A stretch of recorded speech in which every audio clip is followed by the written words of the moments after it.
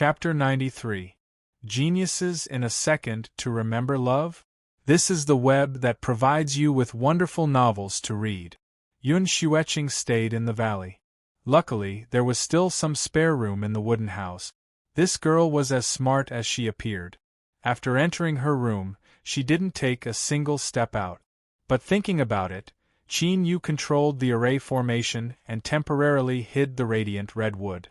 This had nothing to do with trust, but was the most basic precaution a cultivator should have. There was no romance, nor was there any story of affection. Besides the time they entered the valley, the two didn't meet again for the next 5 days. This caused a wild chicken that had evil thoughts in its heart to be disappointed. It curled its lips and looked at the wild wolf across from it, feeling great disdain for this fellow's sanctimonious appearance. It was unknown who it was, but when this girl arrived, their eyes lit up. Hee, who knew that a single eye could be so bright? In the blink of an eye, it was the 9th day.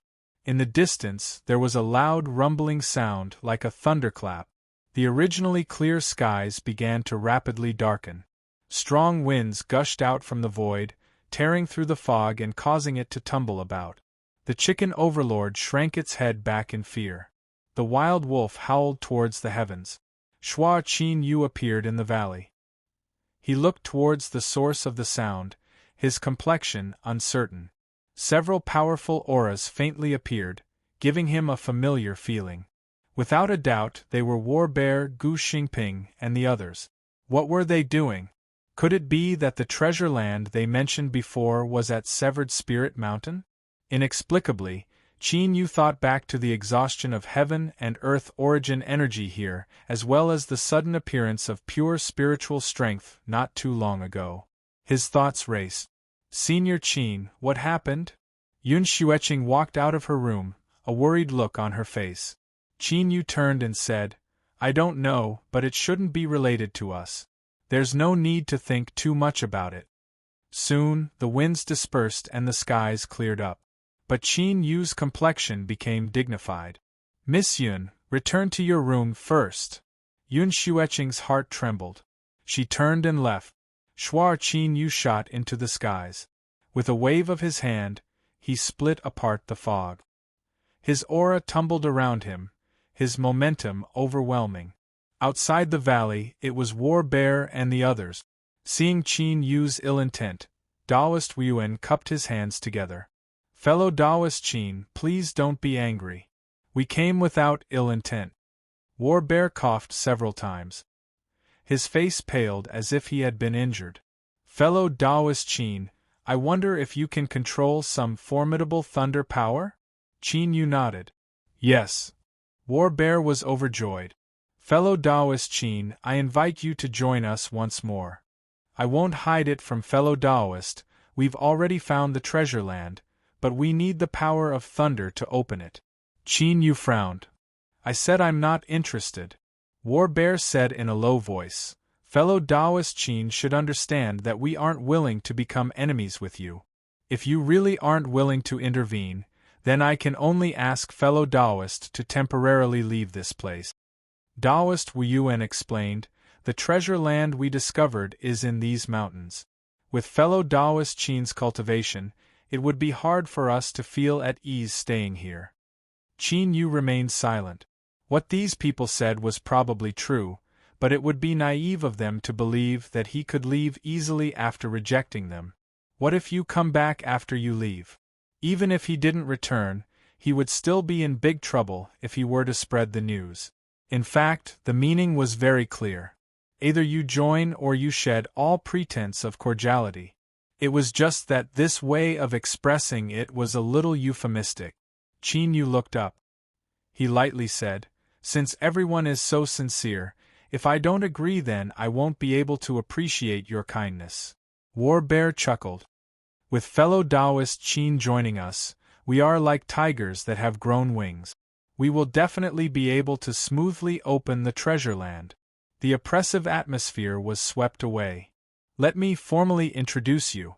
This is fellow Daoist Wu Yuan, fellow Daoist Gu Xingping, and Fairy Xiang. Qin Yu cupped his hands together in greeting. War Bear took out a jade slip. Everything that fellow Taoist Qin wishes to know is within. Qin Yu received it. He frowned. Right now, there are still some matters that I need to deal with. Taoist Wu Yuan smiled. Fellow Taoist Qin can do as he pleases. We also need to rest and reorganize ourselves. How about tomorrow? All right. War Bear and the other three left. Qin Yu stood where he was, his face cloudy for a long time. Then, he turned and flew back into the valley. Miss Yun, I will be going out tomorrow. It would be best if you wait for me to return before you leave. Qin Yu went straight to the point. After I leave, I will open the entire array formation. At that time, Miss can stay in your room and do not casually walk around. Yun Xueqing didn't ask anything else. She nodded in agreement. Qin Yu began to prepare. War Bear and the other three weren't easy to deal with. If he cooperated with them, he had to be extremely cautious. The Soul Mushroom, Great Sun Mulberry, and Sky Thunder Bamboo were all brought away to avoid any accident. The purple-back blue-wing ants were placed into the Imperial Spirit Bag. After absorbing the aura of the Great Sun Mulberry, they had become much stronger. If any accidents occurred, it would be a pleasant surprise. As for the Radiant Redwood, the storage bag had limited space, and it was impossible to store its several dozen-foot-tall trunk. In addition, moving it around would harm its growth, so he could only leave it here. However, the power of the Valley Protecting Array formation had already been opened to its strongest state.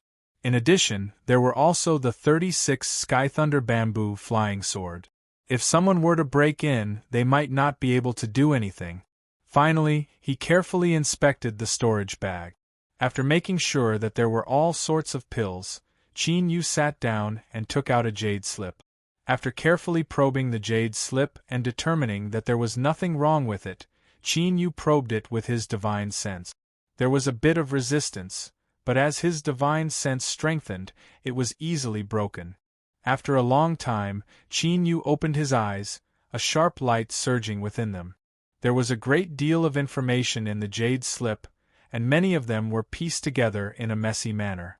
To summarize it simply, in ancient times, a nascent soul powerhouse had sealed away his own cave dwelling before he died. After many investigations, this matter was determined to be true.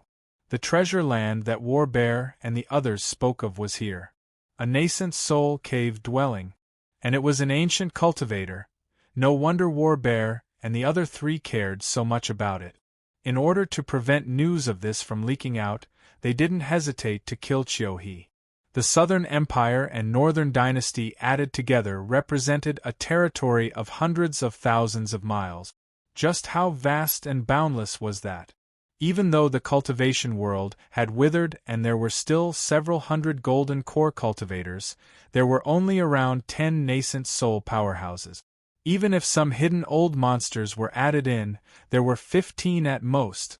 Which golden core didn't want to become a nascent soul? And the ancient cultivator's cave dwelling contained this possibility. Once this matter was revealed, it would inevitably set off endless storms in this part of the world. There might even be a great war between the righteous and demonic paths. Qin Yu took a deep breath and suppressed the shaking in his heart. His eyes brightened. After learning about the nascent soul cave dwelling, his mentality had changed. Since he wanted to intervene, he would do his best. Perhaps to him, this matter was a turning point in his cultivation. Closing his eyes, the magic power within his body revolved according to his will. Qin Yu calmed his mind, striving to reach his peak state. The next day, when the skies were still dark, War Bear and the other three arrived. Shua, the fog parted and Qin Yu stepped out. Gu Xingping looked into the fog. Fellow Taoist Qin, have you put away the treasures? By the time we return, they might have already been stolen clean. Qin Yu lightly said, there's no need to worry about it. This was the feeling of a fist landing on cotton. Gu Xingping paled. War Bear changed the topic. If there's nothing else, let's go. Humph. Gu Xingping was the first to fly away. Taoist Wu Yuan smiled and followed behind. War Bear and Fairy Xiang glanced at each other, a bit of worry in their eyes. Qin Yu was the last. He looked at Gu Xingping's back and frowned. This person's disciple had been severely wounded by him, and yet he had been able to patiently endure it, not revealing anything at all. So why did he cause so much trouble afterwards? It was as if he was deliberately trying to antagonize him. Was he overthinking things? Or was this Gu Xingping secretly plotting something else? Severed Spirit Mountain was extremely large, and the mountain terrain was extremely grim. If a mortal were to climb over it, they might not even be able to climb a single mountain peak in several days. But to a golden core cultivator, 100 miles could be crossed in the blink of an eye. When Gu Xingping stopped, the group of people stood between two large mountains. The mountains were straight like two long spears that pierced into the heavens, exuding a fierce and overbearing aura. The ground was a mess, cracked and scorched black. There was even a 10-foot pit that plunged deep into the ground. As he looked down, he felt a stabbing pain in his eyes. Qin Yu's heart chilled. It seemed that this so-called treasure land wasn't simple at all. War Bear shook his head and bitterly smiled. Yesterday we suffered a great deal here. Now that we've invited fellow Taoist Qin Yu, there shouldn't be any mistakes. Gu Xingping coldly coughed. That will depend on whether or not his power of thunder is strong enough. Fairy Xiang said in a soft voice, "All right, it's about time. Fellow Taoist Gu, you may begin." Gu Xingping smiled. "Very well, I will begin." He coldly glared at Qin Yu. "Listen to my command and display your thunder." His figure flashed and he flew into the air, just in time to arrive between the two mountains. At this time, the sky was bright but not yet bright. In the east, there was the white of dawn, and in the west, there was still a waning moon. Gu Xingping took a deep breath, a solemn expression on his face. He naturally revealed the bearing of a grandmaster. As the light at his fingertips fell into the air, ripples appeared. His movements weren't fast, but they were extremely stable. Every finger he sent out and took back took exactly the same amount of time. As the ripples of light spread out, the white of dawn in the east and the waning moon in the west suddenly brightened. This wasn't an illusion, it was truly releasing light that illuminated the world. Or, it was more accurate to say that there was some invisible strength pulling in the light from a large area and concentrating it in this narrow area. This was because at this time, the area between the two mountains suddenly darkened. Qin Yu was filled with praise. Regardless of what sort of person Gu Xingping was, his cultivation in array formations could be considered outstanding.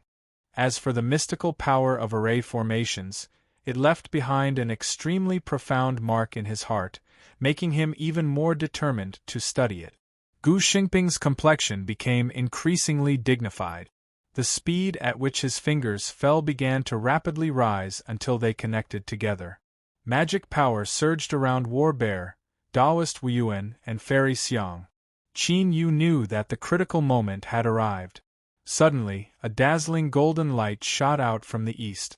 There were clearly countless wisps, but as they entered the space between the two mountains, they condensed into a single beam. Like an arrow, it shot out from the blazing sun. At the same time, the extremely dim waning moon erupted with a brilliant light. The faint silver light and the blazing sun simultaneously fell upon the empty space between the two mountains. Gu Xingping roared, "Thunder, come!" Qin Yu flicked his sleeves. Lightning surged out, like a purple river bursting through a dam. The closer War Bear, Wuyuan, and Fairy Xiang were all overjoyed. Such a formidable power of thunder was more than enough to open the entrance. Of course, at the same time, they felt even more dread towards Qin Yu. After the purple lightning surged out, it seemed to be attracted to a point above Gu Xingping's head. The dazzling purple light was like a demon star. At this time, the sun, moon, and stars gathered between the heavens and earth. Gu Xingping pressed down. The demon star fell where the sun and moon struck. Dong, there was a dull sound like the beating of a great drum. Trembling fluctuations shot into the skies. A A wolf's howl echoed out, shaking the world. In the mountain forests, countless wild beasts bowed their heads, crying out in excitement and fear. But what was strange was that the sound was limited to the range of the broken mountain range. Even if it went an inch further, it wouldn't be heard at all. Moreover, from the outside, this mountain range didn't seem any different from usual. In the empty space between the two mountains, the phantom of a great wolf appeared. It reared its head back and howled. It had a single eye, a black hide covering it. The wolf's mouth was wide open, revealing its fangs. It was unknown where it led to. Gu Xingping laughed. The entrance has been opened. Chapter 94. Genius 1 second. Remember if you want to go? Shua Net provides you with wonderful novels to read. Between the two mountains, there was a phantom of a giant wolf. Deep within that malevolent wolf maw was the cave abode of the ancient cultivator's nascent soul. Wisps of pure heaven and earth spiritual energy flowed out from it. Qin Yu's thoughts stirred. He thought about how severed Spirit Mountain was lacking in heaven and earth origin energy, how the array formation spirit stones had lost a great deal of spiritual strength, and how it had suddenly recovered recently. Perhaps all of this was because of this cave abode. War Bear turned around and said in a deep voice, "Everyone, the first one to enter might obtain a decisive opportunity, but there is also a possibility of falling into danger. I am willing to take the lead. Does anyone have any objections?" Gu Xingping said, "I've already broken through the outer formation of the Immortal's Cave, but according to my judgment, there are still dangers inside. Fellow Taoist Xiong has a profound cultivation base and a strong physical body, so you're indeed a suitable candidate." Taoist Wuyuan and Fairy Xiang hesitated for a moment before nodding. Qin Yu naturally had no objections. War Bear cupped his hands together. "Everyone, let us meet again in our cave dwellings." Whoosh, he soared into the sky and flew into the wolf's mouth without hesitation, disappearing into the darkness. Gu Xingping turned around and said, "Fellow Taoist Xiong, stand firm, and I'll continue breaking the formation. I'll be the second to enter.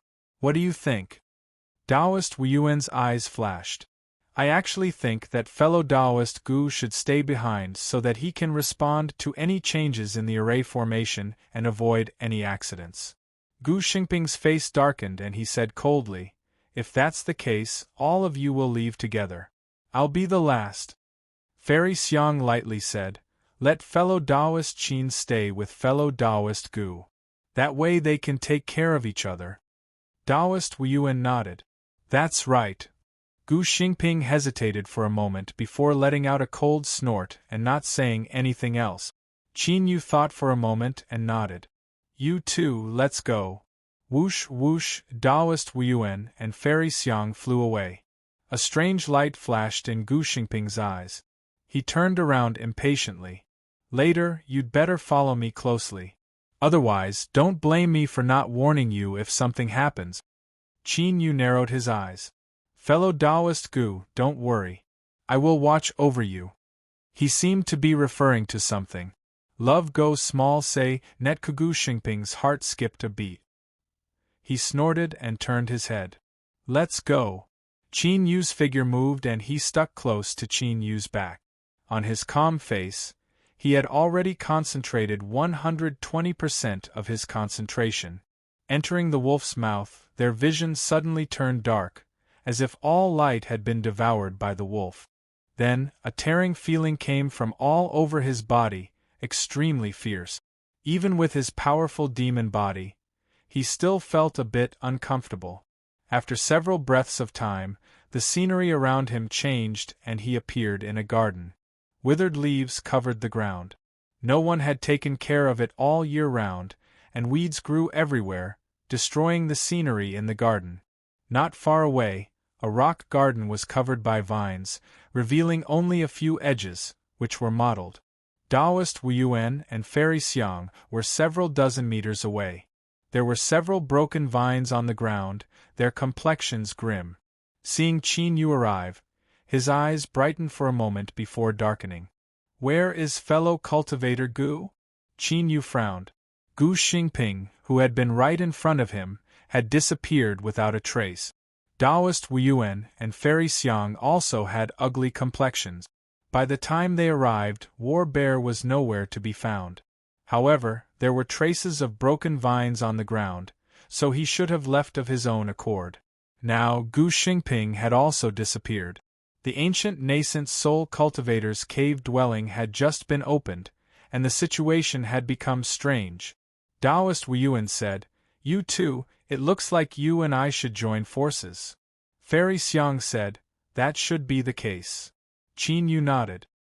He walked towards the two, but soon, his complexion darkened. He had already taken several steps and was at least several meters away. But the distance between him and Taoist Wu Yuan and Fairy Xiang didn't shrink at all. Rather, it grew even further. Stopping, Qin Yu flicked his sleeves. Magic power wildly surged out, rolling up the fallen leaves on the ground. With a flick of his sleeves, countless withered leaves flew into the air. But when they fell to the ground, they were exactly the same as before. Even the distance between each leaf didn't change at all. Array formation. Qin Yu's complexion was dignified. Taoist Wu Yuan and Fairy Xiang's eyes widened. From their expressions, it wasn't hard to guess that there were countless wild horses galloping about in their hearts. Qin Yu, whose hands were covered in blood and his slaughter energy was astonishing, and his strength was unfathomably deep, was actually an array formation idiot. He couldn't even leave a mere trapping array formation. How had he cultivated to this day? The path of array formations was widely used. In addition, there were cultivators like Gu Xingping who specialized in the power of array formations. Thus, most cultivators would learn a thing or two during their long lives in order to avoid being plotted against by others in the future. It was normal for the energy refining realm to not understand array formations, and the foundation establishment realm wasn't much either. But for a Golden Core realm master, especially one at the late Golden Core realm, to have 9 out of 10 points in the path of array formations, that was far too rare. And with this, he still dares to follow us into the cave dwelling of an ancient nascent soul cultivator? Didn't he know that these ancient cultivators loved to weave a net of array formations around their residences? As the two looked at Qin Yu, there was a bit more pity in their eyes. Was it because the ignorant had no fear, or did he really not know how to write the word death? Taoist Wu Yuan coughed. Fellow Taoist Qin, I think you should stay here and not move around. Fairy Xiang nodded. Although there aren't any powerful array formations here for now, no one can be sure if there are any other fierce methods hidden here. It is indeed dangerous to recklessly rush in. Qin Yu's complexion was ugly. Taoist Wu Yuan and Fairy Xiang turned and left. Their movements weren't any different. They simply turned around and walked away normally. But they were relaxed and carefree, as if the array formations in this garden didn't exist at all. After several steps, the two of them seemed to enter the fog. Their figures blurred and they vanished from sight. The gloomy expression on Qin Yu's face faded. He looked behind him, a solemn expression on his face. The moment he stepped into this place, he discovered that Gu Xingping had disappeared. But there was something else that had occurred at the time that had caused his heart to skip a beat, thus his reaction had been a beat slower. The magic power within his body was rapidly circulating. This wasn't because he was urging it, but because it was natural and joyful. This was the call of magic power. It was as if there was something in this cave dwelling that came from the same source as him, calling out to him. Was this real? Or was it a disguise of an array formation, a trap laid down by an ancient cultivator? After hesitating for a moment, Qin Yu's pupils shrank. He stepped towards the direction of the call, and as if he were stepping into a trickle of water, he could feel the strength of the array formations in the courtyard. But at this time, this strength no longer had any effect on him. Qin Yu's eyes brightened. After several steps, he arrived behind the rockery and vanished from sight. After a moment, several withered leaves on the ground suddenly opened up and a small snake the thickness of a thumb drilled out. Its cold and gloomy eyes swept around before revealing a look of anger. Then, it turned and drilled back into the leaf. Outside the garden, on a small bridge that was covered in vines, Taoist Wu Yuan casually flicked his sleeves and put away the little black snake. His face darkened. Fairy Xiang's eyes flashed. "What is it?" Taoist Wu Yuan shook his head. "It's nothing." As he spoke, he took several steps forward. Then, with a cry of alarm, a vine wrapped around his feet and dragged him away. Fairy Xiang angrily shouted out. Powerful fluctuations of magic power erupted. Dozens of feet away, Taoist Wu Yuan easily stood up. The vines that wrapped around his body had already withered and turned pitch black. Glancing at the magic power fluctuations, Taoist Wu Yuan turned and walked away, his speed more than double that of before. This ancient cultivator cave dwelling was first discovered by War Bear. He knew some secrets and had other plans, so this was within his expectations. But with Gu Xingping and Qin Yu disappearing one after another, his confident plan had suddenly become passive. He had to hurry up, otherwise he feared he wouldn't even be able to fish out a single drop of soup from this ancient cultivator cave dwelling. After turning around the rockery, there was a small gravel path. Even though it was covered with withered leaves, he could still feel the hardness and sharpness of the ground beneath his feet. Qin Yu didn't doubt that if he didn't follow the summoning of magic power, the moment he stepped onto this small path, the terrifying strength contained within it would have exploded. At the very least, blood would have gushed out. The path of forbidden array formations, the path of forbidden array formations, the path of forbidden array formations. Important things had to be repeated 3 times.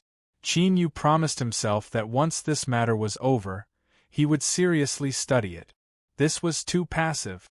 But at this time, he was even more curious as to just what was summoning him with magic power. Qin Yu hadn't changed his cultivation method. He still used the Eastern Mountain sect's incomplete true wood arts. Thus, it was hard to imagine how an ancient nascent soul cave dwelling could be related to the Eastern Mountain sect. Moreover, this summoning seemed to be extremely good. It didn't harm Qin Yu at all and helped him pass through the ancient nascent soul cave dwelling unimpeded.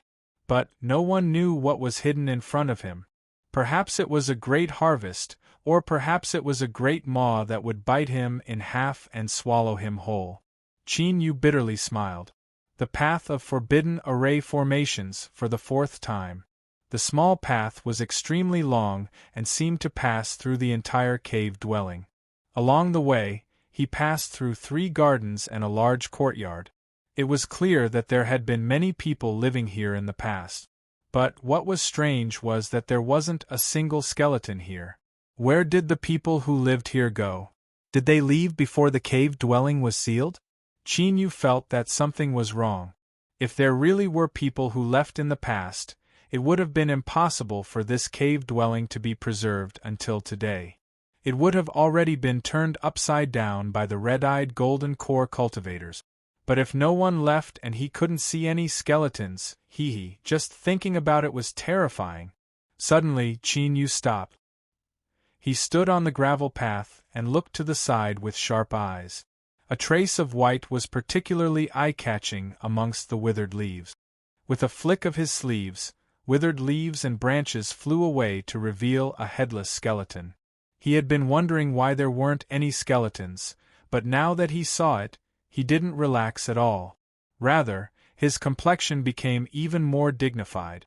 The quality of this skeleton was far too new. Using the word quality to describe a skeleton might be a bit disrespectful, but this was the truth. And most importantly, the missing part of its head had just been cut off. Qin Yu's senses had always far surpassed those of ordinary people. Thus, even though this skeleton was several dozen feet away and was nearly completely buried in withered leaves, he was still able to see it. He could also clearly see where it was cut off. There was absolutely no mistake about it. Taoist Wu Yuan and Fairy Xiang had gone in the opposite direction. If so, then the one who cut off the skeleton's head must have been either War Bear or Gu Xingping. But, the problem was, why would one of them run over here and take a head? Moreover, this skeleton clearly didn't match with the time that the cave dwelling was sealed. This meant that someone had come here at some point in the day. Things seemed even stranger. Qin Yu hesitated for a moment and then continued forwards. The reason was simple.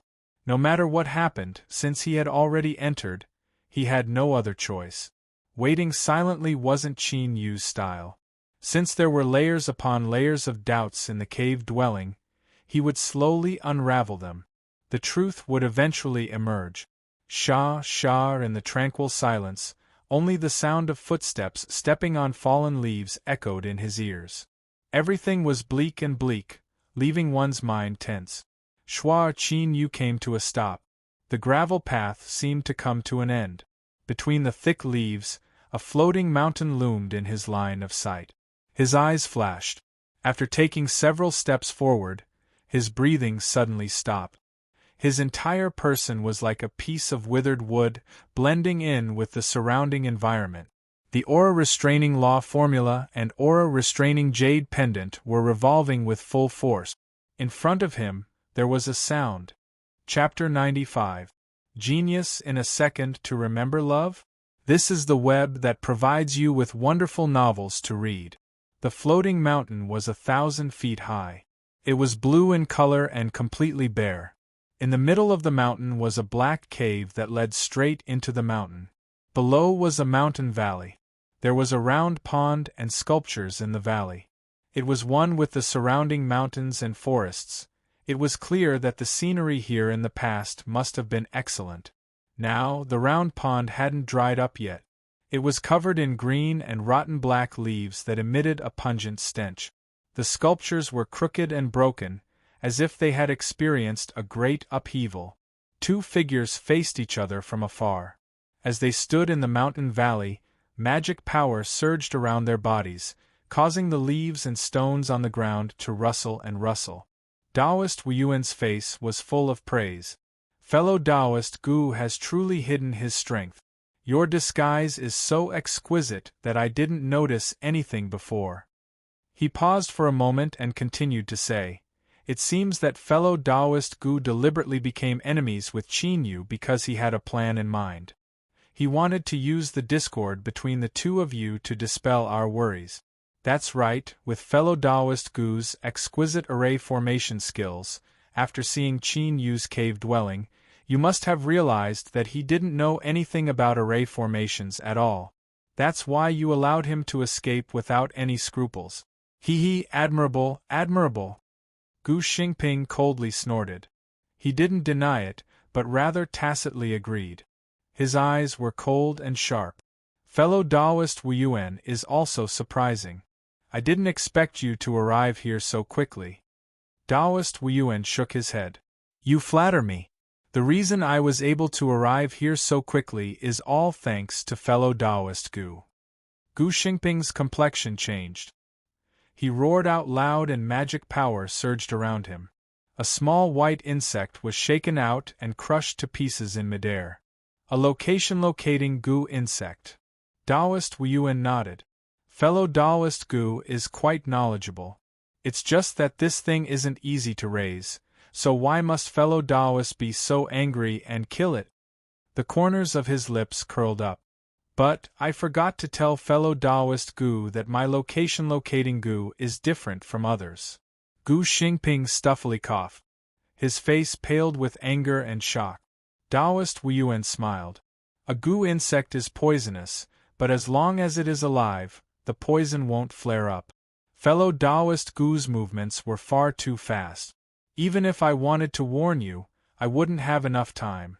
But don't worry, fellow Taoist, this poison isn't fatal. It will only hinder the circulation of fellow Taoist's magic power. Its effect is quite similar to the talisman you used to kill that cultivator Qiu. Gu Xingping roared, despicable! Taoist Wuyuan coldly sneered. Fellow Taoist Gu has just entered the cave, and yet you want to leave by yourself? Isn't that despicable? The pot calling the kettle black. What's the point? He took a step forward. Fellow Taoist Gu, although this place isn't beautiful, it's still the burial place of an ancient nascent soul cultivator. To be able to share a grave with him is also a wonderful thing. Let me send you on your way. You won't be lonely when you meet your ancestors in the underworld. Bang! Black magic power erupted. It was as viscous as ink and emitted a chill. There was also a faintly discernible stench that spread out. Love go small say, Netkugu Xingping took a few deep breaths, and his chest heaved even more violently. He hastily held his breath, roared, and waved his sleeve. Schwa, large amounts of talismans flew out, every single one erupting with resplendent spiritual light. They were like stars illuminating this place. Taoist Wuyuan didn't dare to be careless. He cautiously drew back several steps, avoiding the range of the exploding talisman. With a thought, he controlled the black magic power to spread out like a tide, corroding and destroying the talisman. Gu Xingping sat down cross-legged. He swallowed several pills, his forehead dripping with a cold sweat. He wanted to force out the poison from his body, but as the medicinal efficacy spread out, the toxicity suddenly rose. With a stuffy cough, Gu Xingping spat out a mouthful of black blood. Ha! Give up. Wuyuan's products are all top quality. Once you've been poisoned by me, even a nascent soul cultivator will have to expend some effort. Taoist Wuyuan laughed. Break for me. Par pa, a massive number of talismans exploded. With a miserable cry, Gu Xingping was covered in black magic power. Taoist Wuyuan's lips curved up. Let's end this. With a miserable cry, Taoist Wuyuan's lips curved up. Let's end this. His figure closed in. He lifted a hand and pressed down. As he pressed down, the black magic power began to burn. After the boundless poisonous fire touched flesh and blood, it would never stop until the soul was burned into nothingness. Bang! The black magic power was like a bubble. It was violently torn apart and a dazzling divine light erupted. With lightning speed, it rumbled towards Taoist Wuyuan. With a roar of anger, Taoist Wuyuan was sent flying backwards. His arms and chest emitted loud cracking sounds as countless bones broke. He crashed into the ground, smashing it open. A deep trench was dug into the ground, causing mud and stone to splash out. Puff! He spat out several mouthfuls of blood. Gu Xingping violently coughed. His face was covered in dust and his robes were in tatters. Wherever his body had been touched by the black fire, pus would ooze out. He held a talisman in his hand. The talisman was made of jade, flowing with light. Wuyuan, you want to kill me? You don't have the qualifications. Taoist Wuyuan clenched his teeth. Gu Xingping, do you think you can preserve your life like this? He lifted his hand and a small black snake crawled out from his sleeve. He bit down on the snake's head and swallowed down the snake's blood and venom. Taoist Wuyuan's aura rapidly stabilized. Gu Xingping's complexion changed. He took out a scarlet pill and swallowed it. He pitifully smiled. I never thought that I would have no choice but to swallow this 5-poison pill today. His complexion darkened. Because of this, 50 years of my life have vanished into nothing. You ignorant fool Wuyuan, I swear that I will never rest until you die. The two of them sat down cross-legged, no longer speaking. They focused on recovering from their injuries. Although their faces were cold and expressionless, they still felt regret in their hearts. It had to be known that 5 people had entered the ancient nascent soul's cave dwelling today. If they were discovered by others in their current state, the consequences would be dire. Because of this, the two of them didn't hesitate to use ruthless methods to heal themselves. As for each other, although they wished they could tear each other to shreds, they wouldn't easily kill each other before they had the strength to protect themselves. The area beneath the floating mountain fell silent. Qin Yu's thoughts stirred. The magic power within his body suddenly revolved. Just as he was about to attack, a trace of red flashed in the distance. It was dazzling. Qin Yu's aura instantly fell silent. With two angry roars, Gu Xingping and Daoist Wu Yuan attacked at the same time, sending the red thread flying away. But because of this collision, all of their efforts to heal themselves were wasted. At the same time, they wept tears of blood. Whoosh! The red thread flew back like a bolt of lightning. Fairy Xiang stepped forwards. This was a woman who had the appearance of a 25 or 26-year-old, but the eyes of a 35 or 36-year-old. She was graceful, like the daughter of a noble family. Even though she had launched a sudden attack to kill them, she still had a light expression on her face. Xiang Ruyu! Daoist Wu Yuan roared out, "You dare to try to kill me?" Gu Xingping only had the strength to gasp for breath. First he had been poisoned, then he had been wounded by Wu Yuan, and now he had blocked Fairy Xiang's attack. His injuries were the heaviest. The 5 poison pills' fiery and overbearing medicinal efficacy rapidly spread through his body, but it was only able to prevent his injuries from worsening. Fairy Xiang remained calm. If we were in each other's shoes, would 2 fellow Taoists be willing to let me go? As her eyes fell upon the floating mountain, they suddenly brightened. Fellow Taoist Wu Yuan, fellow Taoist Gu, I do not wish to take your lives. As long as you 2 restrain yourselves, I swear that I will not harm you. Gu Xingping hurriedly said, I agree. Although Taoist Wu Yuan was unwilling, the situation was against his will. He could only grit his teeth and nod. Fairy Xiang straightened her clothes. I thank 2 fellow Taoists for helping me. She stepped forwards and her figure gracefully flew forwards, falling into the entrance of the floating mountain. In the next moment there was a pitiful scream. Fairy Xiang, who had just entered, was sent flying backwards at an even faster speed. Her robes had been destroyed, exposing her delicate body. Just looking at it would cause one to have nightmares. Most of her skin had already rotted away and hung loosely on her body. Her scarlet flesh was exposed to the air. Because of the pain, her body shivered and one could see her flesh twitching and twisting.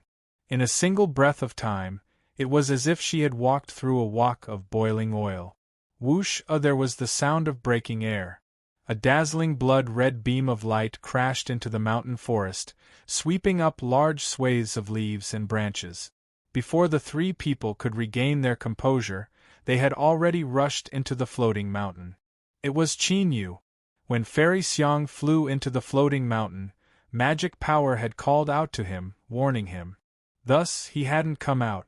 But the moment she was injured and forced out, that warning sign suddenly disappeared, and the summoning of magic power suddenly became urgent. His thoughts instantly collided. Qin Yu chose to attack. The blood escape art erupted and in a tenth of a breath of time, he had entered the floating mountain. Rumble, rumble, magic power revolved within his body. If there was even the slightest disturbance, he would attack with all his strength. Luckily, the terrifying attack from the floating mountain hadn't arrived yet. With several flashes of light, he appeared in a giant stone cave. What greeted his eyes was a very, very large pool on the ground. The walls were smooth and red, as if they had been soaked in fresh blood. There was nothing else in the pool, only skeletons. There were men, women, young and old. It was hard to calculate how many there were, but they nearly filled the entire pool. With just a glance, one could feel a bloody slaughter energy rushing towards them. It was as if they could hear the mournful cries of countless departed souls. Qin Yu was instantly enlightened. No wonder all the people living in such a large cave dwelling had disappeared. Perhaps they had all been gathered here. Looking up, there was a stone platform above the pool. Perhaps it could be called an altar. Countless black root-like objects drilled out from beneath it, drilling into the pool. Now they were like dead trees, supporting the jade platform so that it didn't fall. A skeleton sat cross-legged on the jade platform. Even though it had experienced the erosion of time, it still seemed like jade, emitting a warm luster. Faintly, one could feel a terrifying aura from this skeleton. Without a doubt, this was the remains of the master of this place, the ancient nascent soul cultivator of the past. Outside the floating mountain, Fairy Xiang could no longer maintain her indifferent expression. Her beautiful face began to distort. When contrasted with her terrifying body, she seemed like a demon that had crawled out from hell. Gu Xingping and Taoist Wuyuan were left dumbfounded. Although the blood-red beam of light flashed by, with their cultivations they were still able to see the figure within. Qin Yu, it was actually him. You bastard! With a loud shout, another side of the mountain forest exploded. War Bear strode forwards like a tiger descending a mountain, his aura terrifying to the extreme. He punched out his fist, sending Fairy Xiang flying away. Then, he stepped forwards and shot straight towards the floating mountain. Everything had been going according to plan, but Qin Yu's appearance had ruined all of his plans. He could only stare helplessly on as he flew into the floating mountain. The treasures are mine. All the treasures are mine. With a roar in his heart, War Bear raised his speed to the limit and vanished from sight. Fairy Xiang spat out a mouthful of blood. She flicked her sleeves and condensed magic power to protect her terrifying body. She clenched her teeth and screamed, Wuyuan, Gu Xingping, you and I must join forces. We cannot allow those two to obtain all the benefits. Taoist Wuyuan and Gu Xingping glanced at each other. They clenched their teeth and forced themselves up. The three of them were severely wounded, but if they joined forces, they might be able to fight. Whoosh, whoosh, whoosh, the three of them shot into the skies. Chapter 96. Genius in a Second. Remember Love Go? This is the web that provides you with wonderful novels to read. With the sound of breaking air, Qin Yu turned around. War Bear's figure entered his line of sight. With a loud shout, he punched out. Qin Yu stepped forwards. Without dodging, he met it with his fist. Bang! A loud explosion reverberated through the cave, like rolling thunder. War Bear coughed and fluttered backwards. Qin Yu also took several steps back, blood tumbling in his chest. Both of them revealed looks of surprise. War Bear's complexion darkened. Fellow Taoist Qin's cultivation. Qin Yu said without expression, likewise. This War Bear was absolutely a 9th-level Golden Core Master, and his mortal body was extremely tyrannical. He had been hiding his true strength all this time. However, the strength that Qin Yu erupted with was also a great surprise for War Bear. The two fell silent. Neither of them had full confidence they could win.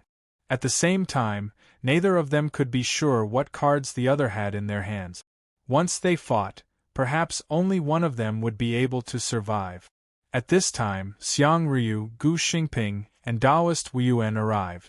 The three of them stood together. Even if they were severely wounded, their strength couldn't be underestimated. At the very least, there was a chance they could drag War Bear and Qin Yu down with them. Fairy Xiang screamed, "Don't think of taking everything for yourself. Either you share it together or you die." War Bear's face twisted. He roared out, "As for me, I have underestimated the heroes of the world. I didn't want to do this, but you forced my hand." His hand flashed and a skull appeared in it. It was the headless corpse that Qin Yu had seen. Light flashed and magic power poured into the skull. A strange black rune appeared between its eyebrows, shining with a demonic light. Ga, the skull flew up on its own, emitting a strange cackle. Hiss, hiss, a small sound spread out. It was weak, but as it fell into the ears, it caused one's hairs to stand on end. Qin Yu's pupils shrank. This sound came from the round pond. Then, a terrifying scene appeared. Countless black worms crawled through the skeleton, crazily rushing towards the ground. A cruel, bloody, killing aura blotted out the skies. War Bear revealed a look of fear. He bit down on his fingertip and pointed at the skull. "Kill them!" Hum, hum. The black worms flapped their wings, and only then could one see that they actually had a pair of extremely thin and transparent wings. When they closed and stuck to their bodies, it was extremely difficult to detect. Qin Yu bore the brunt of the attack. If he wanted to kill them, he would have to start with the strongest. As long as Qin Yu died, there would only be Fairy Xiang and the others left. War Bear could personally deal with them. There was no need for the worms to obtain more blood and food, lest they lose control of themselves. Qin Yu's expression changed slightly, but before he could do anything, there was a sudden stir in the Imperial Spirit Bag. He could clearly feel the Ant King's excited emotions. With a flick of his sleeve, the Imperial Spirit Bag was opened. The purple-back blue-wing ants howled out. They excitedly cried out and rushed towards the black worm under the lead of the Ant King. Pa, pa! This was the sound of a wriggling black body breaking apart. The purple-back blue-wing ants opened their mouths wide in a frenzy to hunt and devour. In contrast, the black worm's aura completely disappeared. It shivered in incomparable fear and turned around to flee. The purple-back blue-wing ants pursued them all the way. After several breaths of time, each ant had swallowed at least several dozen black worms. Only when they vanished into the depths of the round pond did they unwillingly let out low cries, as if they didn't dare to descend. War Bear was dumbfounded. Never had he imagined that the trump card that he didn't dare to use would actually be completely destroyed in just a few breaths of time. He had seen with his own eyes just how terrifying the black worm was. Just what sort of ant was this? How could it be so fierce? Qin Yu's thoughts stirred.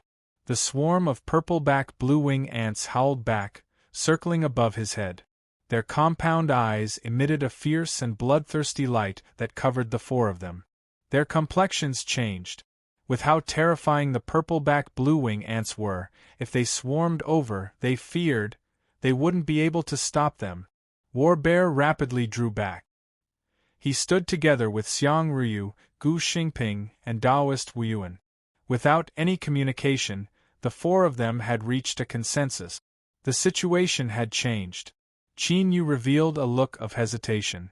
War Bear said in a low voice, "Fellow Daoist Qin, even if you have the help of spirit insects, the four of us are still at the late Golden Core realm.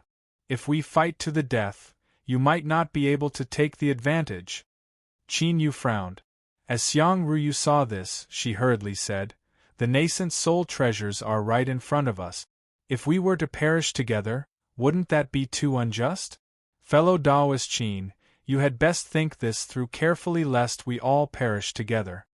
Daoist Wuyuan and Gu Xingping clenched their teeth. They galvanized the magic power within their bodies and their auras rose. Qin Yu sighed. "It's fine. I didn't have any thoughts of taking all the treasures for myself to begin with. You've all been overthinking things." He tried his best to maintain a calm demeanor and reveal a bit of unwillingness, making it even more believable. At the very least, War Bear and the other three sneered inwardly and relaxed inwardly. They hurriedly nodded and praised fellow Daoist Qin Yu for his noble character and integrity. With a flick of his sleeves, the purple-back blue-wing ants flew back into the Imperial Spirit Bag. Qin Yu still had a bit of unwillingness on his face, and a drop of cold sweat quietly melted into his robes. That's right, the purple-back blue-wing ants were indeed powerful. But after swallowing a massive number of black worms, they suddenly became a bit uncontrollable. Luckily, Qin Yu had absolute control over the Ant King, so he was able to barely maintain it. Now that they returned to the Imperial Spirit Bag, the purple-back blue-wing ants collectively fell into a deep slumber. Qin Yu didn't know what had happened, but he was certain that the purple-back blue-wing ants had no way to help him. Thus, he took advantage of the situation and agreed to reconcile with the four of them. Of course, he still had to put on an act. If he agreed so easily, it would definitely arouse their suspicions. Qin Yu let out a breath of relief, and War Bear and the other three also breathed a sigh of relief. After seeing the purple-back blue-wing ants, no one wanted to truly face them. The scene fell silent for a time. Qin Yu's eyes flashed. He said, "Fellow Daoist War Bear, you should explain everything now." Resentment flashed in Xiang Ryu's eyes.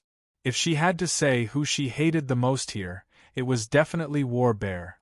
This person clearly knew many things that they didn't. If it weren't for him deliberately plotting against her, how could she have fallen into such a miserable state? Gu Xingping and Daoist Wuyuan also had gloomy expressions. War Bear cursed inwardly. Even at this moment, Qin Yu still hadn't forgotten to sow discord. He awkwardly coughed and said, "Since things have come to this, I won't hide it any longer. That's right, I once entered this ancient cultivator's cave dwelling with several of my companions dozens of years ago. At that time, something horrifying occurred and I don't want to speak of it. But I admit that I hid something from you fellow Taoists." He paused for a moment and continued to say, "But none of you were honest with me. Qin Yu didn't have any intention of delving into this matter to begin with." He took advantage of the situation and said, "Since fellow Taoist War Bear has come here before, you should be the clearest about this place. Then, I will have fellow Taoist take the treasures left behind by this nascent soul senior. Of course, I believe that with the current situation, fellow Taoist War Bear won't play any more trick."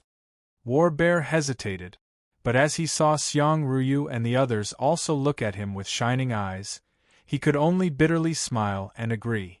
He clearly feared the round pond. After several breaths of time, he clenched his teeth and flew up onto the blue stone platform. Beneath the gazes of several people, he picked up the items in his hands and quickly returned. He immediately placed the items on the ground and stretched out his hands to show them to the others. Everyone's eyes widened. There weren't many things left behind by the nascent soul ancient cultivator. There were only 4 items: a storage ring, a mottled copper mirror, a wolf-shaped jade slip, and a gray piece of iron. Without a doubt, the storage ring was the most eye-catching. Unfortunately, after Qin Yu, War Bear, and Fairy Xiang separately investigated it, they found that it was completely empty. Even so, the storage ring itself was over 1,000 feet in size and had been divided into separate spaces. It was absolutely a priceless treasure. The copper mirror's functions were unknown, but it was undoubtedly a magic tool, and it was at least at the nascent soul level. As one swept through it with their divine sense, they felt as if it would freeze. Its might was inevitably terrifying. There were spells on the surface of the jade slip, and they needed to carefully unravel it in order to look through it. Perhaps it was a peerless cultivation method or arcane codex, or perhaps it was just trash. Its value was unknown. As for the last piece of iron, it was strangely light, as if he could blow it away with a single breath. But it was terrifyingly hard. Even when Qin Yu used his full cultivation and superimposed the demon body, he wasn't able to leave a single mark on it. His eyes flashed and he quietly put it down. With the treasures in front of them, what followed was to sit down in rows and divide the fruit. Of course, dividing them equally was impossible. Qin Yu didn't decline. "Of the 4 treasures, I will choose 2 of them. The rest can be divided among you." War Bear and the others had ugly complexions. After a moment of hesitation, they agreed. If they joined forces, they would only be able to barely contend with Qin Yu. This sort of distribution was also reasonable. Qin Yu smiled. "The storage ring and bronze mirror, I want them." War Bear roared, "Impossible!" He took a deep breath. "Fellow Taoist Qin, you and I both know that of the 4 treasures, these 2 are the most valuable. The jade slip and iron block might be treasures, but they might also be trash. If fellow Taoist Qin wants to eat meat, you should at least give us some soup to drink." Fellow Taoist Wuyuan clenched his teeth. "That's right. Fellow Taoist Qin can take 2 treasures first, so we have no objections. But you cannot choose the storage ring and copper mirror together." Qin Yu thought about it again and again. "Whatever, I will choose the storage ring and jade slip." He looked up, his eyes gloomy. "This is my bottom line. Don't force me to become hostile." Gu Xingping's lips moved, but in the end he didn't make a sound. He was skilled in the path of array formations and could feel that the restrictions on the jade slip were extraordinary. But the current situation was beyond his control. Qin Yu lifted his hand and put away the storage ring and jade slip. Although his complexion was a bit gloomy, joy gushed out from his heart. Of the 4 treasures, the one he wanted the most was in truth this jade slip. This was because after entering the cave dwelling, he felt a magic power calling out to him, and it actually came from this jade slip. Qin Yu didn't know what this represented, but from the very start he had decided to take this jade slip into his hands. He chose the copper mirror first because he wanted to take a step back and then lock onto his true target. This was a much safer method. It had to be known that what War Bear and the others feared were the purple-back blue-wing ants. But now, these little ancestors were sleeping soundly in the Imperial Spirit Bag. Since Qin Yu was using his connections to intimidate others, he naturally had to be cautious in his actions. Luckily, everything went smoothly. After obtaining what he wanted, all that was left was the copper mirror and iron lump. Although Qin Yu coveted them, he knew he couldn't obtain them, so he didn't care much about them. After a fierce battle, War Bear was left gasping for breath. His face was flushed red and blue veins stuck out on his neck. But when Fairy Xiang tore apart her dress formed from magic power and revealed her terrifying body, he finally lowered his head unwillingly. He clenched his teeth and placed the iron lump into his storage bag. But Qin Yu didn't know whether or not it was an illusion, but he seemed to see a hint of joy in the depths of War Bear's eyes. This person had entered the cave dwelling twice, so it was clear he knew a great deal. Could this iron lump be some extraordinary treasure? Qin Yu suppressed these thoughts. Now wasn't the time to be thinking too much. Fairy Xiang, Daoist Wuyuan, and Gu Xingping all obtained the copper mirror. It was unknown how they divided it up, but in the end Fairy Xiang received the copper mirror. The 2 people outside had calm expressions. It was clear they had received enough compensation. After a careful search, and making sure they hadn't missed anything, the investigation of the ancient cultivator's cave dwelling came to an end. The 5 people withdrew from the floating mountain. In the thick shadows below, they found an ancient array formation. The array formation had clear signs of being repaired. There was also a bit of powder left over from spirit stones that had exhausted their spiritual strength. Chapter 97. Genius 1 second. Remember, if you want to go? Net provides you with wonderful novels to read. Entering the cave was extremely difficult, but leaving was very simple. War Bear's complexion darkened. In the past, I left through this array formation. If you don't believe me, you can carefully examine it.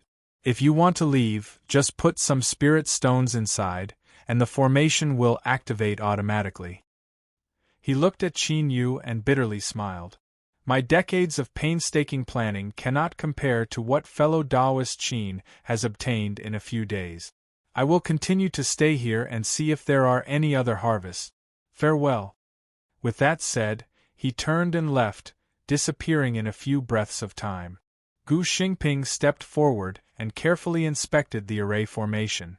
After a long time, he nodded, indicating that there were no problems.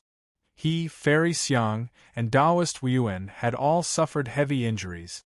The most urgent matter at hand was to recover from their injuries, so they naturally wouldn't stay behind. Spiritual light soared into the sky, and violent winds howled. The figures of the 3 people in the formation distorted and dissipated. Qin Yu suddenly sneered. Fellow Taoist Bear, you're hiding in the dark. Are you trying to plot against me? The surroundings were silent. Qin Yu's eyes were cold.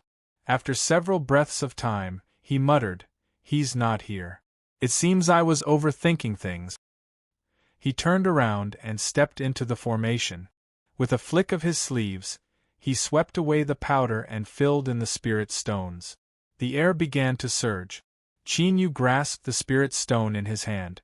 He was just one more piece away from completion. At this moment, he growled, "Found you!" With a wave of his hand, he took out the Imperial Spirit pouch and formed a hand seal. Go! Crash! In the mountain forest not far away, War Bear's figure erupted, fleeing in panic. Qin Yu drew back his hand and filled in the last spirit stone. With a brilliant flash of light, he vanished from sight.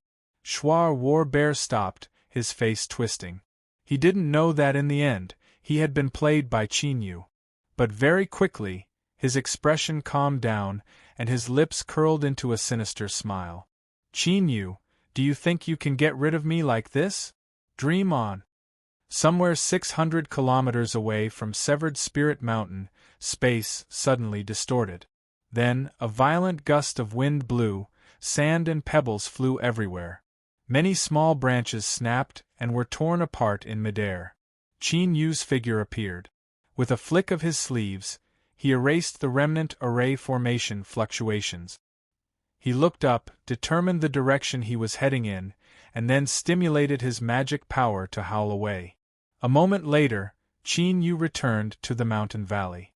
As he sensed that the array formation was intact, he relaxed. With a flick of his sleeves, he opened the array formation and stepped into the fog. Without disturbing Yun Xueqing, he entered the ant room and released the slumbering purple-back blue-wing ants from the imperial spirit bag. Faint traces of spiritual strength rippled in the air. One could clearly feel that this spiritual strength was being absorbed by the purple-back blue-wing ant. After carefully sensing the ant swarm and determining that there were no problems, Qin Yu relaxed a little. But he couldn't help but frown. The first time the purple-back blue-wing ant appeared, it had already established a great merit. Qin Yu was naturally worried that it would suddenly fall asleep. Perhaps it was because of those black worms. He flipped through the Ancient Beast Dominion art and found the Ancient Insect ranking list. There were detailed records of the purple-back blue-wing ant. He carefully looked through them for a long time but didn't obtain much.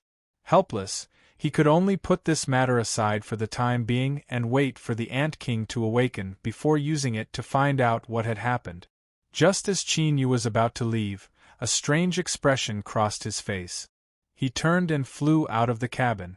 Between heaven and earth, the stable spiritual power was restless, gradually like the boiling water in a pot. The bright sky above their heads quickly darkened as dark clouds gathered. Because of his previous experience, Qin Yu easily judged that this was heavenly tribulation for breaking through. To be more accurate, this was the heavenly tribulation of a foundation establishment cultivator breaking into the golden core realm. Looking at the position of the tribulation clouds, it was clear that the person crossing tribulation was in the valley. That could only be Yun Xueqing. Shua, a beautiful figure, flew out.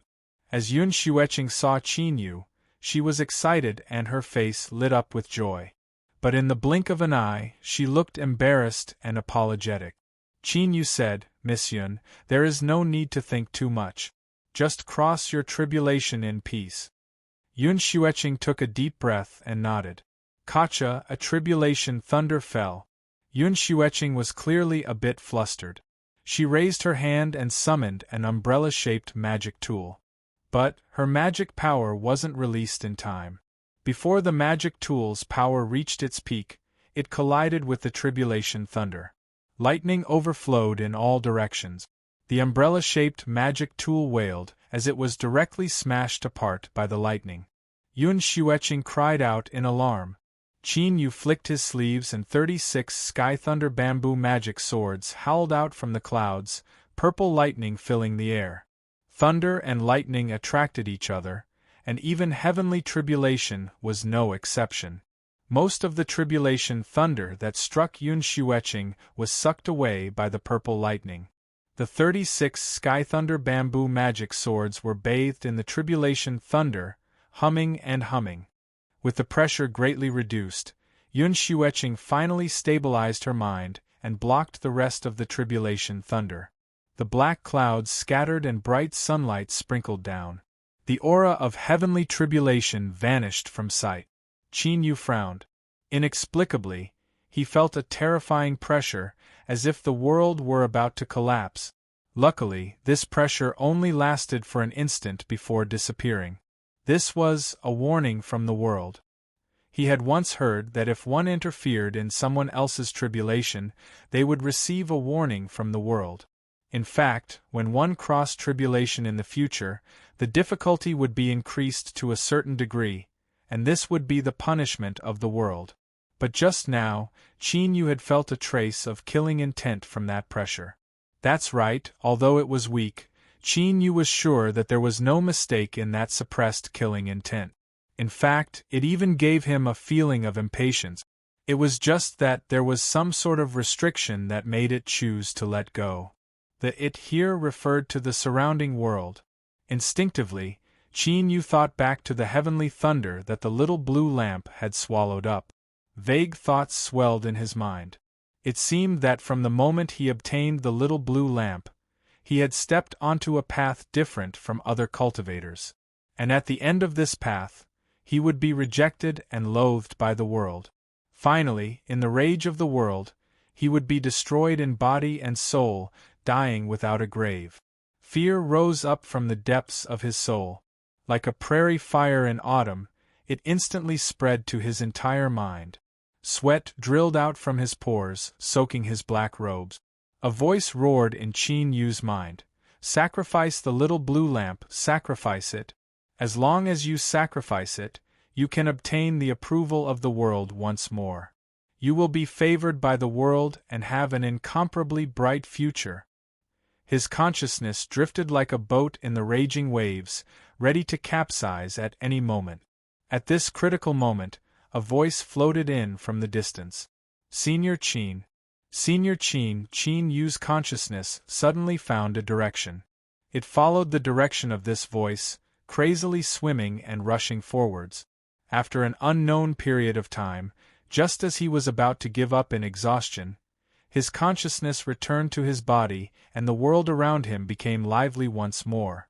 Hoo, Qin Yu gasped for breath. He didn't know what that voice was, but he had an intuition that if he chose to sacrifice the little blue lamp, he would thoroughly lose it. Yun Xueqing had a worried expression. Senior Qin, are you all right? Are you all right? Qin Yu waved his hand at her. As he looked at the woman in front of him, gratitude rose from the depths of his heart. If it weren't for her, he really might not have been able to wake up. Although it could be said that Yun Xueqing crossing tribulation was the cause of all of this, Qin Yu was well aware that even if today's events didn't occur, what would come would eventually come. And at that time, there might not be another Yun Xueqing who could call back his consciousness. Thus, Qin Yu was still grateful. If Yun Xueqing was in trouble in the future, he would definitely help her. Qin Yu took several deep breaths. His face was still pale, but his breathing was much calmer. Miss Yun, congratulations. Sensing that Qin Yu didn't want to say too much, Yun Xueqing cleverly didn't ask. I must thank Senior Qin for helping me, otherwise the consequences would have been unimaginable. Qin Yu smiled. Now that you are a golden core, you can speak to me as an equal. Yun Xueqing smiled. That's right, I can call you fellow Taoist Qin again. When we were in Immortal Eclipse Valley, you really hid yourself deeply. As she spoke, she stuck out her tongue like a little girl. The reason I was able to break through my bottleneck was all thanks to the rich spiritual strength of the valley and the peaceful environment. In short, I must thank fellow Taoist Qin. The chicken overlord drilled out from somewhere, several strands of straw still hanging from its head. It glanced at the happily chatting young man and woman, its lips curling up in a satisfied smile. This overlord has unique eyesight. When did I make a mistake? You two finally couldn't bear it any longer. The chicken overlord looked again. That hateful wild wolf actually didn't appear. It was stunned for a moment. Then, it flapped its wings several times, becoming even more arrogant. Look, just who is the coward here? This overlord isn't even afraid of heavenly tribulation, but some wolf is so scared that its legs are still weak, and it can't even crawl out of its nest. Today is the day that this overlord will prove its name. As its heart surged with excitement, the chicken overlord didn't notice that the young man and woman were already saying their final goodbyes. Yun Xueqing revealed an apologetic expression. Fellow Taoist Qin, I must leave. Qin Yu smiled. Now is indeed the best time. War Bear and the others were all injured, so it was impossible for them to appear now. Leaving now was the safest option. Yun Xueqing didn't understand his meaning. She only thought that Qin Yu was talking about breaking into the Golden Core realm. She embarrassedly smiled and said, "My father must be worried sick right now. Moreover, I want to let him know as soon as possible that I smoothly broke through. Fellow Taoist Qin, Xueqing comes from the Northern Empire's Snowfall City. If there is a chance, you must come and let me express my gratitude." Qin Yu nodded. "It's a deal." Yun Xueqing floated away. The chicken overlord blinked its eyes, a puzzled expression on its face. In its mind, the male and female were intimate with each other. After chattering for a while, shouldn't they be going into the woods? Why did they just leave like that? It glanced at Qin Yu and found another reason for itself. It cursed inwardly at this idiot. A duck that was already in its mouth had actually flown away. You've followed at this overlord's side for such a long time, and yet you still haven't learned the slightest bit of my true legacy or essence. Little Qin, tsk, it's just that this overlord doesn't dare to say such things, otherwise it would definitely fly in front of you and spit all over your face.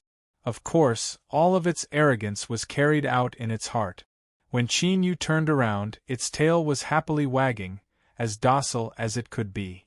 If the wild wolf were here, it would definitely roll its eyes and curse this scoundrel. In the training room, Qin Yu sat down cross-legged, a thoughtful look on his face. After calming down and thinking for a long time, he could almost confirm that whether it was the oppressive killing intent after helping Yun Xueqing cross tribulation or the raging tide of consciousness after that, it was all because of the little blue lamp. And what was guiding all of this was likely the world itself. Just what sort of treasure was the little blue lamp that it could cause the heavens and earth to feel a sense of dread?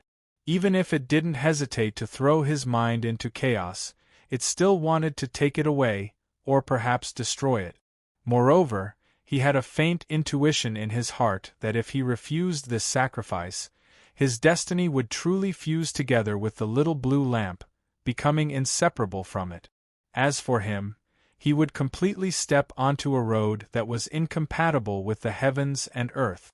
With a flash of light, the little blue lamp appeared in his palm. Qin Yu lowered his head. After a long time, he took a deep breath, a firm expression on his face. So what if the heavens and earth do not tolerate me? The purpose of a cultivator's cultivation is to defy the heavens and change their destiny to begin with. The only reason I am here today is because of the little blue lamp. It is the foundation of my life. Even if the heavens and earth demand it from me, I will not give it to them. He didn't know whether it was an illusion or not, but a faint blue light seemed to cut through the little blue lamp in his palm. #######, please recommend, collect, monthly tickets. Chapter 98. Genius 1 second. Remember, if you want to go? Shua.net provides you with wonderful novels to read. 3 days later, Qin Yu awoke from his cultivation. A sharp light flashed in his eyes. The damage to his consciousness from the impact had been completely restored. Love go small say, Netku. After pondering for a moment, the storage ring on his finger flashed, and a wolf-shaped jade slip appeared. Because the original owner had died, the storage ring had lost its mark. It was actually quite convenient for it to recognize a master. With just a few drops of blood, it had become Qin Yu's. Just the storage ring and the trip to the ancient cultivator's cave dwelling could be considered a great harvest. In addition, there was also an unknown jade slip waiting for him to open. The reason for the strange summoning of magic power was about to be revealed. Wolf-shaped jade slips were rarely seen. To be exact, most cultivators had never seen jade slips with this special shape before. It had a single eye that was covered by black skin. It was staring up at the sky, and its eyeball was sparkling like a real eye. This image seemed familiar. That was right, when the ancient cultivator's cave dwelling was opened, the giant wolf phantom that appeared between the two mountains had the same appearance. No, apart from that, it also felt familiar. Qin Yu thought for several breaths of time and then chuckled. Wild wolves. It was the arrogant chicken overlord that he had left in the valley not too long ago, the chicken overlord that he had left behind in the valley. One of his eyes had been pecked blind by the chicken overlord. It was unknown where the chicken overlord had found a piece of black skin and pasted it over his eye. It was actually somewhat similar to the appearance of this jade slip. He shook his head and gathered his thoughts. He closed his eyes and his divine sense gushed out like water, wrapping around the wolf-shaped jade slip and carefully feeling the seal on its surface. It was complex, but fortunately, it wasn't impossible to solve. After careful consideration for a long time, Qin Yu's divine sense began to move like a pair of nimble hands, unraveling silk from cocoons. This was a slow work that could not be rushed at all. Not to mention the fact that a slight mistake would trigger the backlash of the seal, the jade slip itself might also be damaged. 2 hours. 4 hours. It was only when the sun set in the west that Qin Yu opened his eyes. There was a weary look in his eyes, but there was a faint smile on his lips. Just one last step and the seal on the jade strip would be undone. With a flick of his finger, the tip of his finger landed on the jade scroll. His magic power vibrated slightly, giving off a light paw sound. Roar! A terrifying wolf howl suddenly sounded out. Qin Yu's consciousness was instantly pulled into a black space. A giant wolf looked down at him, its ferocity soaring to the heavens. With just a single glance, Qin Yu felt as if he had fallen into an icy lake. His consciousness nearly froze over. He could feel the air that the great wolf breathed out as it brushed against his consciousness, making him feel as if he were being cut by a small knife. A single eye, a black mask, a wolf-shaped jade slip. Qin Yu instantly understood that the seal on the surface of the jade slip was only a disguise. Or, it could be said that it was to conceal the aura of the great wolf. Once the seal was opened, one would have to face the giant wolf's aura directly. If one was not recognized, one would have to bear its attack. Although he didn't know what sort of existence this great wolf was, he didn't doubt that its aura was enough to tear apart his consciousness in the blink of an eye. Once the consciousness was destroyed, the soul would dissipate. At that time, even if there were no injuries, it would only be a living, empty shell. Qin Yu wanted to flee, but with the great wolf locked onto him, it was incomparably difficult for him to even think. He simply couldn't move. Roar! The great wolf roared. It seemed to confirm Qin Yu's identity as an intruder. Its single eye shined with a cold light and it opened its mouth, gathering black light. In the next instant, his consciousness would be shattered like a broken twig. Suddenly, the great wolf's movements came to a stop. It seemed a bit puzzled. It tilted its head as if it were listening intently. Then, it leaned over and sniffed Qin Yu a few times. Hesitation flashed in its single eye. Finally, it leapt up and vanished from sight. The black space immediately collapsed and disintegrated. Countless beams of light blinded Qin Yu's eyes. It was only then that he discovered that his consciousness had returned to his body. He was still sitting cross-legged, still in the same position as before. It was as if everything just now had been an illusion. But what happened next allowed Qin Yu to know that this was the truth. The wolf-shaped jade slip rapidly dissolved, turning into a mass of black light that shot out from the window.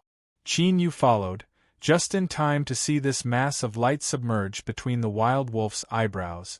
Its eyes instantly widened and it gazed deeply at Qin Yu before falling to the ground, snoring away. This glance wasn't that of a wild wolf. This sort of intelligent feeling was like that of a 1,000-year-old monster. Was it trying to seize its body? Qin Yu hurriedly inspected it. The wild wolf's aura was stable and its soul wasn't chaotic at all. Rather, its aura was constantly strengthening. It was as if he was absorbing some kind of powerful energy. No matter how he looked at it, there was nothing wrong with the wild wolf. Rather, it had obtained great benefit. Qin Yu's eyes flashed. One-eyed wild wolf, one-eyed wolf phantom, wolf-shaped jade slip. There must be some unknown connection between all of this. Rumble rumble, above his head, there was a sudden rumbling sound. With the sound of breaking air, the 36 Sky Thunder bamboo magic swords gathered together. Purple lightning blotted out the skies.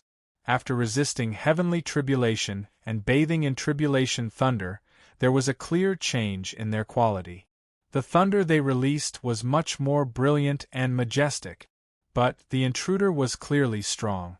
With a single punch, he was able to smash apart the thunder and forcefully tear open a channel. Schwa Warbear's figure fell down. Besides the corners of his clothes and hair being damaged by the lightning, he was completely unharmed. But when he saw Qin Yu coldly staring at him from within the valley, his complexion changed. He cried out, "You're still alive!" Qin Yu frowned. In the blink of an eye, he understood everything. Killing intent rose in his heart. "Fellow Taoist Warbear, it seems you really do know a great deal. But I will have to disappoint you today." Warbear's complexion darkened. He had felt the aura of the wolf-shaped jade slip erupt, so he had hurriedly rushed into the valley. Who would have thought that Qin Yu would be fine? That was the aura of the wolf god. Even if it only contained a wisp of its soul essence, it was still enough to crush the consciousness of a golden core cultivator into powder. How could he be fine? Warbear sucked in a deep breath and suppressed the panic in his heart. It was impossible for Qin Yu to be unharmed.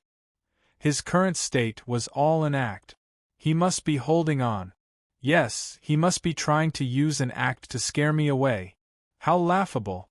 Just what sort of character am I, Warbear, to think that I would fall for such a cheap trick? Qin Yu, don't force yourself anymore. You can't deceive me. With a deep roar, the ground beneath Warbear's feet collapsed. His figure shot forwards like a bolt of lightning. A fist came crashing down. He didn't hold anything back with this fist. The aura of a 9th-level golden core was completely released.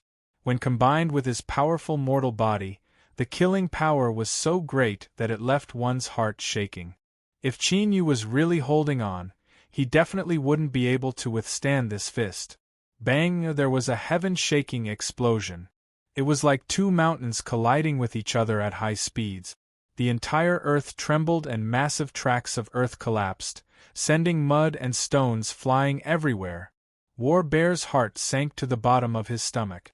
The feeling that Qin Yu gave off was like a surging river, his aura boundless and endless. He absolutely wasn't injured. He panicked. What he feared wasn't Qin Yu, but those terrifying ants in his hands. Schwa Warbear drew backwards, preparing to flee. But just as he soared into the skies, a trace of doubt flashed in his eyes. Why hadn't Qin Yu released those ants yet? Could it be that there was a problem with them? Warbear's eyes brightened. As he thought of the massive number of black worms that had been swallowed up, he calmed down.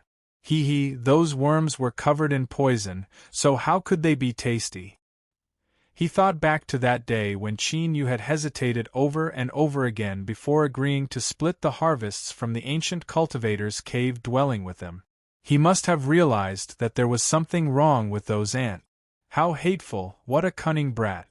He had actually been tricked by him. In addition to that time at the transmission array Warbear stopped. He turned and roared, "Qin Yu, today is the day you die." Without the help of those ants, he didn't fear anyone under the nascent soul realm. Warbear stood high above, his momentum soaring like a rainbow. At this time, the confident Warbear didn't know just what sort of character Qin Yu was. At the Golden Core realm, he had long ago been able to hang up and beat them up. He had even pulled on a nascent soul tiger's whiskers. That's right, the purpleback bluewing ants were slumbering, but today there was only Warbear here. So how could he be afraid? With a sneer, the ground suddenly exploded. Qin Yu shot into the skies, all sorts of thoughts flashing through his mind. He could not allow this person to escape today, otherwise there would be no end to his troubles in the future. Bang, one up, one down. In the blink of an eye, two figures were locked in combat. Terrifying fluctuations of strength raged through the valley. Luckily, Qin Yu had taken the initiative to attack and control the battle in midair. Otherwise, his medicine garden and even the radiant red would have been destroyed. 10 breaths of time was enough for a master to attack dozens of times. They would probe, lock onto, and then explode with killing intent. But War Bear and Qin Yu's battle had only just begun. The two of them had incomparably dignified expressions. Every time they made a move, it was as if they had thousands of caddies in their hands. But they still held back in order to deal with the other's sudden eruption. The reason was simple. Neither of them had full confidence they could kill the other. War Bear was incomparably angry. In the ancient cultivator's cave dwelling, in order to avoid any sudden changes, he had summoned the black worms to draw out the purple-back blue-wing ants.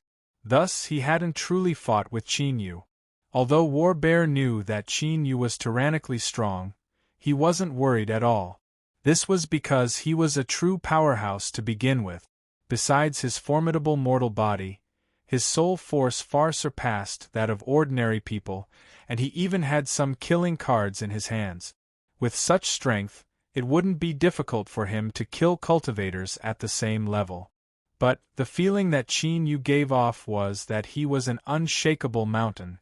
Luckily, he couldn't easily kill Qin Yu, and it would be difficult for Qin Yu to kill him. Now, it all depended on which of the two was more stable. The one who revealed a flaw first would die. His thoughts raced. War Bear calmed down a little. In terms of close combat experience, he didn't fear anyone. From the time he began refining energy, he had crawled his way to where he was today. Even if he didn't kill 1,000, he still killed 800 enemies. How many could Qin Yu kill? Don't look at how strong he was and how calm his eyes were. But he couldn't deceive anyone with that fresh air about him. He was at most 50 years old. This old bear will continue to waste time with you. Once you panic, you won't be too far from death. In such a high-intensity battle, the consumption of magic power was terrifying. At this speed, even a 9th-level Golden Core cultivator would find it hard to continue. War Bear remained calm. His fists were powerful, erupting with power when he needed to, and killing when he needed to. But his complexion began to darken and he wanted to roar out loud. This bastard Qin Yu, where did he get such a stable mentality from? Where did his magic power come from? Even after such a long time, he still hadn't revealed a single flaw. And what left him cursing the most was that Qin Yu's aura didn't weaken at all. It was as if fighting like this for an entire day wasn't a problem at all. After failing to break into the Golden Core realm 18 times in a row, the magic power within Qin Yu's body was so pure that it could compare to an early Golden Core realm martial artist. With this sort of foundation, when he broke into the Golden Core realm, the quality of his magic power would rise once more. Moreover, as his cultivation increased, his magic power would also rise. Now that he was at the 6th level of the Golden Core, the quality of his magic power was actually higher than that of a hollow nascent cultivator. And it couldn't be forgotten that besides this, Qin Yu also possessed a powerful demon body. The amount of magic power he could hold far surpassed that of an ordinary cultivator. War Bear's mortal body was also extremely powerful, but in terms of quality, they weren't on the same level when compared to the demon body. In summary, with Qin Yu's calm attitude, this situation was created. Even though War Bear was bursting with confidence, he began to gradually panic. Seeing Qin Yu become more and more courageous the more he fought, Old Bear decided to abandon the path of experience and change to the left. He wanted to quickly cut through the Gordian knot and eliminate him. Bang! After another collision, War Bear borrowed the momentum to draw backwards, opening up some distance between him and Qin Yu. Chapter 99. Genius in a Second. Remember Love Go? SpeakNet, providing you with wonderful novels to read. Qin Yu gasped for breath. His heart raced like thunder, causing his blood to race through his body. From top to bottom, every piece of flesh and bone was crying out in joy. From the time he started cultivating until now, he had never fought to his heart's content like this. War Bear's strength was on par with his, so this was the best chance to test it out. Moreover, as the intensity of the battle continued, he could feel his mortal body gradually being activated. After cultivating the demon body, the violent and tyrannical nature of the demonic path had been hidden deep within his body. Now, in this fierce battle, it was finally being released bit by bit. He hadn't fought to his heart's content yet, so how could he stop? Qin Yu stepped forwards. Space seemed to twist and magic power circulated around him, emitting a deafening roar like a tiger descending a mountain. War Bear cursed this bastard inwardly. He was glad he had changed his strategy, otherwise if he continued like this, he might have been exhausted to death by this boy. A pained expression crossed his face. War Bear clenched his teeth. If he couldn't bear to use the child, he would have to use it. Today, he had to kill Qin Yu. A bright light flashed and a black arrow appeared in his hand. As magic power crazily poured into it, a dazzling red light erupted from its surface. Countless tiny runes floated up and down and a heaven-shaking aura erupted. It was like 1,000 mountains were blocking its path, but it could still break apart with a single strike. Qin Yu's heart shrank and nearly stopped beating. After all, he had only stepped into the Golden Core realm for a short period of time. Even though he was strong, in terms of treasures he had accumulated, there was still a great disparity between him and a veteran Golden Core powerhouse like War Bear. For instance, this arrow caused him to instantly feel a strong aura of death. Whoosh of the black light flashed. What followed was the grating sound of breaking air. Qin Yu only had time to wave his hand before the black arrow arrived. The soul-burying flag unfurled and Black Sky Demon's figure appeared. Before he could point the black jade scepter in his hand, his chest was pierced by the arrow. He froze and then exploded. The soul-burying flag fell to the ground, its strength completely disappearing. The black arrow didn't stop. It struck Moyu's chest, but the moment it touched his chest, there was a light cracking sound and a layer of light protected him. Bang! The light shattered. Qin Yu was sent flying away. The black arrow shadow trembled and vanished from sight. War Bear's face was pale and his robes were soaked with sweat. Qin Yu, no matter how strong you are, once you are struck by the soul-burying arrow, all that awaits you is death. The soul-burying arrow was a terrifying consumable magic treasure that was unintentionally created by a certain ancient artifact refinement sect. Each arrow could only be used once, and once it was shot, it would definitely take a life and bury a soul. Not long after, because it was too sinister and went against the natural order of the world, it was forbidden to continue refining it. War Bear had inadvertently obtained this spear in his early years and had always kept it as his greatest trump card, never showing it in front of others. Now that the arrow shadows had scattered, that meant the attack was complete and Qin Yu's soul had dispersed. Cough. There was a sudden violent cough. War Bear's happy face froze. He didn't die. How could this be? That was the soul-burying arrow, an ancient and ruthless magical artifact. It had absorbed a large amount of his magic power, but it actually couldn't kill a golden core? What a joke! Blood flowed from the corners of Qin Yu's mouth. A massive pit had been smashed into the ground, and the surrounding dozens of feet of medicinal fields had been destroyed. There was a burning pain in his chest, and it was unknown just how many of his bones had been broken. Even the slightest movement caused a cold sweat to drip down his forehead. But he was still alive. Black Sky Demon had counteracted the most terrifying soul-extinguishing infernal energy of the soul-burying arrow. The jade pendant that Pill Crucible had given him had blocked its terrifying penetrating attack. This was the reason. A trace of fear rose in Qin Yu's heart. In that instant just now, he had truly brushed shoulders with death. But it was only a trace, because he didn't have time to waste. War Bear was still alive. Since he hadn't died, how could he still be alive? Qin Yu forcefully endured the excruciating pain. Blood-red flames ignited around him as he displayed the blood escape art and shot into the skies. War Bear wanted to run away, but the magic power in his body was already empty. It wasn't enough to help him dodge. Gotcha! A fist smashed into his neck. His neck twisted and bent at an exaggerated angle. The overconfident War Bear didn't seem to have any effect on the result after changing his strategy. He still died on the spot.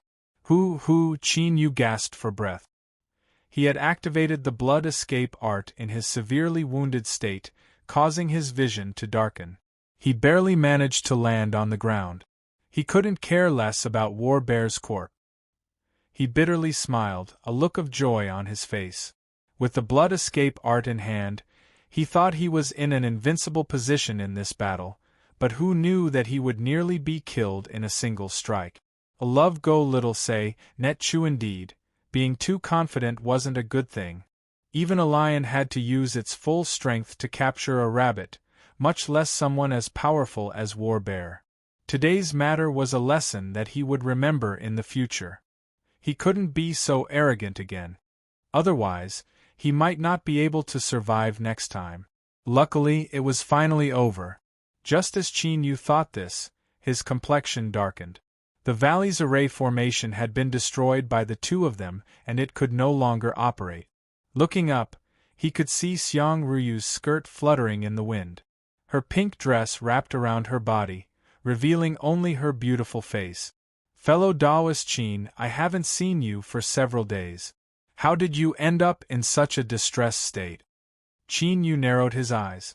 Fellow Taoist Xiang isn't blind, so you should be able to see clearly. Xiang Ruyu frowned. Fellow Taoist Qin, why must you hurl such malicious words at me? Qin Yu coldly sneered.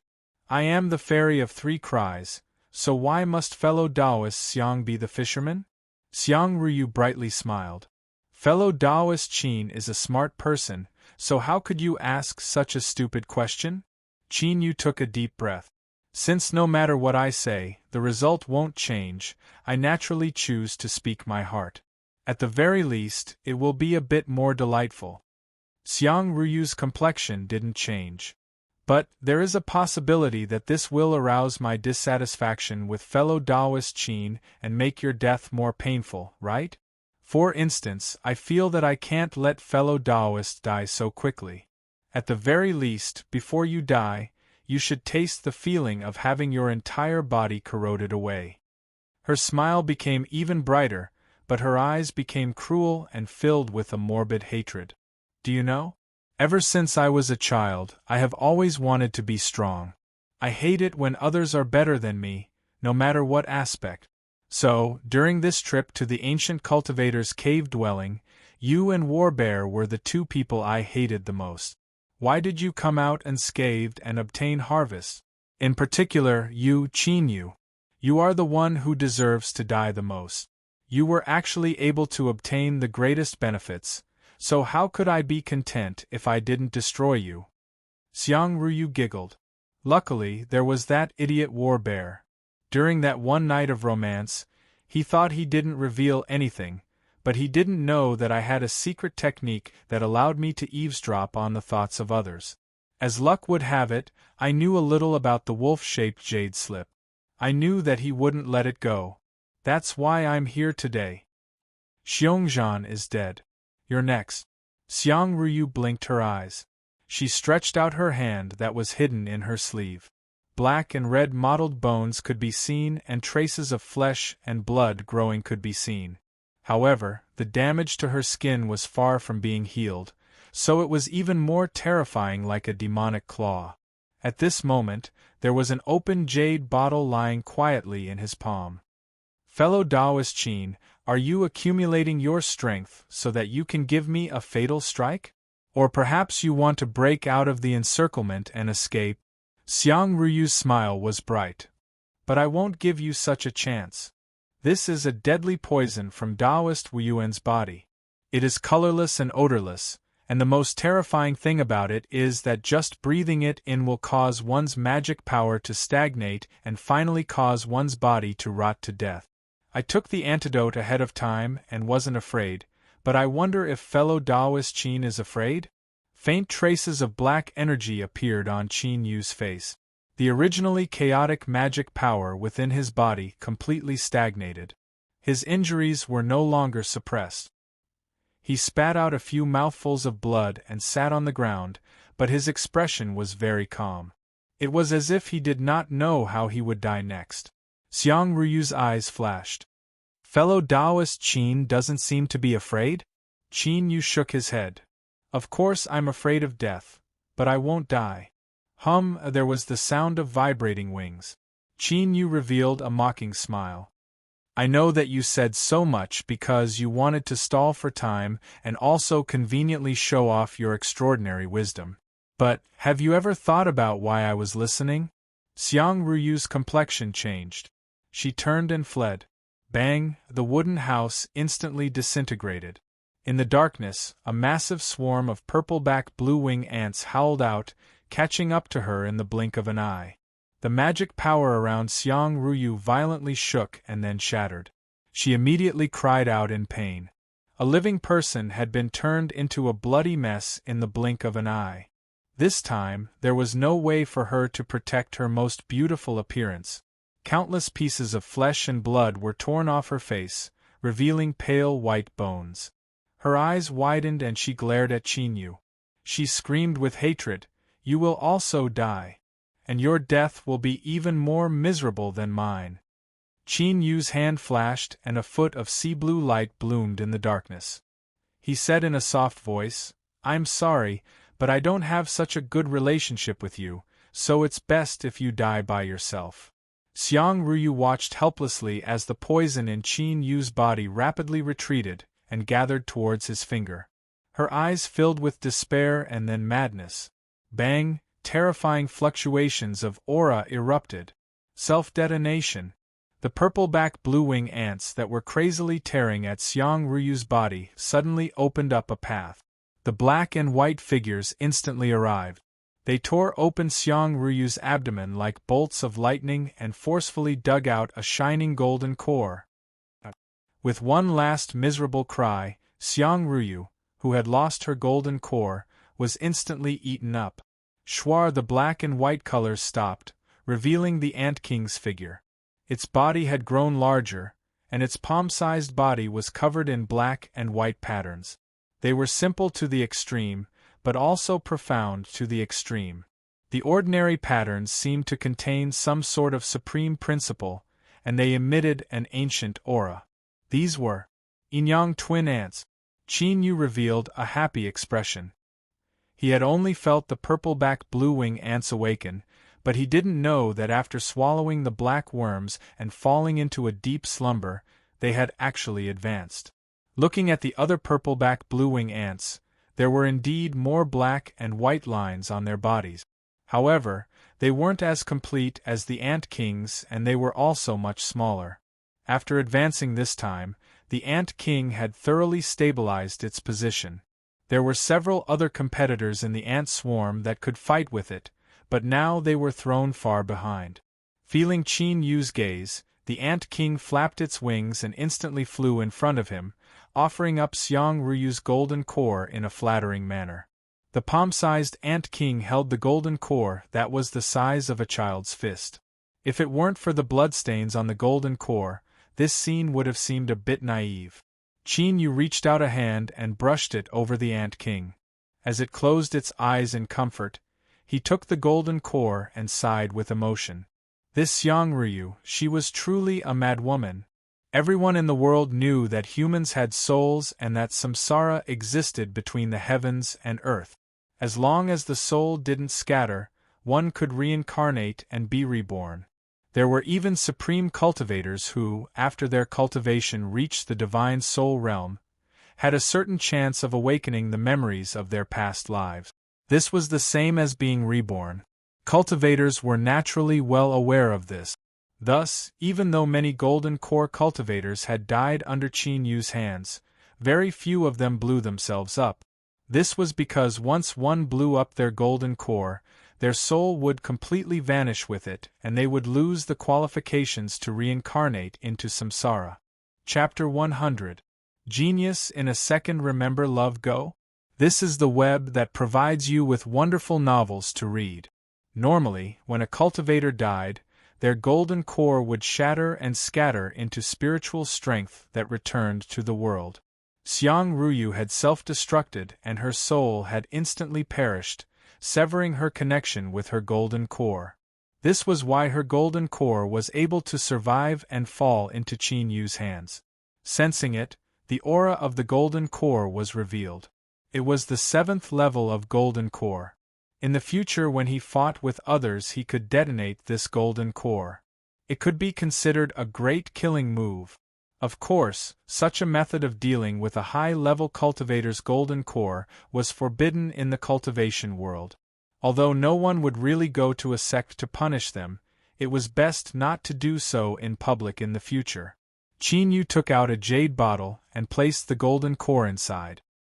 He sealed it with a talisman to prevent spiritual strength from leaking out and placed it in his storage ring. The poison was gone and the little blue lamp was put away. Qin Yu took a deep breath and struggled to stand up. He clenched his teeth and began to repair the array formation. His current condition was extremely weak. If he were discovered by others, the consequences would be inconceivable. No matter how strong the purple-back blue-wing ants were, they still had to be cautious. An hour later, Qin Yu's field of vision darkened and his chest was soaked in blood. Finally, the array formation barely managed to revolve again. Fog covered the mountain valley once more. Qin Yu finally couldn't stand it any longer. He sat down cross-legged and took out pills to heal himself. The life of someone with pills was always better than that of others. For an ordinary cultivator with such injuries, they would be lucky if they could get out of bed in 10 days to half a month. But for Qin Yu, his condition stabilized in 2 to 4 hours. In addition to the powerful regenerative abilities of the demon body, he opened his eyes as the sky began to brighten. Although he was still weak, his injuries had already stabilized. There was a stabbing pain in his chest, and a numbing itch came from his bones. This was his bones growing. Letting out a deep breath, Qin Yu stood up and walked over to the bloodstains on the ground. He picked up Xiang Ruyu's storage bag and inspected it. She was a rich woman, and there were nearly 100,000 spirit stones in there. However, it seemed as if there were more things inside than just her. There were 2 piles placed together. One pile was filled with bottles and the other pile was filled with jade slips and talismans. Qin Yu looked through them and determined that they belonged to Taoist Wuyuan and Gu Xingping. And indeed, in a pile of tattered clothes soaked in blood, he found 2 more storage bags. It seemed that after these 2 people left the ancient cultivator's cave dwelling alive, they weren't able to escape the fate of being killed. But like this, the problem of Qin Yu studying the path of array formations was easily solved. The many jade slips and talismans that Gu Xingping had left behind were enough for him to use for the time being. There was also Taoist Wuyuan's bottles and jars. When combined with the overbearing poison immunity of the little blue lamp, Qin Yu felt as if his poisoned finger would return. Unfortunately, the copper mirror that Xiang Ruyu had obtained from the ancient cultivator's cave dwelling wasn't in her storage bag. It was unknown where she had placed it. Shaking his head, he suppressed these thoughts and decided not to look at anything else for the time being. He placed the items into his storage ring and then arrived at War Bear's residence. As an old and formidable golden core master, his wealth was even more anticipated. In fact, Xiongzhan's results didn't disappoint Qin Yu. When 200,000 spirit stones were piled together, it was like a small mountain. It was unknown just how many cultivators this person had killed in order to accumulate this much wealth. But now it was all Qin Yu's doing. There were also several magic tools. Although they weren't as heaven-defying as the soul-burying arrow, they were still good treasures. After refining them, they would be enough to solve Qin Yu's current predicament of lacking magic tools in battle. It wouldn't be too late to refine them after he recovered from his wounds. As he continued to look through, he found that there were many things from every sect. But what Qin Yu couldn't figure out was that War Bear's storage bag actually contained many women's undergarments. It was fine if they were his spoils of war, but as Qin Yu thought about what might be hidden beneath his masculine appearance, he felt uncomfortable all over. He hurriedly disposed of these clothes. This simple action caused beads of sweat to form on Qin Yu's forehead. His body was still too weak. He picked up the jade pendant fragments and the soul-burying flag that had lost all of its fluctuations of strength. Qin Yu ordered the purple-back blue-wing ants to stand guard and then turned to enter the training room. As for War Bear's corpse, collecting the corpse of a powerful enemy and burying it might have been an extremely magnanimous act, but his body's condition didn't allow it. Moreover, he had already killed him. Even if he respectfully kowtowed, War Bear wouldn't stop cursing him in the future. So, he might as well leave this to the purple-back blue-wing ant. As for how to resolve it, there wasn't much to say. 10 days later, Qin Yu opened his eyes in his training room. His aura stagnated for a moment before it suddenly spread out, stirring up strong winds in the void. Golden Core, 7th level.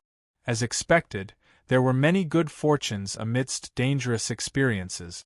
After experiencing the nascent soul cave dwelling and fiercely battling War Bear, the hidden strength of the demon body had been stimulated and Qin Yu's cultivation had risen yet again. At the 7th level, he could be considered to have truly stepped into the late Golden Core realm. Love Go Little Say Netku. The quality of his magic power had increased, the quantity had increased, and his absolute strength had risen by a small level.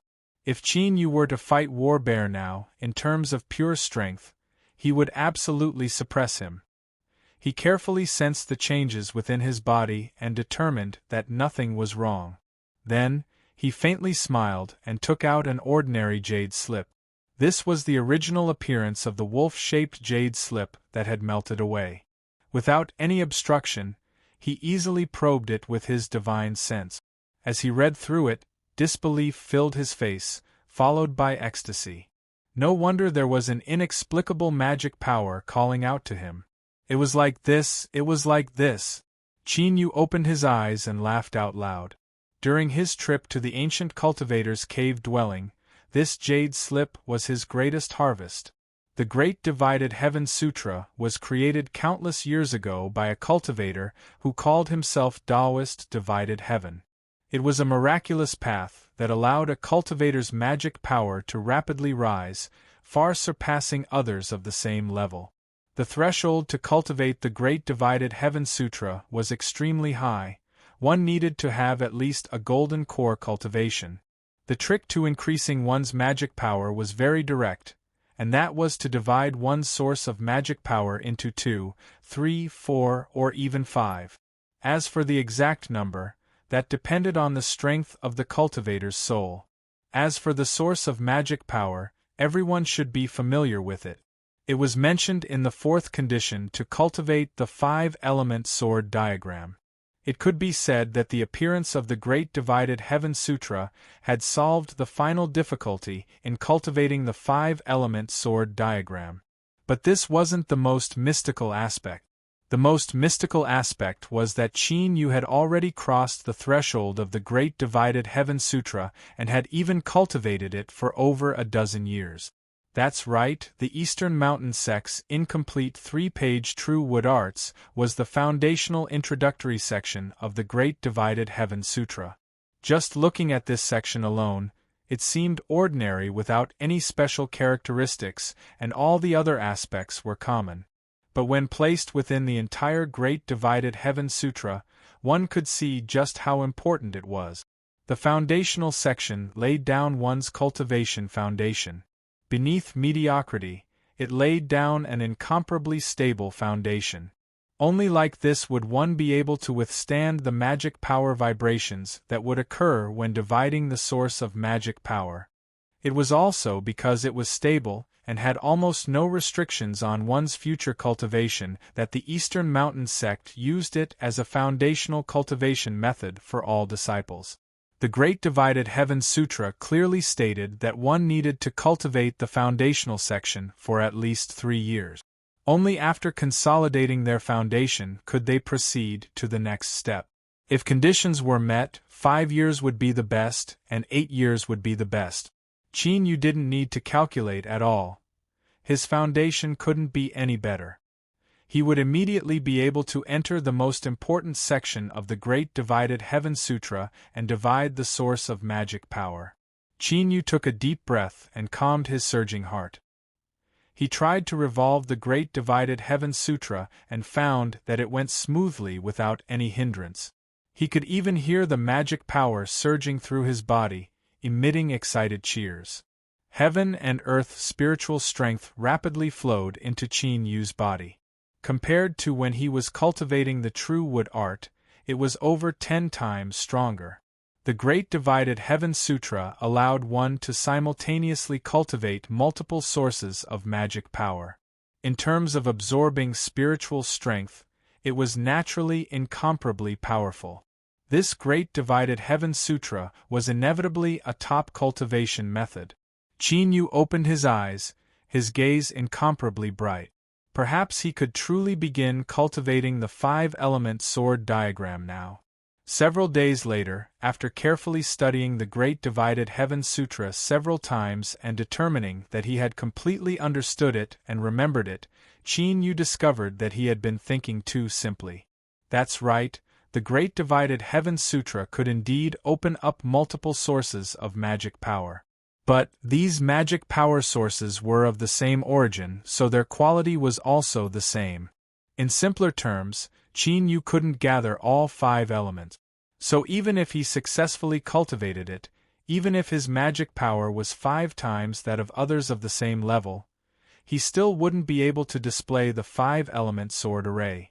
After fulfilling all the harsh conditions to cultivate the 5-element sword diagram and experiencing its formidable might, how could Qin Yu be willing to give up now that he was just a single step away?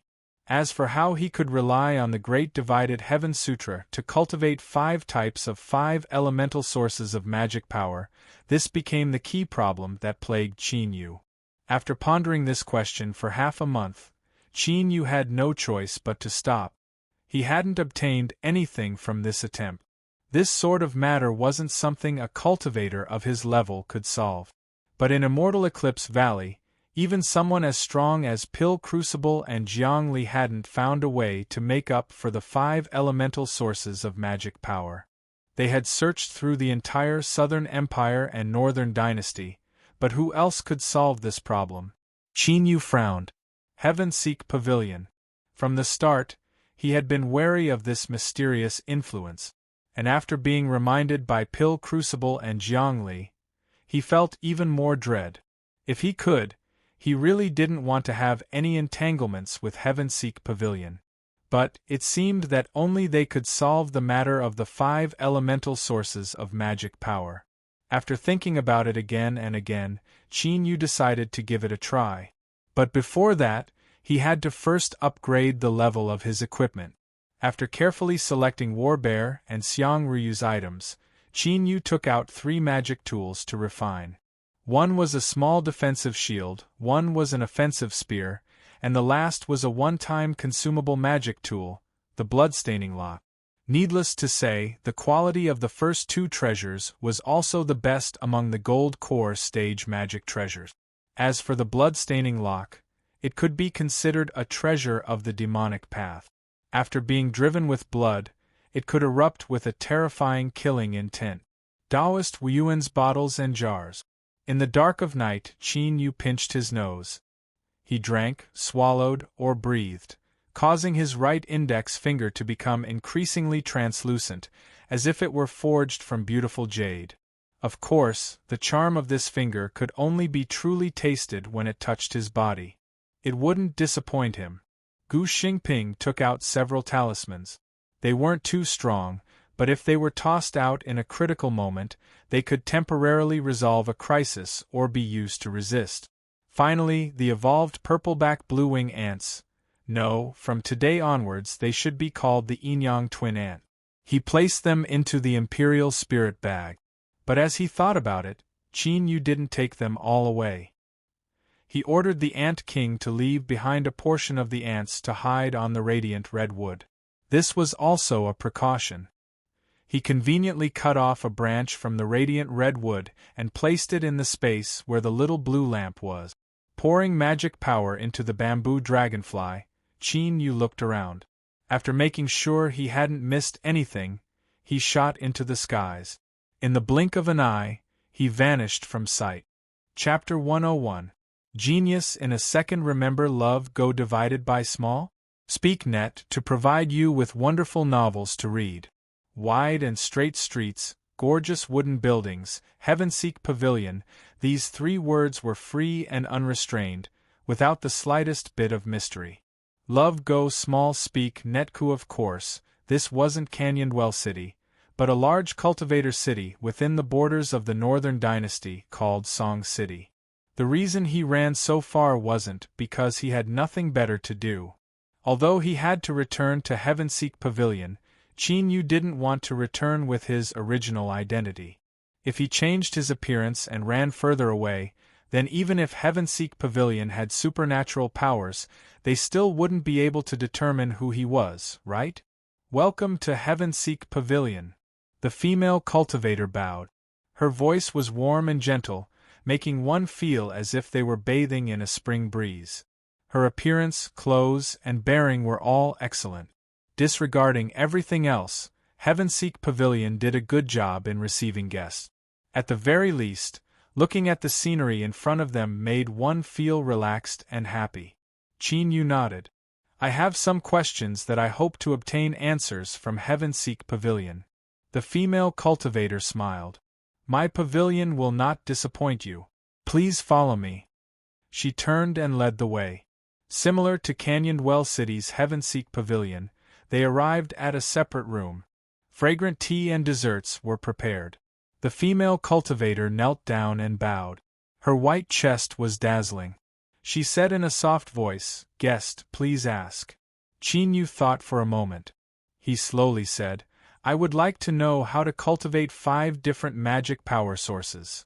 The female cultivator furrowed her eyebrows as if she were stumped. After several breaths of time, she said, Guest's question involves extremely esoteric content. I will need to look into it to see if there is anything guest needs. Qin Yu nodded. The female cultivator bowed and drew back. She left the private room and avoided the line of sight as she walked into the inner passage. Her smile faded and was replaced with a dignified expression. She called over a guard and whispered some orders. Without stopping, she soon arrived in front of a black wooden house in the rear courtyard. She respectfully said, Master, there is a guest who wishes to inquire about the 5 elemental magic power sources. After a brief pause, a hoarse voice sounded out from the wooden house. Investigate and determine his identity. The female cultivator lowered her head. I have already ordered someone to do so. As soon as he finished speaking, the guard from before hurried over. He first bowed to the wooden house, then presented the jade slip with both hands before turning around and retreating. From beginning to end, he did not say a word. The female cultivator probed him with her divine sense and revealed a trace of surprise. She said in a soft voice, Reporting to Master, this person is the disciple of a mysterious alchemy grandmaster. He is the Qin Yu of the destroyed Southern Empire's Eastern Mountain sect. Several years ago, he went to the Canyondwell City Branch Division and purchased 4 types of problems and solutions to breaking into the Golden Core realm. According to the information sent back by Fish Scout, Qin Yu's current status is Immortal Eclipse Valley's junior uncle. He once successfully refined a 5th-grade pill and attracted pill tribulation. If Qin Yu were here, he would definitely be panic-stricken. His basic information was contained in this jade slip without any mistakes or omissions. The wooden house was silent for a long time. Then a voice sounded out. Qin Yu comes from Immortal Eclipse Valley, and he also seeks information related to the 5 elemental magic power sources. Could it be related to the 5-element sword array? This is quite interesting. Whoosh, ripples appeared on the door of the wooden house, and a jade slip flew out. It seemed that this wooden house wasn't real, but was instead formed by some strange power. The hoarse voice said, Give him the information in the jade slip. At the same time, raise the level of information related to Qin Yu to the second level. The female cultivator's complexion shrank. She received the jade slip with both hands and bowed. Immortal Eclipse Valley, it seems that there is some fate between me and this old man. The voice seemed to sigh with emotion, but for some unknown reason, it caused one's heart to feel a chill. The door was pushed open. The female cultivator's face had already returned to its previous gentle smile. Guest, please don't blame me for making you wait. Qin Yu waved his hand. It's fine. The female cultivator knelt down and placed the jade slip on the table. The information that guest needs is listed in this jade slip. It is priced at 100,000 spirit stones. It wasn't that she was asking for a lion's share of the information, but that her master had bestowed her with a minimum of 100,000 spirit stones. The price she quoted was based on Qin Yu's second-level status. Qin Yu frowned. He hesitated for a long time and then nodded. All right, but I will need to use several treasures in place of spirit stones. The female cultivator smiled. Of course. Qin Yu took out a storage bag. There were over 80,000 spirit stones inside. He hesitated for a moment and then took out 3 magic tools from another storage bag. The female cultivator inspected them. There's no problem. These 3 magic tools are all top-grade Golden Core Realm magic tools. They can be exchanged for 20,000 spirit stones. Qin Yu relaxed. He pointed a finger. The female cultivator nodded. Guest, please feel free. He took the jade slip and probed it with his divine sense. Soon, Qin Yu was immersed in it, constantly praising it in his heart. The omniscient Heavenseek Pavilion was just as he thought. The jade slip contained a complete method of cultivating the 5 elemental magic power sources. There was a great deal of detailed information, but it could be summarized as follows. Take the 5 elemental spiritual objects as the foundation and use a secret method to refine them into your Dantian Sea to condense the 5 elemental magic power sources. Of course, the process couldn't be so simple. There were extremely harsh requirements for the cultivator. But this was enough. This was because the greatest requirement to refine the 5 elemental spiritual objects was a formidable soul. To Qin Yu, this wasn't a problem at all. After a long time, he determined that he had memorized all the information in the jade slip and then retracted his divine sense. Kacha of the jade slip shattered. For some unknown reason, as Qin Yu looked at the shattered jade slip in his palm, his heart began to race. He maintained his composure and said, Your pavilion's jade slip is quite mysterious. I didn't feel any spell or aura, but it was actually able to self-destruct. The female cultivator smiled. Guest isn't the first to ask about this. But this involves a secret of Heavenseek Pavilion, so forgive me for not being able to tell you. Qin Yu nodded. That should be the case. He stood up and said, The transaction is complete. I bid my farewells. The female cultivator smiled and sent him off. After leaving Heavenseek Pavilion, Qin Yu didn't stop at all. He blended into the stream of people and soon vanished. A moment later, he appeared outside Song City. He looked down at the shattered jade slip in his palm, his eyes flashing. He had tried several methods along the way, but none of them had succeeded. It was as if it were just a pile of ordinary jade slip fragments. But what was the reason for that throbbing feeling from before? After thinking for a long time, Qin Yu shook his head and suppressed these thoughts. Magic power surged out from his palm, and the jade slip fragments were completely crushed into powder. Whoosh, he shot into the skies.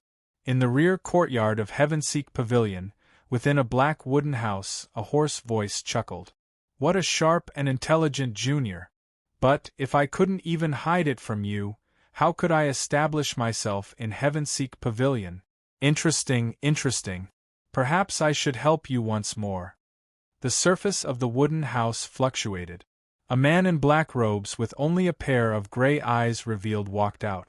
He knelt down on one knee. Greetings, master. Ghost, tell Qin Yu about what happened in the demonic path C region. Remember to be careful. Don't let him discover anything unusual.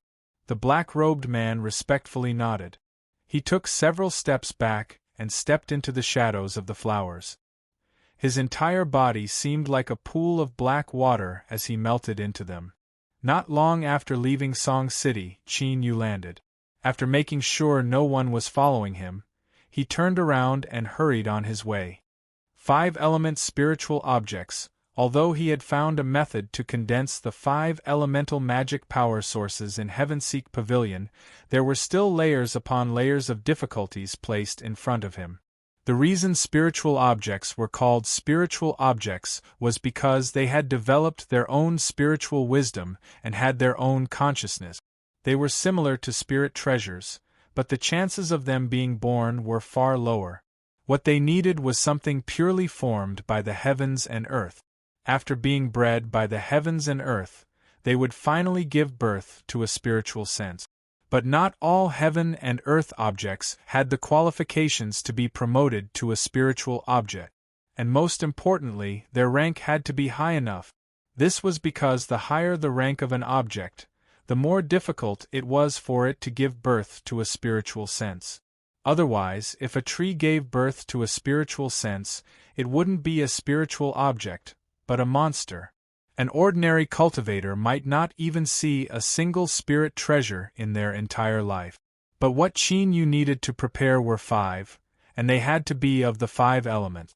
This was no less difficult than ascending to the heavens. If he were to search for them with his own strength, he feared he wouldn't be able to gather them all even if he spent all his time. Thus, from the start, Qin Yu planned to spend a great deal of money to purchase them. When he was in Heavenseek Pavilion, he had replaced spirit stones with magic tools. This was something Qin Yu had intentionally done. Even now, there was a mountain of spirit stones lying in his storage ring. Of course, even if it wasn't enough, he still had a massive number of top-grade pills. If he didn't have enough top-grade pills, he could continue refining them.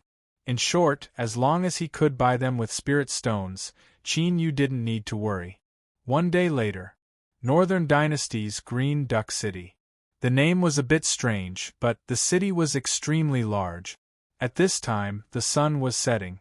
As the sunlight fell on the city walls, it cast an endless shadow. Qin Yu arrived in the darkness. When he stepped onto the main road of the city, there were already 2 or 3 stars in the sky. This great city of cultivators didn't revolve around day and night. It was still incomparably lively, as bright as day. Qin Yu found an inn to stay at. He tossed several spirit stones over and the servant gratefully left. He patted his chest and promised that he would do a good job. Soon, a detailed list of information regarding the auction house in the city was respectfully delivered to Qin Yu. After sending the servant away, Qin Yu sat down at a table and began to carefully read through it. A moment later, he rubbed his temples and muttered, "I hope I can obtain some harvests." He crushed the paper with his fingers and it turned to powder. The next day, Qin Yu left the inn. He spent 10 spirit stones, enough to buy an entrance ticket to the auction. This was a small auction and there weren't any outstanding items. Most of the people participating had ordinary cultivations. There were only 2 early golden core cultivators, a man and a woman, sitting at the very front. Their eyes were closed, their expressions cold and indifferent. As the foundation establishment cultivators behind them saw this, they began to speak in hushed tones. Qin Yu was politely escorted in by the auction house cultivator. "Senior, the auction is about to begin. Please take a seat at the front." Qin Yu nodded and sat down. The auction house cultivator bowed once more before leaving. The 2 golden core cultivators beside him opened their eyes in surprise. They glanced over. They were frequent visitors of the auction house, but they had never received such a polite reception. This person looked unfamiliar and his aura was ordinary. He was only at the early golden core realm. Could he have some great background? With this thought, the 2 of them revealed smiles on their cold faces. They nodded in greeting. In this day and age, it was easy to offend others. It was best to be careful. Qin Yu nodded in return. Seeing that he didn't have any intention of speaking, the two golden cores tactfully turned away after greeting him. They were even more certain that this person's background wasn't ordinary. If nothing else, then just his calm composure wasn't something that ordinary cultivators could compare with. Soon, the auction began. The items were quickly traded. Most of them were auctioned by the Foundation establishment cultivators at the back, so there weren't many waves. It wasn't until an ancient deep-sea shell appeared that the eyes of the two golden cores brightened and they began to bid. At the same time, they couldn't help but glance at Qin Yu. Seeing that he had no intention of interfering, they relaxed a little. In the end, the ancient shell was won by the female golden core cultivator. Although the other person was a bit disappointed, he only bitterly smiled and cupped his hands together in congratulations. The female cultivator was overjoyed. She nodded and left. It was clear that she had come here for this item. After obtaining it, she didn't plan on staying any longer. Soon, the auction came to an end. The auctioneer hesitated for a moment and then stepped off the stage. He cupped his hands together and said, "Honored guest, how may I be of service?" A golden core cultivator's time was precious. How could they sit here for 2 hours for no reason? Qin Yu said, "I have a transaction to make and would like to see the auctioneer." He had used his previous actions to express his sincerity. The auction house quickly responded. The two golden cores led Qin Yu into a chamber to speak. Soon after, the chamber door opened and Qin Yu cupped his hands together in farewell. After he left, the auctioneer bitterly smiled. This person was indeed a financial backer, a great financial backer. Unfortunately, his standards were too high. 5-element spiritual objects. They had only heard of such things and had never touched them before, so they naturally couldn't take them out. Chapter 102. Genius 1 second. Remember if you want to go? To provide you with wonderful novels to read. Stepping out of the main entrance, Qin Yu frowned. He had chosen the largest auction house in the city, but even they didn't have any news of him, much less the others. But since he had come, he had to try. Perhaps there might be some unexpected harvest. In a single day, Qin Yu walked through all the auction houses in the city. He even visited some of the larger treasure shops. But the facts proved that unexpected harvests were hard to find. Nothing at all. Luckily, Qin Yu had already expected this. After cultivating for a night, he left the next day. The northern dynasty was larger and there were more cultivators. Compared to the southern empire, it was more prosperous and the chances of finding a 5-element spiritual object were also higher. For half a month, Qin Yu's face was covered in dust and he revealed a bit of weariness. 5 large cultivator cities, each one incomparably prosperous, but none of them had any harvests. As Qin Yu was feeling disappointed, he inadvertently obtained some news from an auction house. Several days ago, there was a phenomenon occurring in Snowfall City. It was suspected that an ice attribute spiritual object had appeared.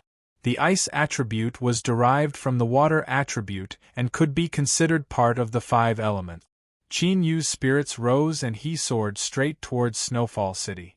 Although the Southern Empire and Northern Dynasty were vast, the world they lived in was unimaginably large. Thus, they could be considered to be in a warm climate. Although this was called Snowfall City, it had never snowed in the last 100 years. The reason it had such a name was because there was an ancient frozen lake outside the city. For some unknown reason, this lake was frozen all year round. The surrounding area was bone-chilling cold, causing the climate within a small area to rapidly change. A beam of light fell down, revealing Qin Yu's figure. He let out a deep breath. As he watched the water vapor turn into white fog, he smiled. He had arrived at Snowfall City. Yun Xueqing seemed to have said that her home was in Snowfall City, but the main reason he came here was for the ice attribute spiritual object. If it wasn't necessary, he wouldn't bother her. With a step, Qin Yu appeared at the city gates. Several guards felt his aura and hurriedly cupped their hands together in greeting. Shwa shwa, 2 pairs of eyes swept over him. Qin Yu frowned. He didn't know why these 2 golden core cultivators at the city gates would reveal such hostility. However, the 2 only glanced at him for a moment before turning away and entering the city. It seemed that the news of an ice attribute spiritual object appearing had already spread throughout the high-level cultivators. If the 2 of them thought that he had come here for the spiritual object, then it made sense for them to subconsciously be hostile towards him. Qin Yu's eyes lit up. To be able to meet 2 golden core cultivators at the city gate, it was clear that there were many strong cultivators gathered here. Then, this matter was clearly not groundless. With regards to the 5-element spiritual objects, Qin Yu was in a much better mood. As he looked in the direction that the 2 golden cores left in, his lips curled up in a smile. That's right, I'm here for the Fae. All of you can rest. He strode into the city and looked for a place to stay as usual. Then, he tried to find a way to gather information.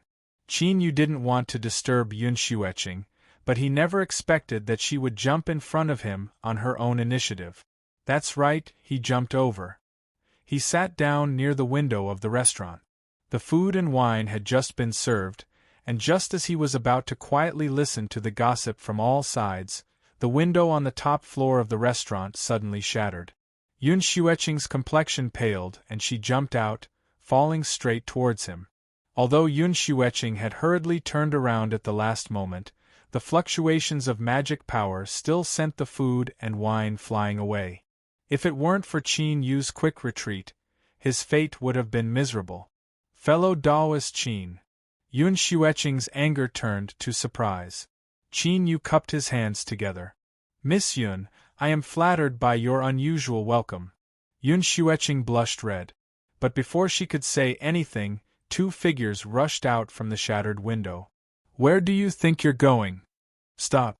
Qin Yu frowned. He stepped forwards and punched out with his fist. Bang! The 2 figures violently paused, as if they had struck an invisible barrier. They were sent flying backwards at an even faster speed. The 2 of them spat out a mouthful of blood. Their faces were filled with fear as they turned and fled. Qin Yu hesitated for a moment. He didn't continue chasing after them. He turned and asked, Miss Yun, what happened? Yun Xueqing bitterly smiled. It's a long story. I'm lucky that I ran into fellow Daoist Qin, otherwise I would have been in deep trouble. She looked around. This isn't a good place to speak. Fellow Daoist Qin, please follow me home. Perhaps feeling that her words were a bit inappropriate, she blushed red and hurriedly explained. After I returned, I informed my family of fellow Daoist Qin's assistance. My father said that he wanted to properly thank you, and in addition to today's matter, fellow Daoist Qin must not refuse. Qin Yu thought for a moment and nodded. He didn't really want to accept the Yun family's thanks. But, according to his inference, the Yun family should be a powerful force in Snowfall City, so they should have some understanding of ice attribute spiritual objects.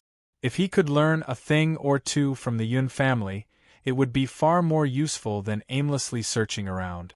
Yun Xueqing was overjoyed. Fellow Daoist Qin, please follow me. Below the restaurant, there were already people from the Yun family waiting there. It was only because they saw that their family's miss was fine that they didn't rashly enter. As they saw Yun Xueqing lead Qin Yu downstairs, they quickly gathered around and asked what was going on. Yun Xueqing said a few simple words and sent them away. After a moment of hesitation, she said, Fellow Daoist Qin, please enter the carriage with me. The carriage was in front of the restaurant. Pulling the carriage was a strange beast with blue fur. Its aura was actually at the Foundation establishment realm. This undoubtedly proved Qin Yu's guess. This Yun family had a considerable background. The commotion here had already attracted a great deal of attention. Qin Yu didn't delay any longer. He nodded and entered the carriage.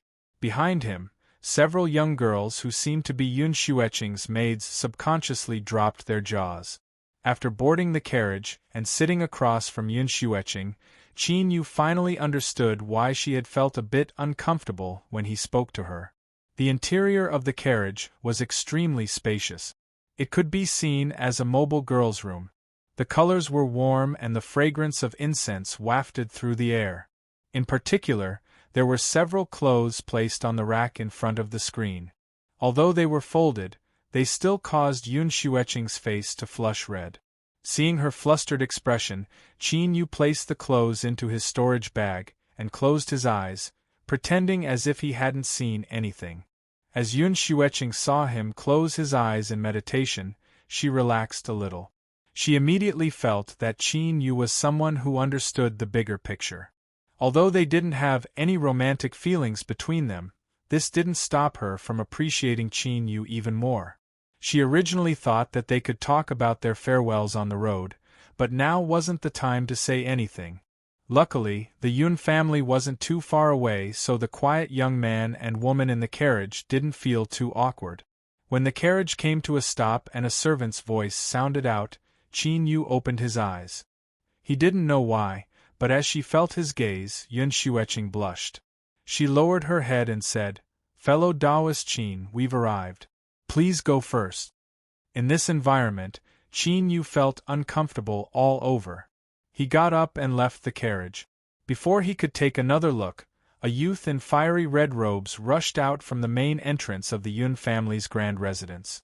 As he saw the carriage, his eyes brightened and he loudly said, "Cousin, I heard that someone is plotting against you in the city.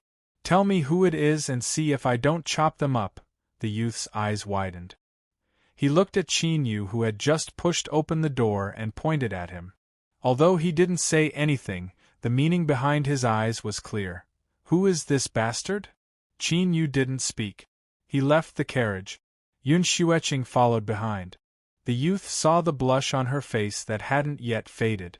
His face flushed red and he roared, "Cousin, who is he? What right does he have to get into your carriage?" He couldn't care less about the previous question. Yun Xueqing frowned. "Cousin, be a bit more polite. This is fellow Taoist Qin Yu. I mentioned him before. He helped me greatly when I was forming my golden core." The youth had a skeptical expression. "Really?" Yun Xueqing coldly coughed. "Why would I lie to you? Don't block the way. I want to invite fellow Taoist Qin in. Where is my father?" "He's still in seclusion." The youth reluctantly drew back. Although he knew who Qin Yu was, he still held a grudge against him for openly entering Yun Xueqing's carriage. His eyes were filled with ill intent. "My uncle is still in seclusion. At this critical moment, I fear he won't be able to see any guests." Yun Xueqing hurriedly said, "Fellow Taoist Qin, please enter first. I will immediately have someone inform my father. If it really isn't possible, then you can stay here for the time being so that I can express my gratitude." The youth shouted out, "How can we allow someone who doesn't know anything to casually stay here? I don't agree." "Fang Huahua." Yun Xueqing clenched her teeth. "If you continue to be so unreasonable, I will tell Auntie that you bullied me and have her send someone to take you away." Fang Huahua shrunk his neck back, finally becoming honest. Yun Xueqing revealed an apologetic look. "I hope fellow Taoist Qin can be magnanimous enough to forgive my rude words." Qin Yu smiled. "It's fine." After entering the Yun family, he realized just how extraordinary their background was. Although Qin Yu hadn't been wholeheartedly studying array formations during this time, he had still read through many of the jade slips that Gu Xingping had left behind.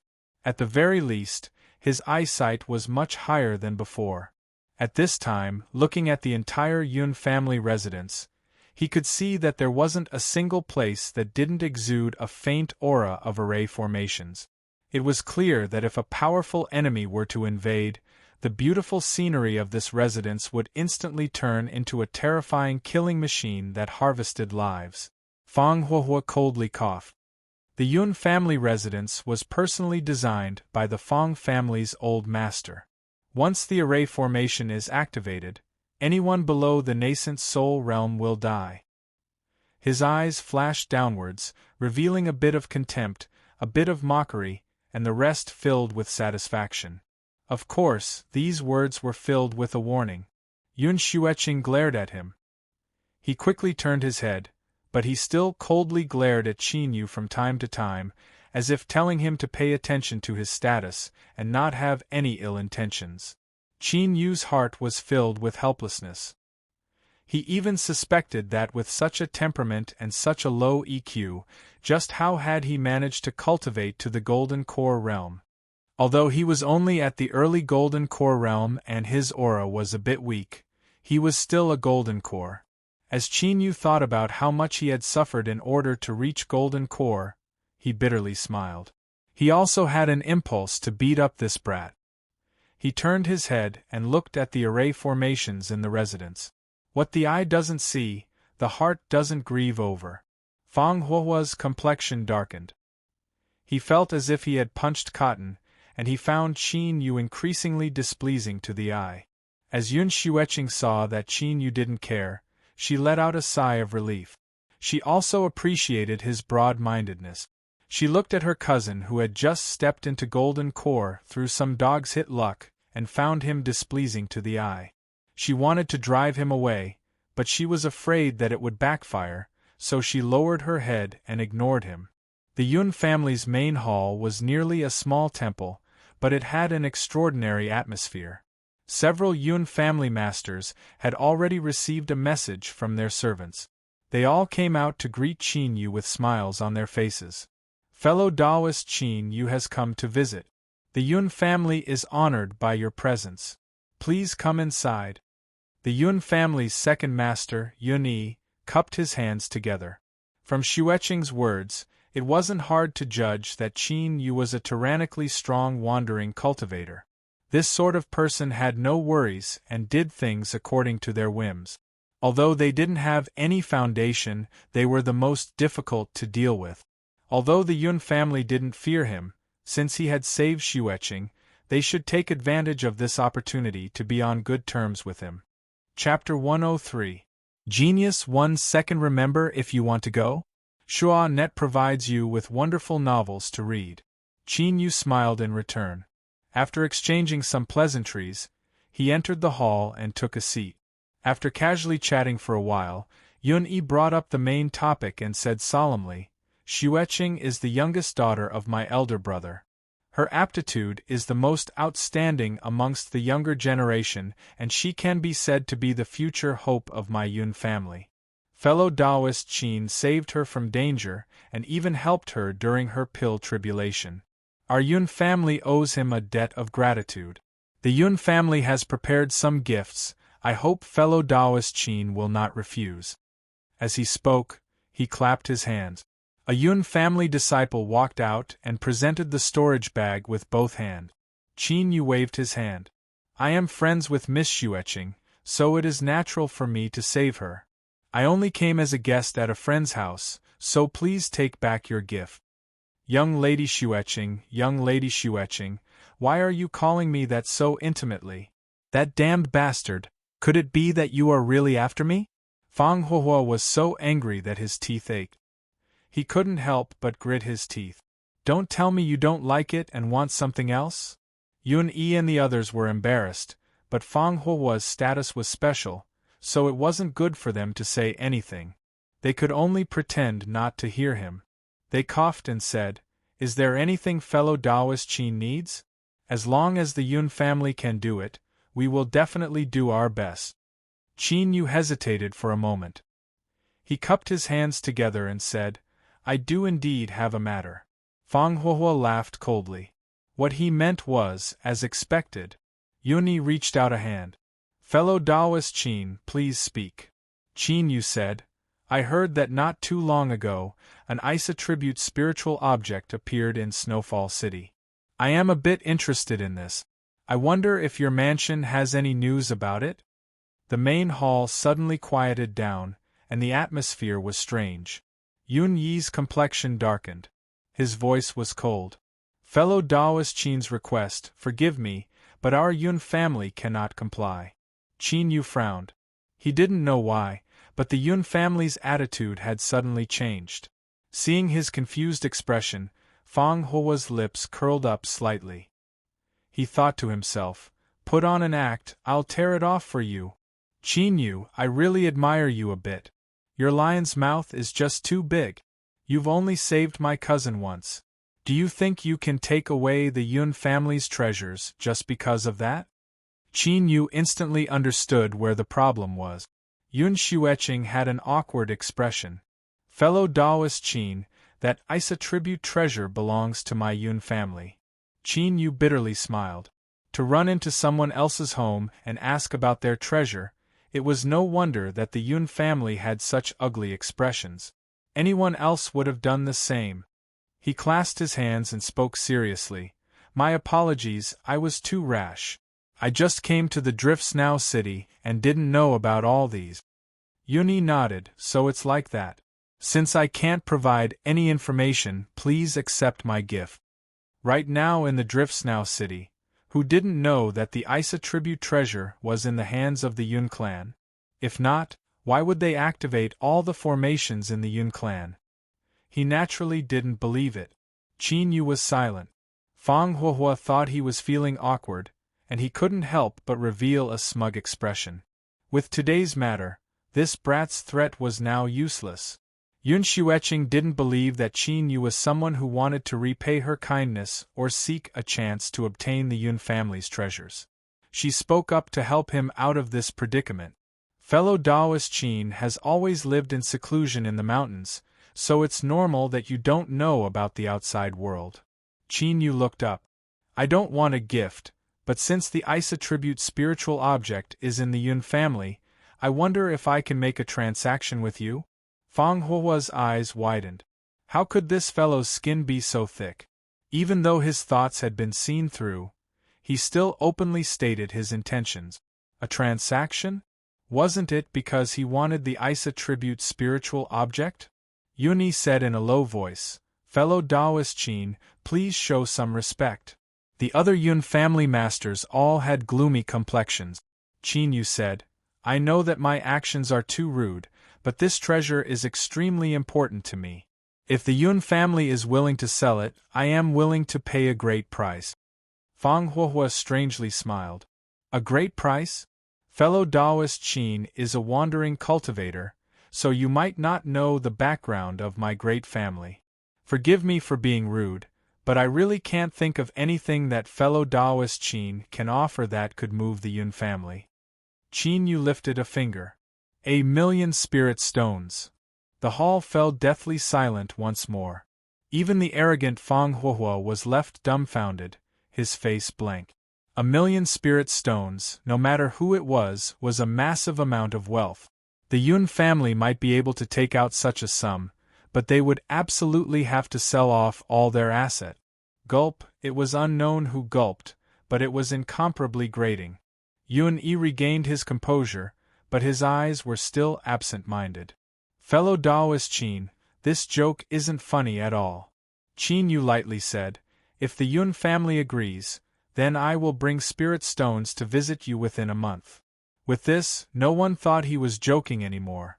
The eyes of the several Yun family masters flashed with a burning heat. They never imagined that this ordinary-looking cultivator would actually have such astonishing wealth. 1,000,000 spirit stones. This was enough to tempt a nascent soul-old monster to take action. If they could keep him here, the atmosphere in the hall became increasingly heavy. Qin Yu seemed to not feel anything, his expression calm. Suddenly, a calm voice echoed in from outside. "No matter how many spirit stones it is, the Yun family will not sell the Isa tribute treasure."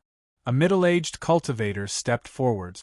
As his eyes opened and closed, they were filled with dignity and dignity. This aura, hollow nascent soul realm. Yun Xueqing hurriedly stood up.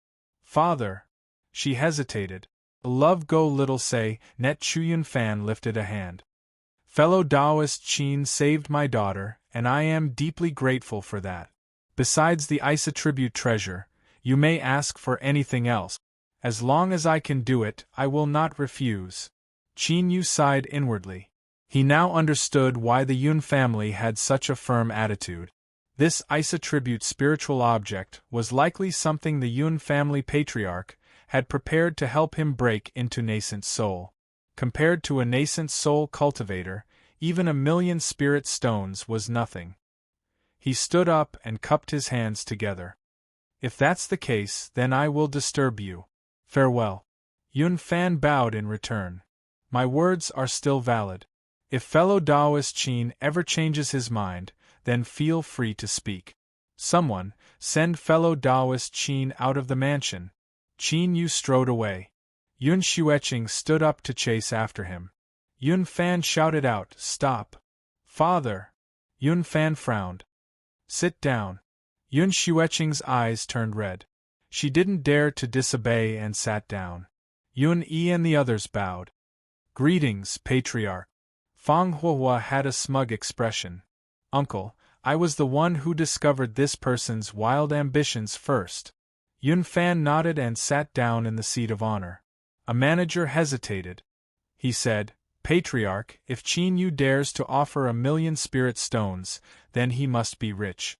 Why let him leave so easily?" Sensing Yun Xueqing's angry gaze, he awkwardly coughed. "Moreover, he first had evil thoughts towards my Yun family's treasure." Yun Fan frowned. "There is no need to mention this again. In the end, Qin Yu saves Xueqing. The Yun family will not repay kindness with enmity. Moreover, do you really think he can take out 1,000,000 spirit stones?" Yun Yi shouted out, "Patriarch, are you saying that he is probing us?" The other managers were suddenly enlightened. They felt as if they had been played. They clenched their teeth. 1,000,000 spirit stones, just what sort of wealth is that? Even a nascent soul cultivator might not be able to take out such a sum, much less a cultivator who lives in seclusion in the wilderness. Our minds were shaken for a moment and we weren't able to respond. We allowed this person to see a joke. How hateful! That must be it. Fang Huahua relaxed. So this brat was just pretending to be a wolf.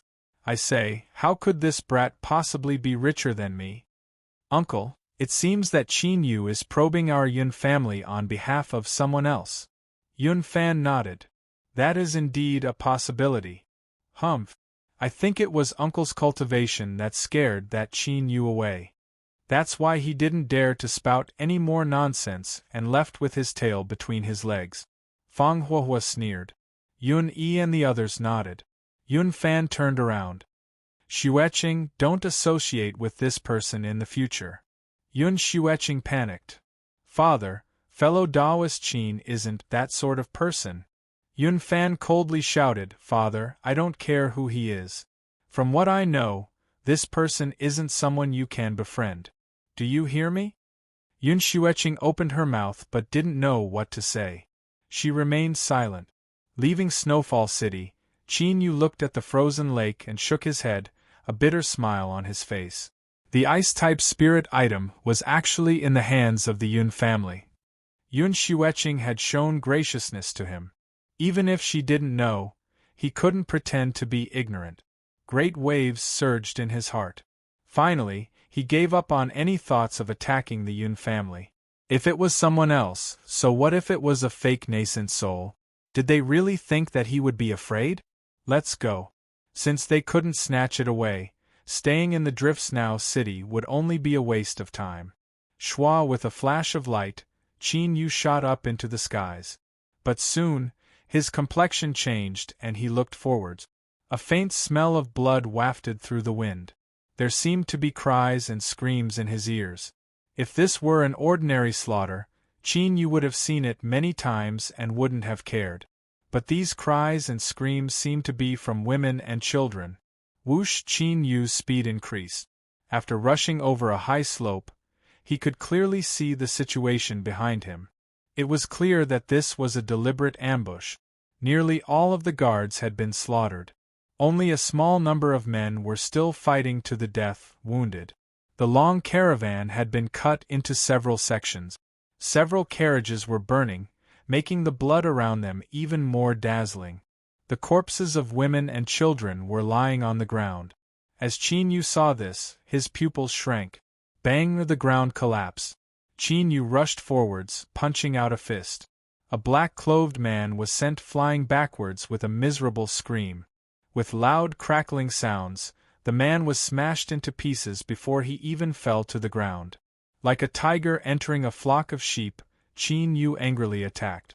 In several breaths of time, several more black-clothed men died where they stood. "There's a master! Retreat!" The remaining black-clothed men all turned and fled. Qin Yu chased after them and killed 3 more. After a moment of hesitation, he didn't continue killing. The caravan was filled with cries and wails. Several wounded men fell to the ground, but they still bowed with gratitude. "Thank you, Senior, for helping us."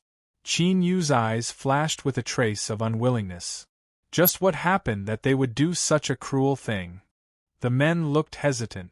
At this time, a woman with disheveled hair and a young child's corpse in her arms staggered forwards and fell to her knees. "Senior, my Li family inadvertently obtained a communication jade slip and thus suffered such a great calamity. My family's old master passed away long ago, leaving only my son behind. Now that he has died, I have nothing left in my life. I am willing to give this jade slip to you, and I only hope that you can take revenge for my son and my family." Puff! The dagger pierced through the woman's heart. Blood flowed from the corners of her mouth and she died. Qin Yu opened his palm to reveal a black jade slip, a faint demonic energy lingering around it. "Mistress!" With sorrowful cries, several surviving guards struggled to their knees. "I beg you, my lord, take revenge for my Li family." The caravan began to cry out. Qin Yu looked at the widened eyes of the woman and the young child's corpse in her arms. After a long period of silence, he slowly said, "I agree." He reached out a hand and took the jade slip. This was his reward. Only after receiving the reward did he have the right to kill. Qin Yu didn't know what was in the jade slip, nor did he have any intention of looking through it. "Who was it that killed the Li family? Tell me." A moment later, a beam of light shot into the skies. Strong winds whipped around Qin Yu's hair, revealing his face. His eyes were cold and filled with killing intent. ####. He accompanied his wife to the hospital for a prenatal checkup. Chapter 104. Genius 1 second. Remember, if you want to go? Shua.net provides you with wonderful novels to read. 800 miles south of the Drift Snow City, there was a small city named Greenwood. Within the city, there was a major clan, the Doe clan.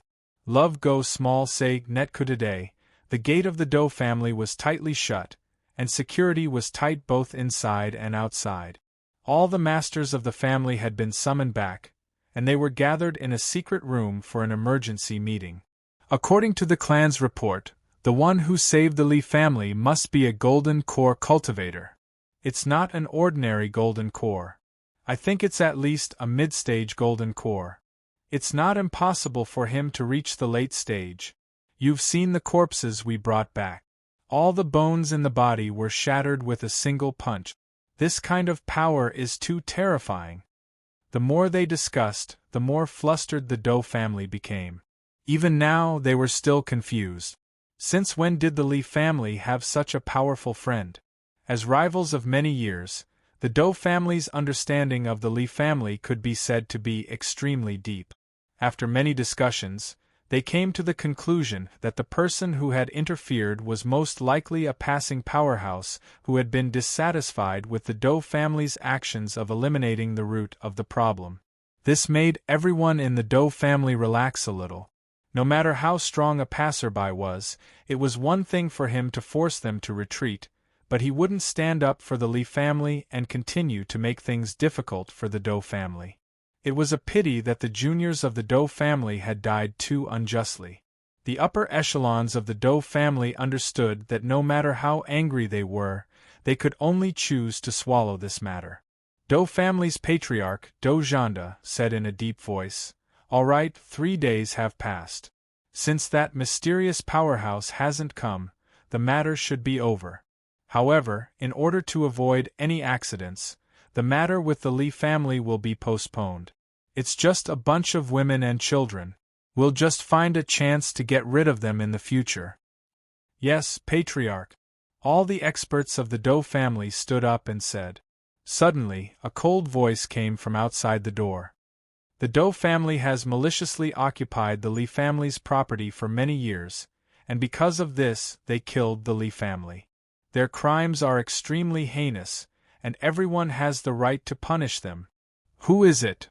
Doe Janda roared in anger. The chamber's door opened and Qin Yu stepped in. His face was cold and callous, without the least bit of emotion. A moment later, he turned around and left, closing the door behind him. After that, when night fell, the Doe family did not see any movement in the secret chamber. After asking for permission and receiving no response, they carefully opened the secret chamber door. Then, everyone froze on the spot, their faces pale. Led by Doe Janda, the 17 Doe family experts in the secret room were all killed, their heads separated from their bodies. At this time, Qin Yu had already left Green Forest City. When he killed the evil leader, he didn't implicate the ordinary Doe family clansmen. The reason why he waited for 3 days was because he wanted to investigate the grudges between the Lee family and the Doe family. This was simple. In a single day, Qin Yu had found out what the Doe family had done. The remaining 2 days were given to the Doe family to gather their experts. Since they were going to kill, they should do it cleanly. With the death of one more bad person, perhaps in this world, there would be a few innocent people who would be spared. Qin Yu never thought of himself as selfless or someone who stood on the moral high ground. But there were always some things he couldn't endure. Perhaps this was the bottom line. A light flashed in his hand and a black jade slip appeared. He said in a soft voice, "Everyone from the Lee family, I have avenged you. Please rest in peace." A gust of wind stirred up in the air, causing the leaves to rustle. It seemed as if they were thanking him, but also as if they were sighing in relief. Qin Yu was silent for several breaths of time. He probed the jade slip with his divine sense. He wanted to see just what sort of news could cause the Doe family to act so murderously and completely exterminate the Lee family. A moment later, Qin Yu laid down the jade slip, a complex expression on his face. He didn't know just what sort of mood he was in right now. Snowfall City's Yun family had suffered a setback, and when they left the city they were ambushed. After rescuing them, he obtained a jade slip. Within the jade slip was some recent secret news of the demonic path. The demonic path had made a great move in the sea region, and it seemed to be related to some great treasure. It involved spiritual objects of the 5 elements. That's right, spiritual objects of the 5 elements. Moreover, there was more than one. Qin Yu never imagined that he would obtain such precious news in such a way. Perhaps this was the faint will of the dark world repaying him for his good deeds? After thinking for a long time, Qin Yu let out a deep breath, a firm look on his face. It seemed that he would have to go to the sea region. The Southern Empire was located in the south and the Northern Dynasty was located in the north. The 2 countries covered an extremely large area, so large that it was impossible for an ordinary cultivator to travel through them in their entire lives. But even if the territory of the 2 countries was added together, it wouldn't even be 1/10 of the sea region, or even 100th of it. This was because for the endless years, no one had ever reached the other side of the sea. It was as if it were infinite, as boundless as the starry skies. In the vast sea region, some islands would occasionally appear. They were like pearls that adorned the deep blue curtain of the sea. In ancient times, there were cultivators who, for various reasons, would step into the sea region and settle down on the islands. In normal circumstances, these people were collectively referred to as cultivators from the sea region. Of course, they were at most guests and not the masters of the sea region. The ones who truly controlled the entire sea region, the overlords of the sea, were the monster races of the sea, their numbers so terrifying that it was impossible to count them all.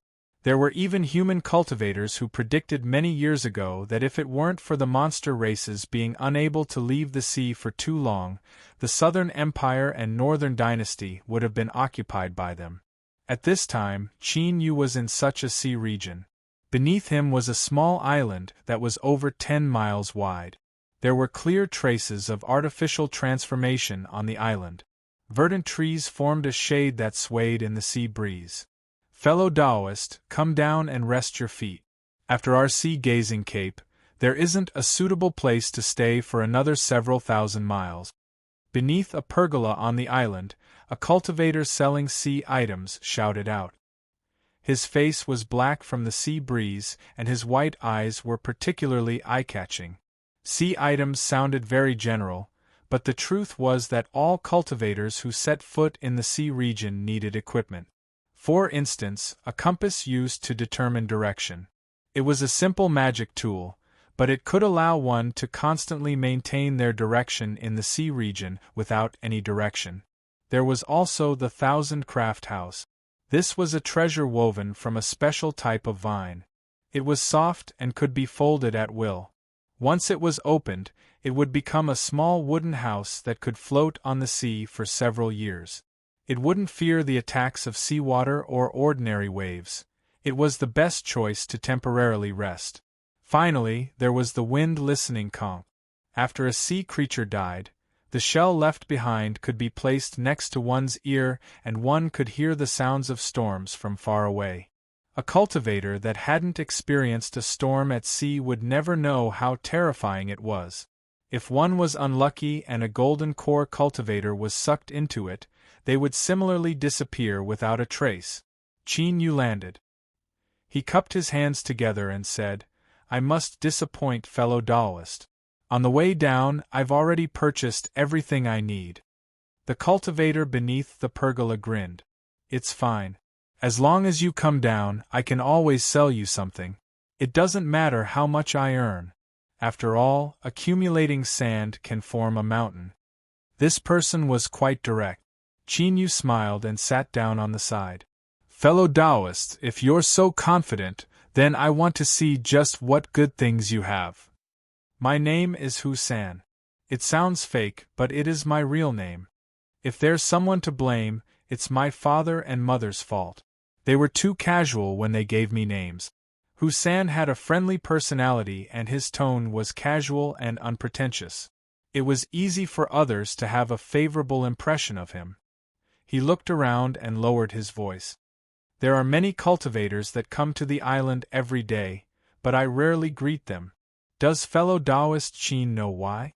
Qin Yu's eyebrows shot up. Hu-san smiled in satisfaction. I know how to judge people.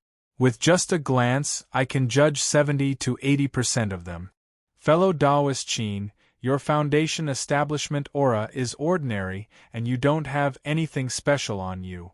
But I am certain that you are not an ordinary person. Don't ask me how I can tell.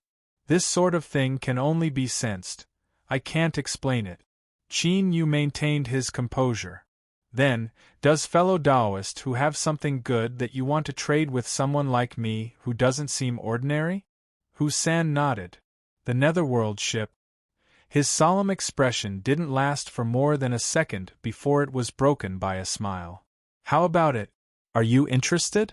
Qin Yu's eyes brightened. Since he had stepped into the sea region, he had naturally investigated it. He naturally knew of the illustrious reputation of the Netherworld ship. Moreover, where he wanted to go, he needed the Netherworld ship to open a path. In the legends, in ancient times, there was a ship filled with 10,000 people that disappeared in the sea. Several hundred years later, it suddenly reappeared. Besides being old and dilapidated, the ship was nearly intact, but the 10,000 people on board had all disappeared. Some people boarded the Netherworld ship and discovered that this ship could actually pull people into a sea region that was filled with reefs and a cold strength.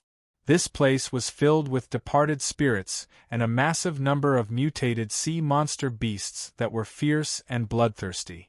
But at the same time, This sea region also contained countless precious treasures that caused the eyes of countless cultivators to turn red with greed. This ship was the Netherworld ship, and that strange sea region was called the Netherworld Sea. There was a great deal of information contained within the demonic path Jade Slip. Although it wasn't completely clear, every bit of information pointed to the Netherworld Sea. Hussein was calm and unperturbed, as if he had good news in his hands and wasn't afraid that Qin Yu wouldn't buy it. Qin Yu's thoughts raced. He lightly said, "News about the Netherworld ship is something that every cultivator that enters the sea region would be interested in. But, how do I know that your information is correct?" Hussein pointed a finger. "Fellow Taoist Qin, ask around. I have been here for dozens of years, and when have I ever sold false information? If I really did that, then with my little bit of weight I would have long since been torn to shreds and thrown into the sea to feed the fish." Qin Yu suddenly stood up. As Hussein was in a daze, Qin Yu had already walked several dozen meters away. He found a cultivator that did the same business as Hussein and spoke in a low voice. This person, he actually went to ask. Hussein's lips twitched. "Was it really okay for you to make your distrust so obvious?" A moment later, Qin Yu returned. He nodded and said, "Fellow Taoist I will buy your information." Hussein's complexion changed several times before he squeezed out a smile. He dryly said, "Fellow Taoist Qin is indeed cautious." Qin Yu nodded. "I do think that it's never wrong to be a bit more careful at any time." Hussein immediately decided not to speak any more nonsense with him. Otherwise, he feared that he wouldn't be able to suppress his anger and his business would collapse. He stretched out a hand. 1,000 spirit stones, no bargaining. Qin Yu didn't even blink. 300. Blue veins popped up on Hussein's forehead. He had seen people haggle, but he had never seen anyone haggle like this. It was fine if he was cut in half at the waist, but to cut off 70% of the price, he really dared to ask for it. He took a deep breath. 800. This is the friendship price that I gave you. It would be impossible for anyone else to come here. Qin Yu had a faint expression. 400 is the most I can go. Hussein choked on his anger and roared out, "Fellow Taoist Qin, this is the Netherworld ship, the Netherworld ship that represents countless opportunities. If you are late, you might not be able to make it." Qin Yu let out a breath. "But there is also a possibility that this is a real Netherworld ship, and it will never return." Hussein was left speechless. Every time the Netherworld ship appeared, there were people that struck it rich, but there were even more that died. He clenched his teeth. 600. If I miss even a single bit, I won't sell it. Qin Yu faintly smiled. Deal. A moment later, a weeping Hussein sent off fellow Taoist Qin who had rested enough. When Qin Yu's figure vanished from sight, his sad expression turned to one of satisfaction. Hee brat, you want to fight with me? You are still too young. Chapter 105. Genius 1 second. Remember, if you want to go? This is the network that provides you with wonderful novels to read. The boy that old 3 spoke of had a calm expression. After leaving the island, he used the compass to guide him towards the place where the Netherworld ship would appear. He was well aware that 600 spirit stones was a great loss. After all, once news began to spread, its value would rapidly fall. Qin Yu had cut down the price and observed Old 3's actions in order to determine just how much value the information in his hands still had. The results allowed him to feel a little more at ease. News of the Netherworld ship shouldn't have spread out on a large scale yet. While he couldn't be considered to have taken the lead, he shouldn't be the last to find out. Of course, another function was to tell those around him that he was extremely poor and wasn't some fat sheep that didn't care about a few hundred spirit stones. The sea region was vast and boundless. To a certain degree, the degree of chaos and darkness here was far beyond what the land could compare with. Although he wasn't afraid, it was always better to have less trouble. As he raced along, He didn't encounter any unlucky tsunamis that would cause people to pale at the mere mention of them, nor did he encounter any murderous activities. Besides a few blind sea monsters that jumped out, Qin Yu easily dealt with them. His journey was unbelievably smooth. Half a month later, after traveling at least 100,000 miles, Qin Yu entered the deep sea. Of course, this so-called deep sea was only what cultivators believe. In terms of the entire sea region, this depth was only the periphery. The 3 black islands were arranged in a triangular formation. Whirlpools appeared and disappeared from time to time. It could be seen how harsh the underwater environment was. Qin Yu carefully checked his surroundings. After determining that this was the 3 mountain islands, he revealed a happy expression. He had finally arrived.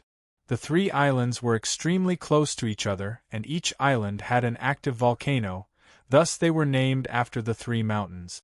Because the underground volcanoes were unstable and the surrounding waters were filled with reefs, even though the 3 islands weren't small, very few people came here. Most people would rest for a bit before leaving, so they could be considered relatively deserted. But now, the 3 islands were covered in pavilions. In just a dozen some days, they had formed several lively streets and large trading markets.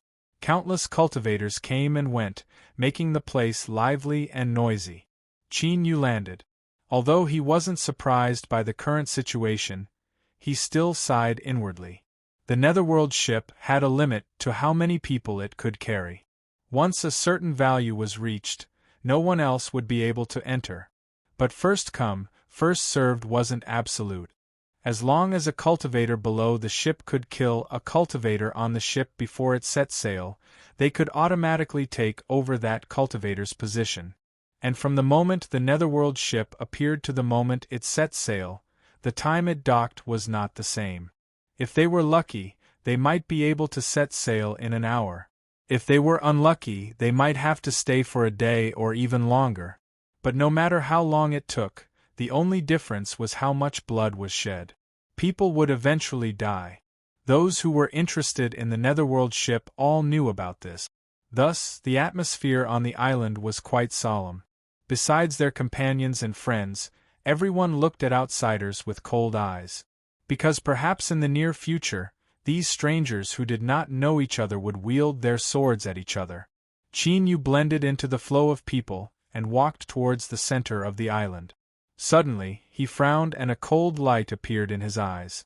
When he turned around and looked back, the feeling of being stared at by the crowd had already disappeared. But Qin Yu believed that his senses weren't wrong. Just now, someone had noticed him and revealed killing intent. Who was it? Qin Yu carefully looked around, but as far as he could see, he couldn't find a single familiar face. Taking a deep breath, he gathered his thoughts and turned to leave. In his heart, however, he was already on guard. He had just arrived at 3 mountain islands and someone had already revealed killing intent towards him. No matter how he looked at it, this was a terrible situation. It seemed that he would have to be more careful. At a temporary inn on 3 mountain islands, Qin Yu bought a room and stayed there until the Netherworld ship appeared. The structure and layout were simple and crude, but the price was ridiculously high.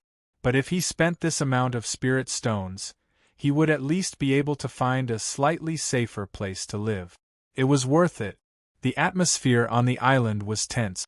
There wasn't much to do and there wasn't anyone he was familiar with, so Qin Yu didn't plan on going out.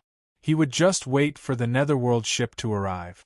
On another island, a few cultivators entered a room and shut the door tightly. The leader turned around and said in a low voice, "Fellow Taoist Qi, what happened? Why did you suddenly reveal killing intent towards a stranger?" That person's reaction was sharp and he almost locked onto us. Qi Quan's complexion was ugly. He turned his hand and took out a bronze mirror. The surface was mottled. Senior apprentice Sister Xiang died not long after she handed over this treasure. When I saw that cultivator today, the bronze mirror emitted fluctuations. I am sure that it was that person who killed her. The person clenched his teeth. Elder Han, we must take revenge for her. Han Shanai frowned. After several breaths of silence, he said, Fellow Daoist Chi, we have the Saint Lord's hopes on us, so we cannot be careless in our actions. The sea monster royal family has already sensed something, so it is best if we don't complicate matters. He paused for a moment and then continued to say, If you want to take revenge, you can do so when the Netherworld ship arrives. If you can't, you will have plenty of chances after entering the Netherworld Sea. What he said was the truth. But the more important reason was that Qin Yu gave him a thorny feeling. If he couldn't provoke him, it was best to stay as far away from him as possible. Just thinking about it, anyone that could kill that woman Xiang Ruyu would inevitably have some method. This surnamed Qi risked his life for his lover, but that wasn't something he could do. Qi Quan panicked. When the Netherworld ship arrived, several thousand cultivators had boarded it at the same time and a bloody slaughter had occurred. It would have been incredibly difficult to lock onto Qin Yu at that time.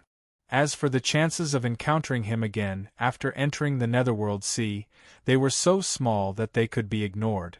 He guessed that Han Shanai didn't want to stir up trouble. His thoughts raced and he said, Elder Han, you have seen the strength of my copper mirror. According to what I know, this mirror was obtained by senior apprentice Sister Xiang from some ancient cultivator's cave dwelling. It is highly likely that this person is one of the cultivators that senior apprentice Sister Xiang cooperated with. Han Shanai shook his head.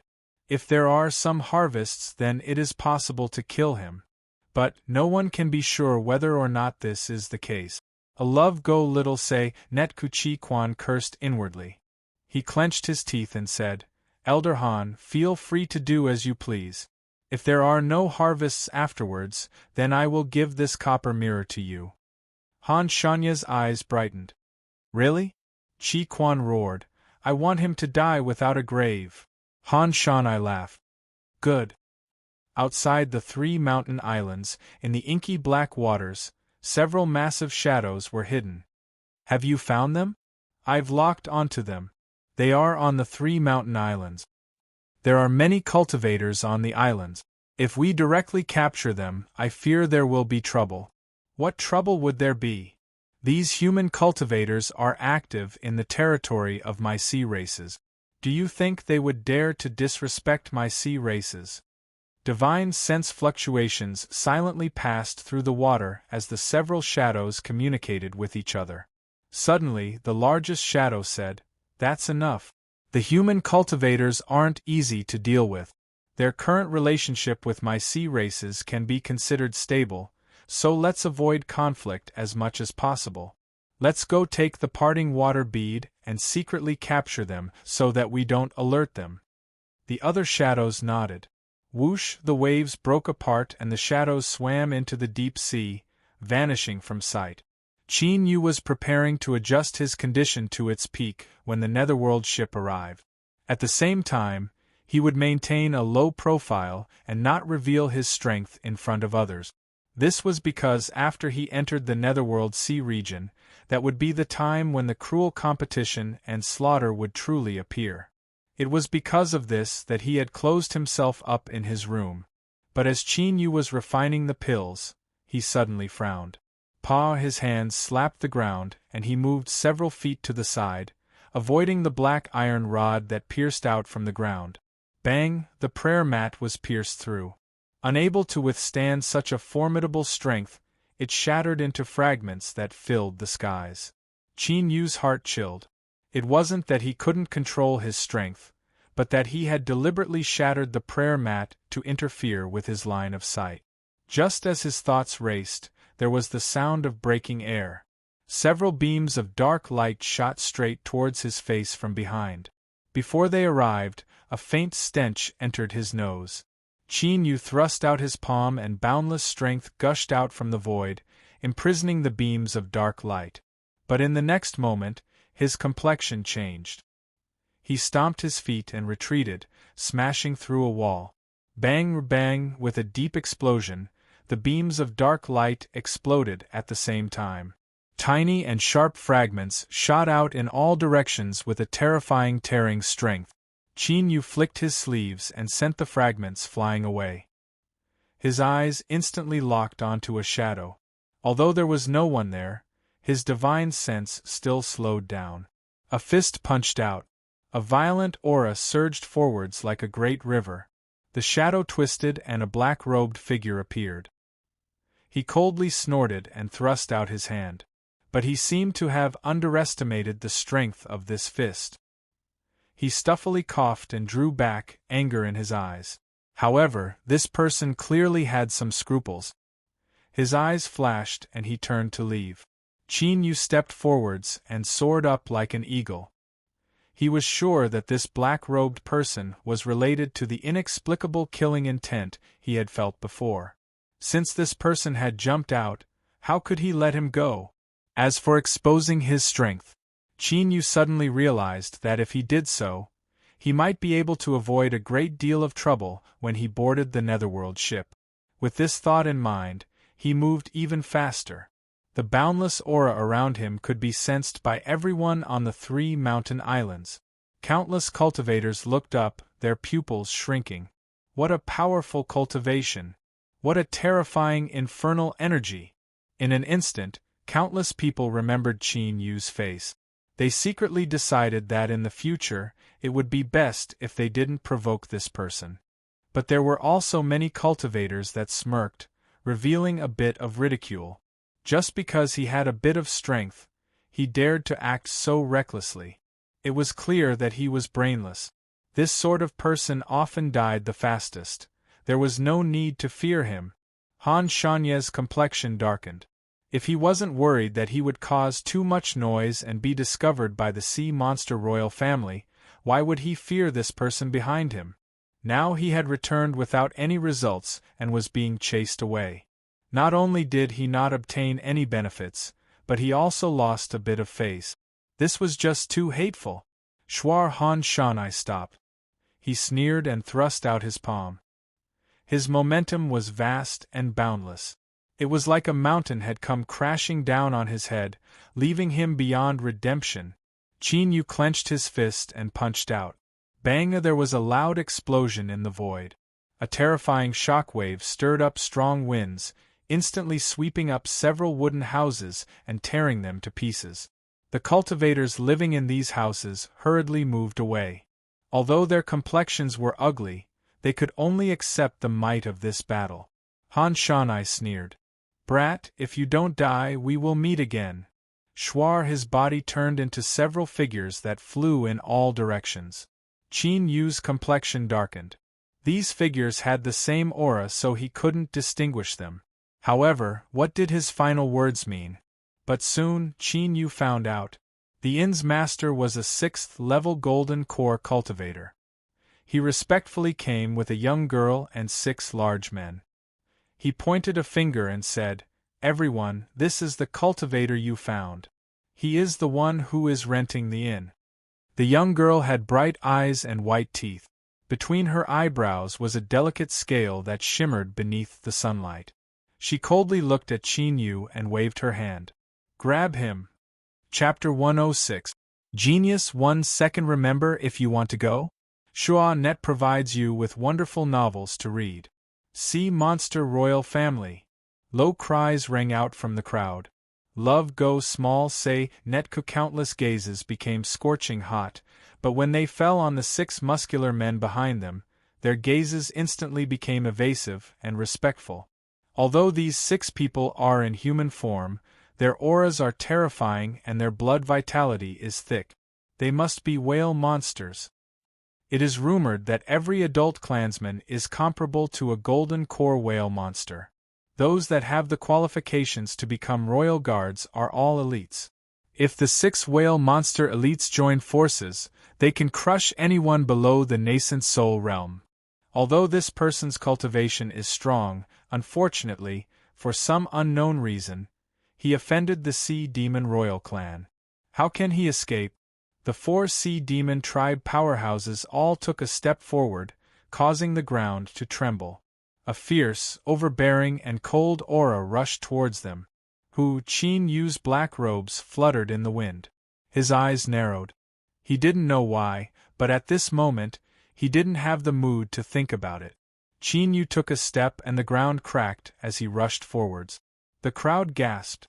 Facing 4 whale monster powerhouses, it was normal to turn and flee, but Yu actually chose to face them head-on. Was he courting death? Or courting death? Or he was courting death? Facing the whale monster race, a mere human cultivator actually dared to attack first. The whale monster on the left narrowed his eyes. A cold light flashed in them and a trace of anger flashed in his eyes. He stepped forwards and slapped out his fan-like hand. It whistled through the air, and it could be seen just how fast this seemingly clumsy slap was and how terrifying the power contained within it was. Qin Yu didn't dodge or evade. He lifted a hand and punched out, meeting it head-on. Bang! There was a loud explosion like the beating of a great drum. Brutal strength collided between the two. Qin Yu stuffily coughed, his complexion paling. He now had a clear understanding of the strength of the whale monsters. However, the other party was clearly even more shocked. His eyes were wide open and filled with disbelief. Thud, thud, thud, thud, thud, thud, thud, each step leaving a deep footprint. The most terrifying aspect of the whale monster was the strength of their mortal bodies. But the scene in front of them seemed to indicate that a human cultivator had forced back a whale monster in a collision of pure physical strength. The crowd gasped. This time it was filled with shock. The complexions of the 3 whale monster masters darkened and a dignified look appeared in their eyes. Even so, they remained as solemn as mountains, their auras calm and steady. Bang! The whale monster stepped forwards. His body was even taller and his robes tightened around his body, outlining his incomparably strong body. It was easy to judge the strength of a whale monster. The size of their body often corresponded to their strength. With a deep shout and a ripping sound, the whale monster's robes burst apart from his muscles. He punched out his fists, his aura tyrannical and courageous. The cultivators in the back were shocked by the aura and subconsciously took a step back. When they reacted, their faces turned red. But at this time, no one had the mind to care about whether or not they were embarrassed. Everyone's eyes were focused on Qin Yu. After forcing back the first whale monster powerhouse, Lin Ming didn't stop at all. He continued to rush forwards like a cheetah, crashing into the fist of the second whale monster powerhouse. No one could clearly see what had happened in the instant the two collided. They only felt a shock wave sweep over them, and a huge figure was sent flying. Crackle! This should be the sound of bones breaking. Qin Yu's complexion paled even further. But the whale monster powerhouse that collided with him was constantly vomiting blood. Countless people widened their eyes. No one had expected such an outcome. The 2 whale monster powerhouses were panic-stricken. They hurriedly caught their fallen tribesmen. At this time, Qin Yu's body flashed with light and his speed suddenly rose, instantly breaking past the 2. When he suddenly rushed forwards, he had relied on the strength of his mortal body. As he collided with the whale monster powerhouses in terms of physical strength, it made others forget that he was a human cultivator that excelled in magic power cultivation. Princess Lushy had a calm expression. As she looked at the rapidly approaching Qin Yu, a trace of ridicule flashed in her icy cold eyes. Was this the beheading plan? If the sea monster royal family could be captured so easily, then the entire royal family would have been exterminated long ago. How could they have survived until today and ruled over the boundless sea region? Foolish and ignorant humans. Behind her, 2 9-foot-tall diamond whale monster powerhouses stepped forwards, their eyes glaring at Qin Yu like fierce eyes. A sound wave that couldn't be heard by the ear suddenly spread out, piercing towards Qin Yu's soul like countless sharp awls. The crowd was far away, so they weren't affected. But there were still several people who stuffily coughed and their faces paled. Whale cry! Whale monster commanders! The ranks of the whale monster race were simple. There were ordinary clansmen, elite clansmen, whale monster commanders, and the highest-ranked whale monster sovereign. The whale monster sovereign was comparable to a nascent soul. In the sea region, he could restore his true body, and every move he made possessed the power to destroy the heavens and crack the earth. He was a true overlord of the sea. Whale monster commanders were at the second level and were absolute great figures of the whale monster race. Their strength was comparable to a human hollow nascent cultivator. Whale cry was something that only whale monster commanders could send out. It was a kind of innate divine sense attack, and its might was terrifying. If one had a weak soul, even if their soul didn't scatter beneath the bombardment of whale cry, their consciousness would still be crushed. Qin Yu had revealed his powerful mortal body, and his magic power cultivation wasn't weak either.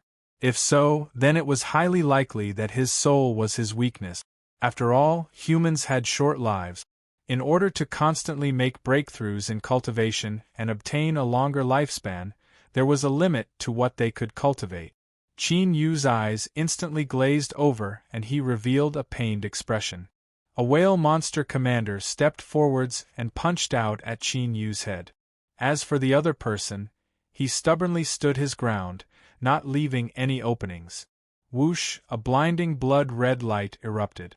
The blood-stained lock smashed towards the whale monster commander. This was a one-time use demonic treasure that erupted with a terrifying killing power equal to its value. Even someone as strong as the whale monster commander's fist was torn apart, revealing pale white bones as he was sent flying backwards. Now, the only one left standing in front of Qin Yu was the last whale monster commander. His expression was dignified. With a loud shout, a deep blue light erupted in front of him. It billowed like waves, protecting him and Princess Lushy behind him. This wasn't because they feared him, but because as royal guards, their most important mission was to protect the royal family from harm. As long as they could block Qin Yu for several breaths of time, the whale monster masters would have a chance to catch their breath. No matter how strong Qin Yu was, he wouldn't be able to take even half a step closer to the princess. Qin Yu's eyes brightened. He stepped in front of the deep blue light and punched out his fist without hesitation. Dong, the entire curtain of blue light trembled and was immediately torn apart. Qin Yu's fist forcefully squeezed through. For the first time, surprise appeared in Princess Lushy's eyes. She never imagined that this human cultivator would have such a powerful mortal body. But right after, this surprise turned into a sneer. The protection of the royal family could only be used by the guard captain. It was one of the strongest defensive methods of the royal family, so how could it be so easily broken? Once strength erupted, this human cultivator would be pulled in and crushed to pieces in the blink of an eye. But at this time, the sneer in Princess Lushy's eyes froze. In front of her, the guard captain that was as reliable as a mountain suddenly fell backwards. His body rapidly turned black. His body twitched and he foamed at the mouth. This was poison? But what sort of poison could be so terrifying and swift that it could instantly overturn the all-swallowing whale monster commander? Before Princess Lushy could wake up from her confusion, an iron-like hand grasped her slender neck and forcefully pulled her into his embrace. Beside her ears was a deep and hurried breathing. His body was so close that she could clearly feel his strong heartbeat in his chest. This didn't make one feel distressed. Rather, it emitted an incomparably fierce and formidable aura. The entire audience fell deathly silent. No one expected this to be the result. A single person had pierced through 6 whale monster powerhouses and single-handedly captured a sea monster royal. This should have only existed in a script or in one's imagination, but when it truly appeared in front of them, it was actually so breathtaking. "Don't move." His voice wasn't pleasant to hear, but it was calm, like water beneath a layer of ice, without the least bit of emotion. Moreover, it gave off a heavy feeling that everything he said would come true. The hairs on Princess Lushy's neck stood up. She could feel a faint killing intent from this voice. But as a member of the royal family, she had enough confidence and pride. Her expression remained icy cold as she coldly said, "If you touch me in the slightest, you will be chased down by the sea races for the rest of your life." Qin Yu lightly said, "I know." What sort of reply was this? Was he ignoring her? Anger surged in Princess Lushy's heart. Her body froze. The hand around her neck tightened and a faint blue color appeared on her snow-white skin. Even breathing became difficult. "Stop! If you dare to touch the princess in the slightest, you will die without a grave." The whale monster powerhouses were panic-stricken. Besides the one who had been poisoned to the ground, everyone else rushed forwards. But none of them dared to move recklessly. If there was a medicine for regret, they would have already eaten several carts of it. If they knew this would happen, they would have rushed forwards and killed this bastard instead of allowing the princess to fall into a trap. If anything happened to the princess, their best fate would be to commit suicide. Thinking of this, the eyes of the 5 whale monsters turned red. Qin Yu had no expression. "Everyone, I have no idea why I have offended the sea monster royal family, but since things have come to this point, there is no way to resolve this peacefully. In order to avoid an even worse situation from occurring, I ask that you all restrain yourselves and not chase after me. Otherwise, while I don't know if I can escape, the princess will definitely die." He grabbed Princess Lushy and began to retreat. The crowd parted to the sides. Everyone kept their distance, fearing that if they approached, they would be regarded as accomplices. After recovering from their shock, they looked at Qin Yu. Although there was shock and admiration in their eyes, they couldn't hide the pity in their eyes. This matter had become so big that even the sea monster royal family had been captured. It was clear that there was no way to resolve this peacefully. Perhaps they might be safe today, but their final fate could already be predicted. The 5 sea monster powerhouses watched helplessly as Qin Yu brought the princess further and further away. Their faces flushed red and blood energy roared around them, but none of them dared to take a single step forwards. Finally, the whale monster commander roared out, "Let's go!" Lifting up the poisoned commander, the whale monster fellows shot up into the skies. After flying out of the range of the 3 mountain islands, a dim light flashed in the air to reveal their true forms. They were terrifying whales that were dozens of meters long and weighed tens of thousands of genes. This was the first time many cultivators had seen the true forms of whale monsters. They cried out in alarm, their faces filled with shock. Bang, bang, they crashed into the sea surface, setting off massive wave. Several massive shadows instantly vanished from sight.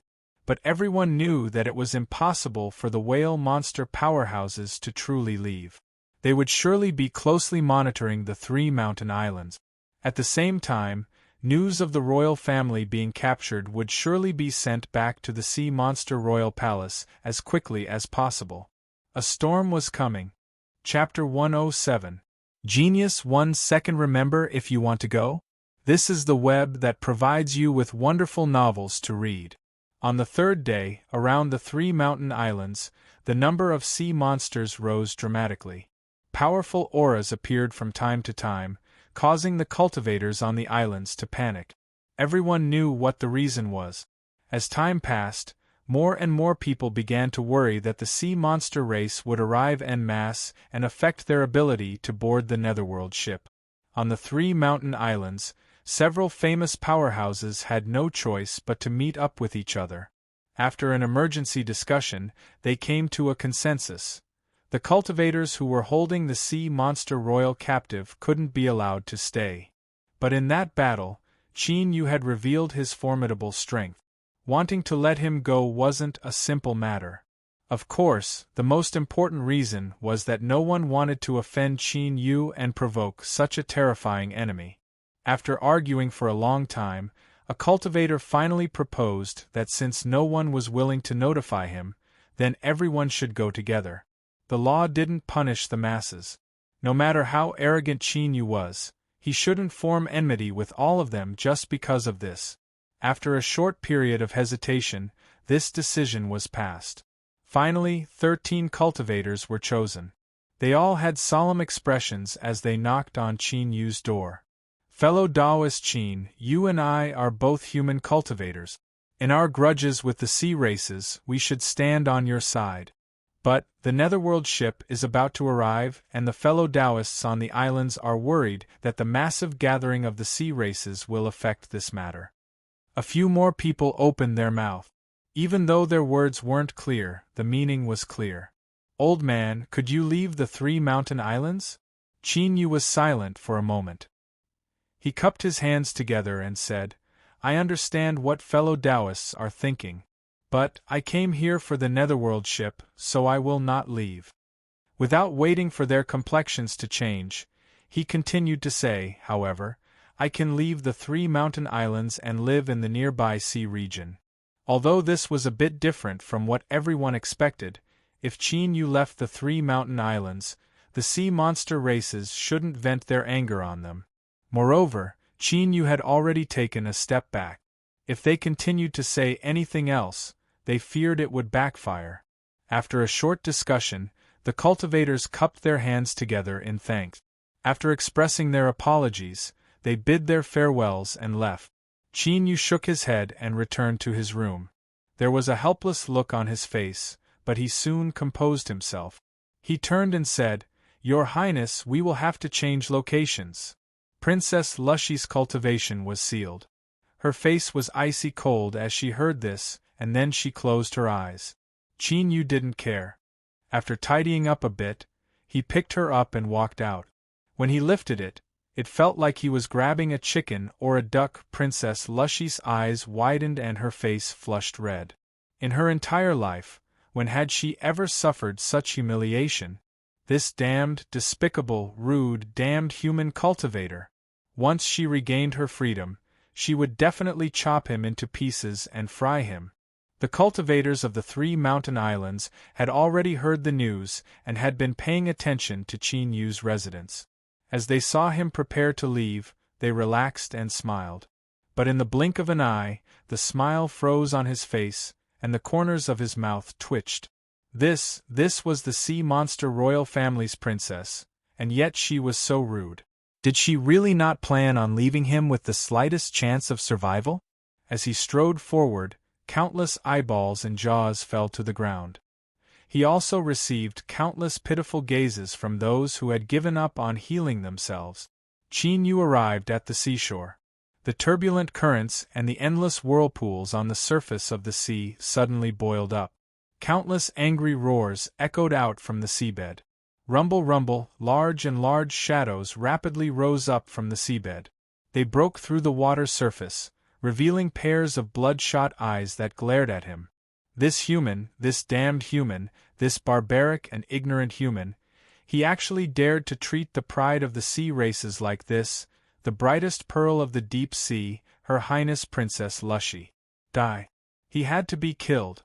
Cruel and cruel killing intent carried with it endless waves of foul wind, rushing in from all directions. The skies rapidly darkened. Endless water vapor rose into the air, as if a violent storm were brewing. Princess Lushy's eyes were tightly shut and her body shivered. Although the sea monsters were angry because of the humiliation she had suffered, they could still see her distressed appearance. As the proud princess who had always regarded herself as the proud daughter of the heavens, how could she accept this reality? Shame and anger mixed together. Her hatred towards Qin Yu also rose to a new height. Unfortunately, when these fluctuations of emotions superimposed on each other, they were far too intense. Princess Lushy coughed and fainted. Release the princess. Brat, you are dead. In the 9 heavens and 10 earths, no one can save you. I will tear you to pieces. Billowing curses echoed between the skies and water. Qin Yu looked up, his face expressionless. Shut up and back away, otherwise don't blame me for being impolite. His fingers moved. All of the sea monsters gasped for breath, but none of them dared to curse at the heavens. This bastard, he was simply despicable to the extreme. If he had the guts, then let go of the princess, and we'll fight for 300 rounds. Whoosh, the sea surface suddenly broke apart and a giant turtle floated up from the water. Only its shell was exposed, but even so it was over 3,000 feet long. If its entire body emerged from the water, it could be imagined just how large its mortal body was. It was simply a moving mountain. On the back of the turtle stood a middle-aged man. He wore white clothes and had white hair. He had an extraordinary bearing. He cupped his hands together and said, "Fellow Taoist Qin, perhaps there is some misunderstanding between you and my sea monster race. Could you release Her Highness Princess first, so that we can sit down and talk?" Qin Yu remained silent. The middle-aged man frowned. "Or, let's change the method. Fellow Taoist Qin, release the princess and I will allow fellow Taoist to leave. The sea monster race will begin hunting you down in 3 days." Qin Yu shook his head. His voice suddenly turned cold. "Does fellow Taoist really want to become enemies with my sea monster race?" Qin Yu lightly said. "Does fellow Taoist really think that I will release her in this situation? Whether or not I want to be enemies with the sea monster race, this has already become a fact. So, if you don't want anything to happen to Her Highness Princess, then restrain your subordinates and don't make any dangerous moves. I guarantee that once I am safe, I will send Her Highness Princess away. Now have them draw back." On the back of the turtle, the white-clothed, white-haired man looked deeply at Qin Yu. "Fellow Taoist Qin, I hope you don't regret this." Whoosh! The giant turtle sank into the sea. In the seaside area, the roaring sea monsters began to retreat. But their vicious eyes locked onto Qin Yu, not shifting away in the least. On the island, whether or not they were used to seeing Qin Yu, everyone who saw this couldn't help but praise him for his courage. Facing the sea monster race, and still not batting an eyelid, there weren't many cultivators in the entire sea region that could accomplish this. Many people began to inquire about who Qin Yu was. Unfortunately, after much searching, they found nothing. With a flick of his sleeves, a folded 1,000-craft house opened up and floated above. The sea surface gently undulated with the waves. Qin Yu carried Princess Lushy and jumped into the house. With a flick of his sleeves, the 1,000-craft house slowly floated over until it was 5,000 feet away from the 3 mountain islands. After leaving behind the imprisoned princess, Qin Yu sat down cross-legged. He took out a fishing rod from somewhere, threw down the line, and began to fish. As the waiting sea monsters saw this, they nearly exploded with rage. Arrogance to the extreme. All sorts of ordinary fish and shrimp in the sea had the potential to transform into sea monsters. They could be called their clansmen. Not only had this brat captured the princess, but he was also fishing right in front of them. This was naked contempt and ridicule. Several swordfish monsters were enraged. Amongst the sea monsters, they were the fastest race. With their long and sharp spines and long and narrow bodies, they had an unparalleled advantage. At this time, as a swordfish monster powerhouse sneered, several swordfish monsters rushed out. They shuttled through the 1,000-craft house at an astonishing speed, sweeping away all the ordinary fish and shrimp. "Fish, fish, fish your ass!" As the several swordfish monsters were triumphantly swimming through the sea at high speeds, occasionally making difficult provocative movements, Qin Yu suddenly moved. He flicked his sleeves and a deep purple magic sword flew out, stabbing into the sea surface. With a loud crackling sound, purple lightning spread out. The swordfish monsters shivered. They flipped over, revealing their white bellies. They floated to the surface, twitching and foaming at the mouth. Qin Yu praised, "What a big fish!" He rubbed his chin and whispered, "Steamed is too bland and fried is too greasy. How should I eat it?" The swordfish monster powerhouse was enraged. He wouldn't stare blankly on as his clansmen were cut open and eaten. With a sweep of his powerful tail, he exploded forwards, leaving behind a series of afterimages in the water. As he arrived within range of the 1,000-craft house, the magic sword released a bolt of lightning that fell down. This caused his body to tremble, but he didn't care about it at all, using his monster energy to expel the lightning. "Good! Let this human junior see just how fierce my sea monster powerhouses are." To dare to become enemies with my sea monster race will be the greatest regret of his life. The sea monsters loudly shouted out. The swordfish monster powerhouse sneered. He opened his mouth, wanting to take away several of his clansmen. However, things wouldn't be so simple. This thunder magic sword seemed quite good, so he might as well take it away. Hum hum, waves rose up, rolling up from all directions. The thunder magic sword trembled. Qin Yu shook his head. I just want to eat something, but I can't even calm down. He flicked his sleeves and a 100-foot-tall bamboo appeared from thin air. It fell straight into the water. Its roots, trunk, branches, bamboo leaves, every inch of it leapt with a rich purple lightning. Crackle, crackle. The surrounding 1,000 feet of sea surface was instantly covered with lightning. The swordfish monster powerhouse's monster energy suddenly collapsed. Its entire body shivered and its fish eyes popped open. Its body slowly flipped over, following in the footsteps of several juniors. Whoosh, on the surface of the sea, there was a great splash. Qin Yu's eyebrows arched up. He had a look of praise on his face. This is truly worthy of being the depths of the sea. Even a fish can grow so large. I fear it's enough for an entire village of several hundred people to eat a delicious meal. Hee, I wonder just how many years it took for it to grow so large. If its meat is too old and chewed on like old tree roots, then it wouldn't be interesting at all. He hesitated for a moment. Then, he clapped his hand. Let's stew it over a large fire. If we cook it for a bit longer and add in more spices and peppers, the flavor will definitely be great. The swordfish monster powerhouse had a deep cultivation. Although it had been knocked unconscious by the thunder, it was still able to maintain its consciousness. As it heard these words, its eyes rolled up in anger. How shameful! How shameful! The face it had built up over several hundred years had been completely lost today. Before it could catch its breath, the swordfish monster powerhouse fainted.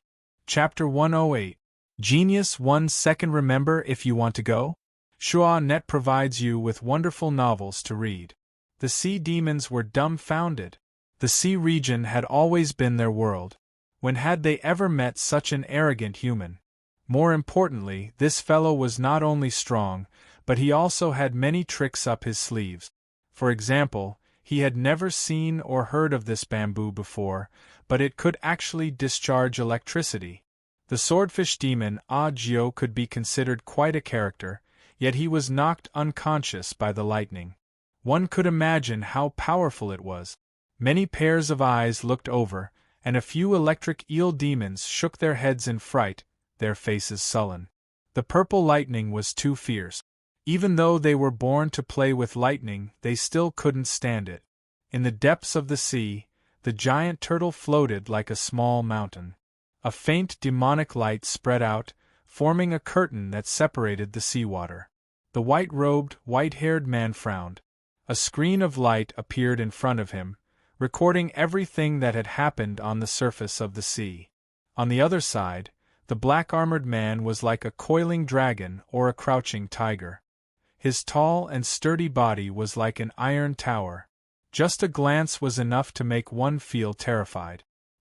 He sat there without saying a word, his whole body surrounded by a baleful aura.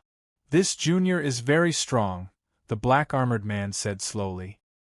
His voice was as steady as a mountain, and every word he spoke seemed to carry the weight of 10,000 caddies. The white-clothed, white-haired man cupped his hands together. Uncle Hai, are you not confident either? The black-armored man wasn't angered. He thought for several breaths of time and said, killing this person isn't difficult. But, wanting to instantly kill him and leave the princess unharmed is extremely difficult. The sea monsters on the surface didn't know the black-armored man's evaluation, otherwise they would have cried out in alarm.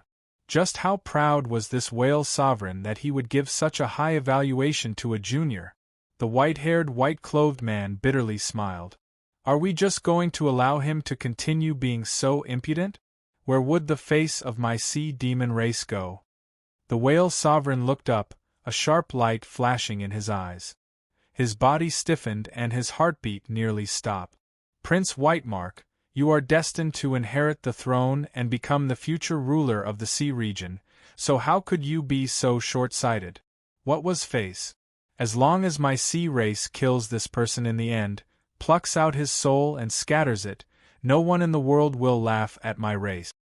Prince, please remember, in this world, the process is always the process, only the result is the most important. The whale sovereign closed his eyes, his stone-like face indifferent. The princess being captured is the fault of the whale monster race.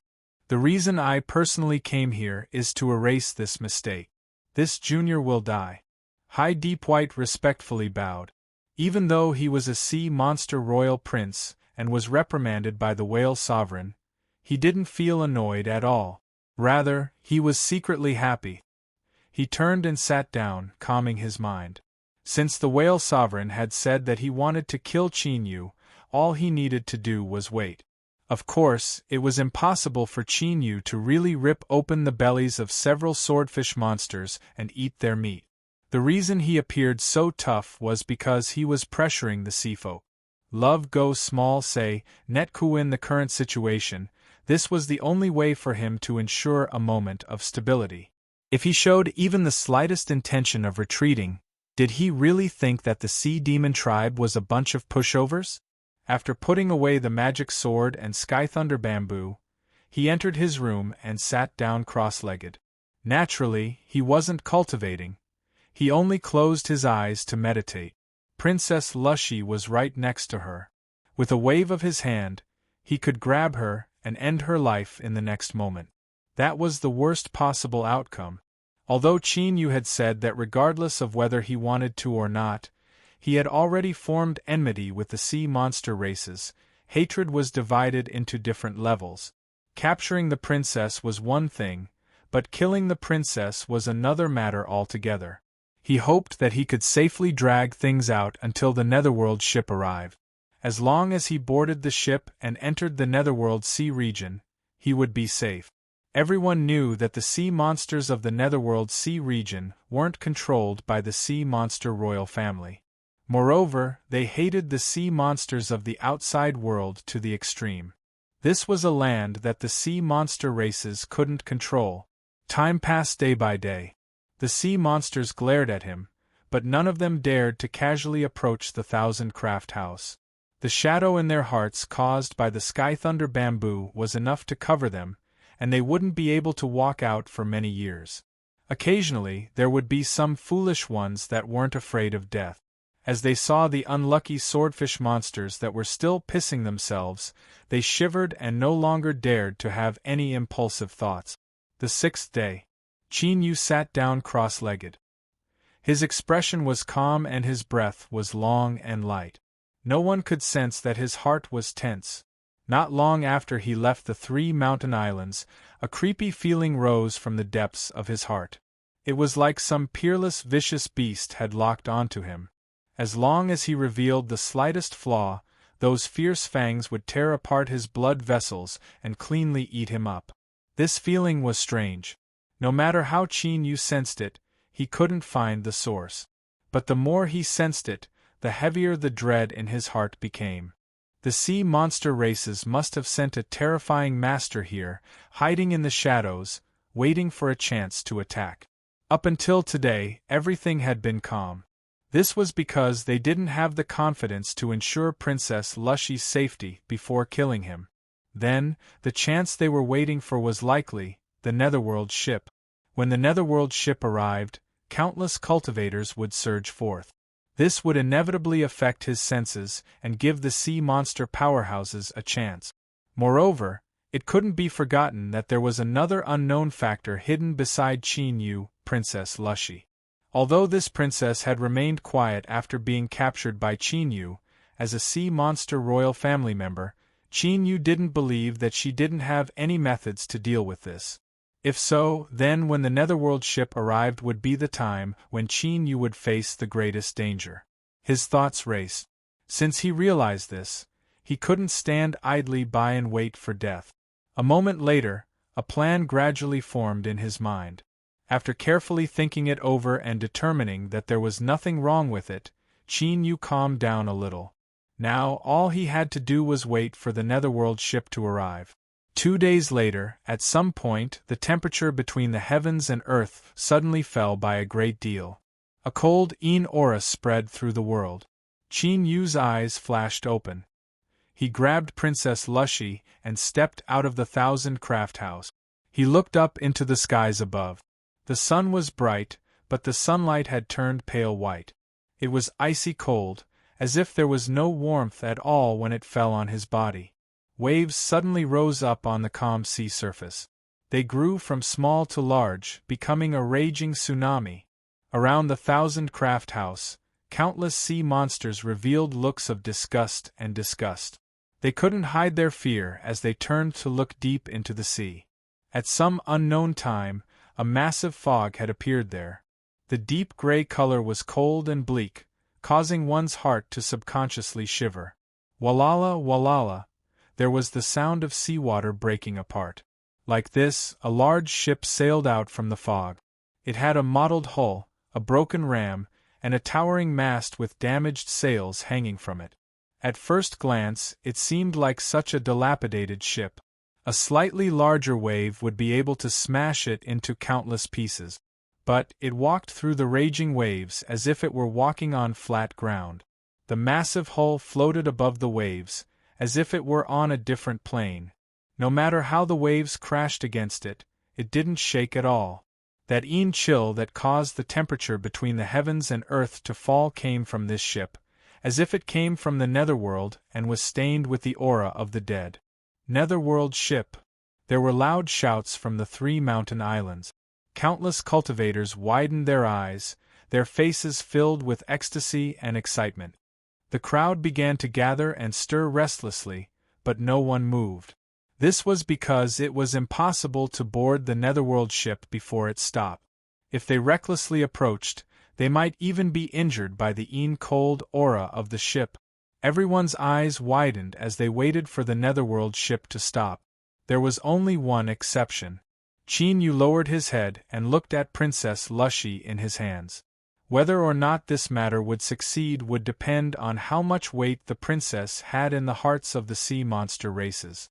Princess Lushy's heart shrank as a foreboding feeling rose in her heart. But before she could speak, a surge of magic power broke into her body. Her eyes widened in disbelief, and she fainted before she could even utter a single sound. "Brat, what do you dare? If you harm the princess in the slightest, I will skin you alive. You bastard, you still haven't let go." Even though the netherworld ship had arrived, the sea monster races still didn't let go of Qin Yu's surveillance. His every move and action was watched by countless eyes. What he did to Princess Lushy immediately caused the eyes of countless sea monsters to turn bloodshot. Qin Yu had no expression. He said in a low voice, "Fellow Taoists of the sea monster race, today I will be the first to step onto the netherworld ship." He didn't hide anything. With the support of magic power, his voice echoed through the air. On the 3 mountain islands, countless cultivators were rubbing their fists in anticipation. Then, they were immediately enraged. "You are the first one, but what about us?" In particular, some tyrannically strong individuals who were filled with confidence had gloomy complexions that seemed as if they could drip water.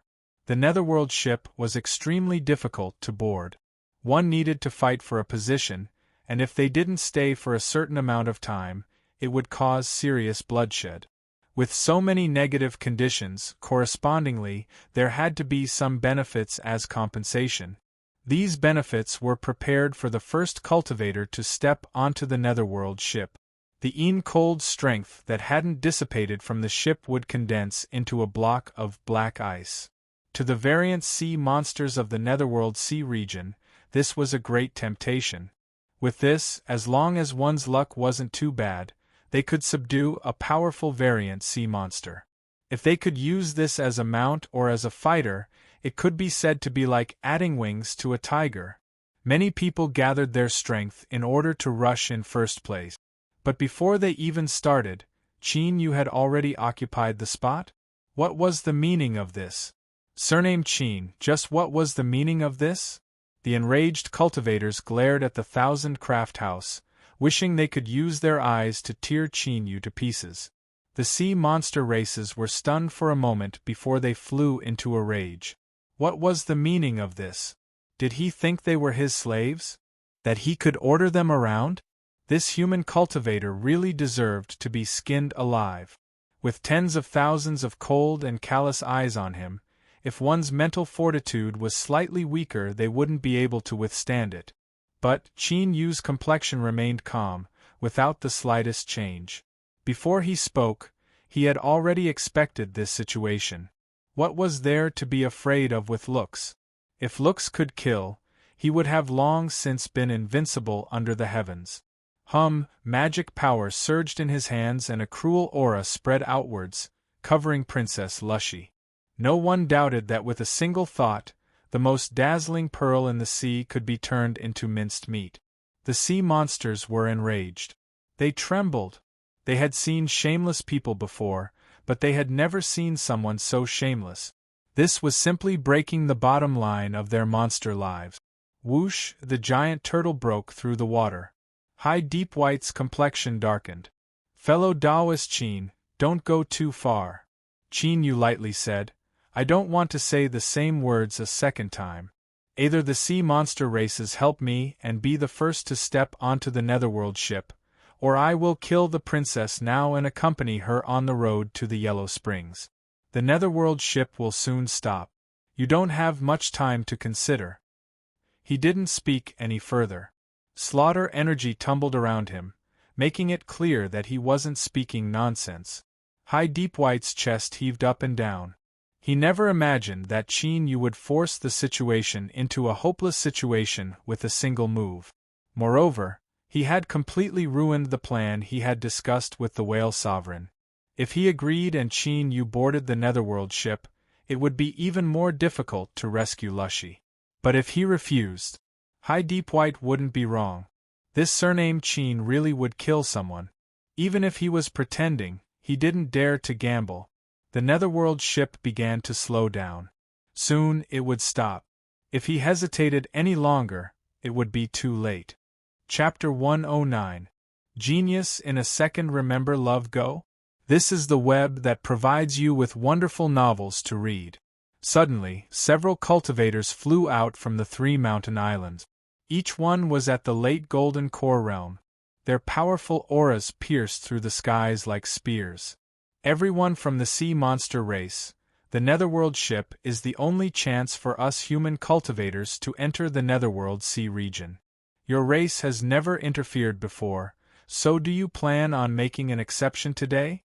The old man in the lead asked. Golden light appeared around him, and a figure circled around him. He was a hollow nascent soul realm powerhouse.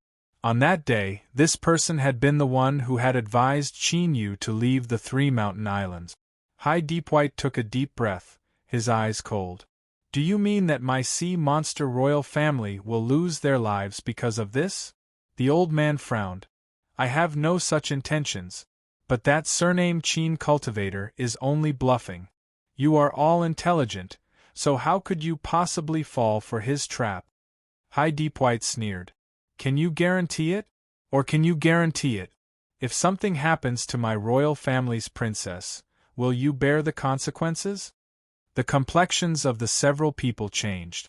Even if they had a 99% chance that Chin Yu wouldn't dare to kill them and perish together with them, but a 10% risk was more than enough. If they were truly related to this matter, then none of them would be able to survive the anger of the sea monster race. The hollow nascent soul old man had an ugly complexion. It looks like the sea monster race is preparing to intervene. Deep White had no expression.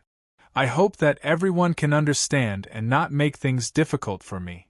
Whoosh, whoosh, the seawater shattered and countless sea monsters appeared. They viciously glared at the several people, their killing intent undisguised. The anger that had been bottled up in their hearts for the past several days made them wish that they could immediately begin a slaughter. The hollow nascent soul old man roared, although the sea monster race is strong, The human cultivators of my 3 mountain islands will not agree to this.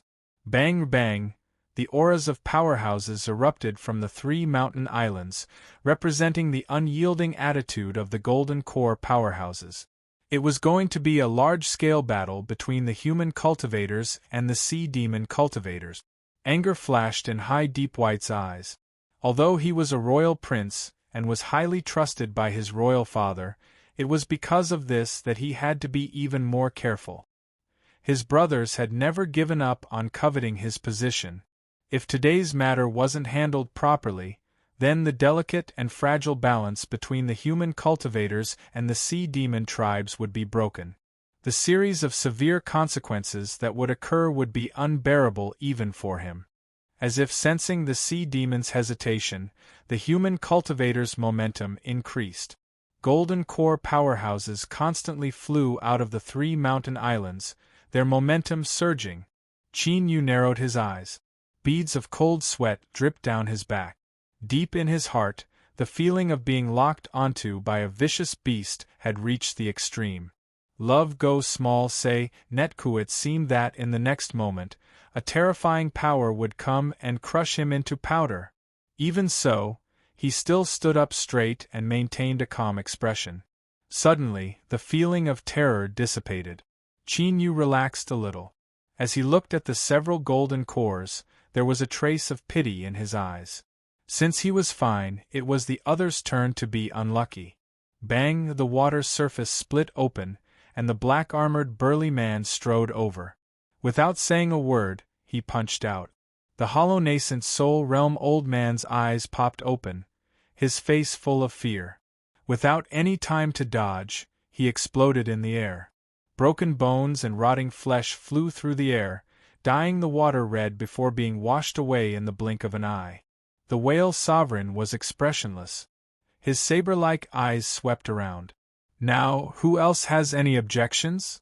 Beside the hollow nascent soul old man, several golden cores paled and their legs shivered. Just now, if the range of the bombardment had been just a little bit larger, they would have all died together in the Yellow Springs. On the 3 mountain islands, the golden core sect that had risen up turned and left, not afraid of losing any face at all. Nascent soul, this was absolutely a nascent soul. In front of such a level of strength, you still wanted face? It would already be good if you could preserve your life. Whoosh, the last wave was torn apart and the netherworld ship came to a stop. But at this time, no one dared to take a single step forwards. The whale sovereign turned around. His black armor rubbed against each other, causing light cracking sounds to ring out. His eyes were as sharp as arrows shooting out from the heavens. Qin Yu's face was a bit paler, but his body was still straight as before. He grabbed onto Princess Lushy's hand, not trembling in the least. A deep light flashed in the depths of his eyes. The whale sovereign slowly said, "The sea monster races agree to your request. After we enter the netherworld sea region, we will allow the princess to leave. Otherwise, I swear that no matter where you flee to, I will find you and kill you." No one doubted the oath of a nascent soul powerhouse. Qin Yu was no exception. "Senior, rest assured that I do not wish to end my life with the sea monster races." He stared at the whale sovereign, motionless. The whale sovereign turned around. "This matter is settled. I will leave first." Whoosh, a monstrous light flashed and he broke through the skies. The 3 mountain islands were thrown into chaos. But no matter how restless they were, no one dared to disobey the will of the whale sovereign. High Deep White's complexion was ugly. "Fellow Taoist Qin, please." Qin Yu put away the 1,000-craft house. Light flashed around him. He grabbed onto Princess Lushy and flew towards the netherworld ship. The cultivators and sea monsters all had incomparably complex expressions. Ever since the netherworld ship appeared, this was the first time such a situation had occurred. Despicable villain. Shameless to the extreme. Jealousy filled their hearts, and they cursed endlessly. But they couldn't stop Qin Yu's figure at all. He landed on the netherworld ship. A cold aura rushed into his body from the deck.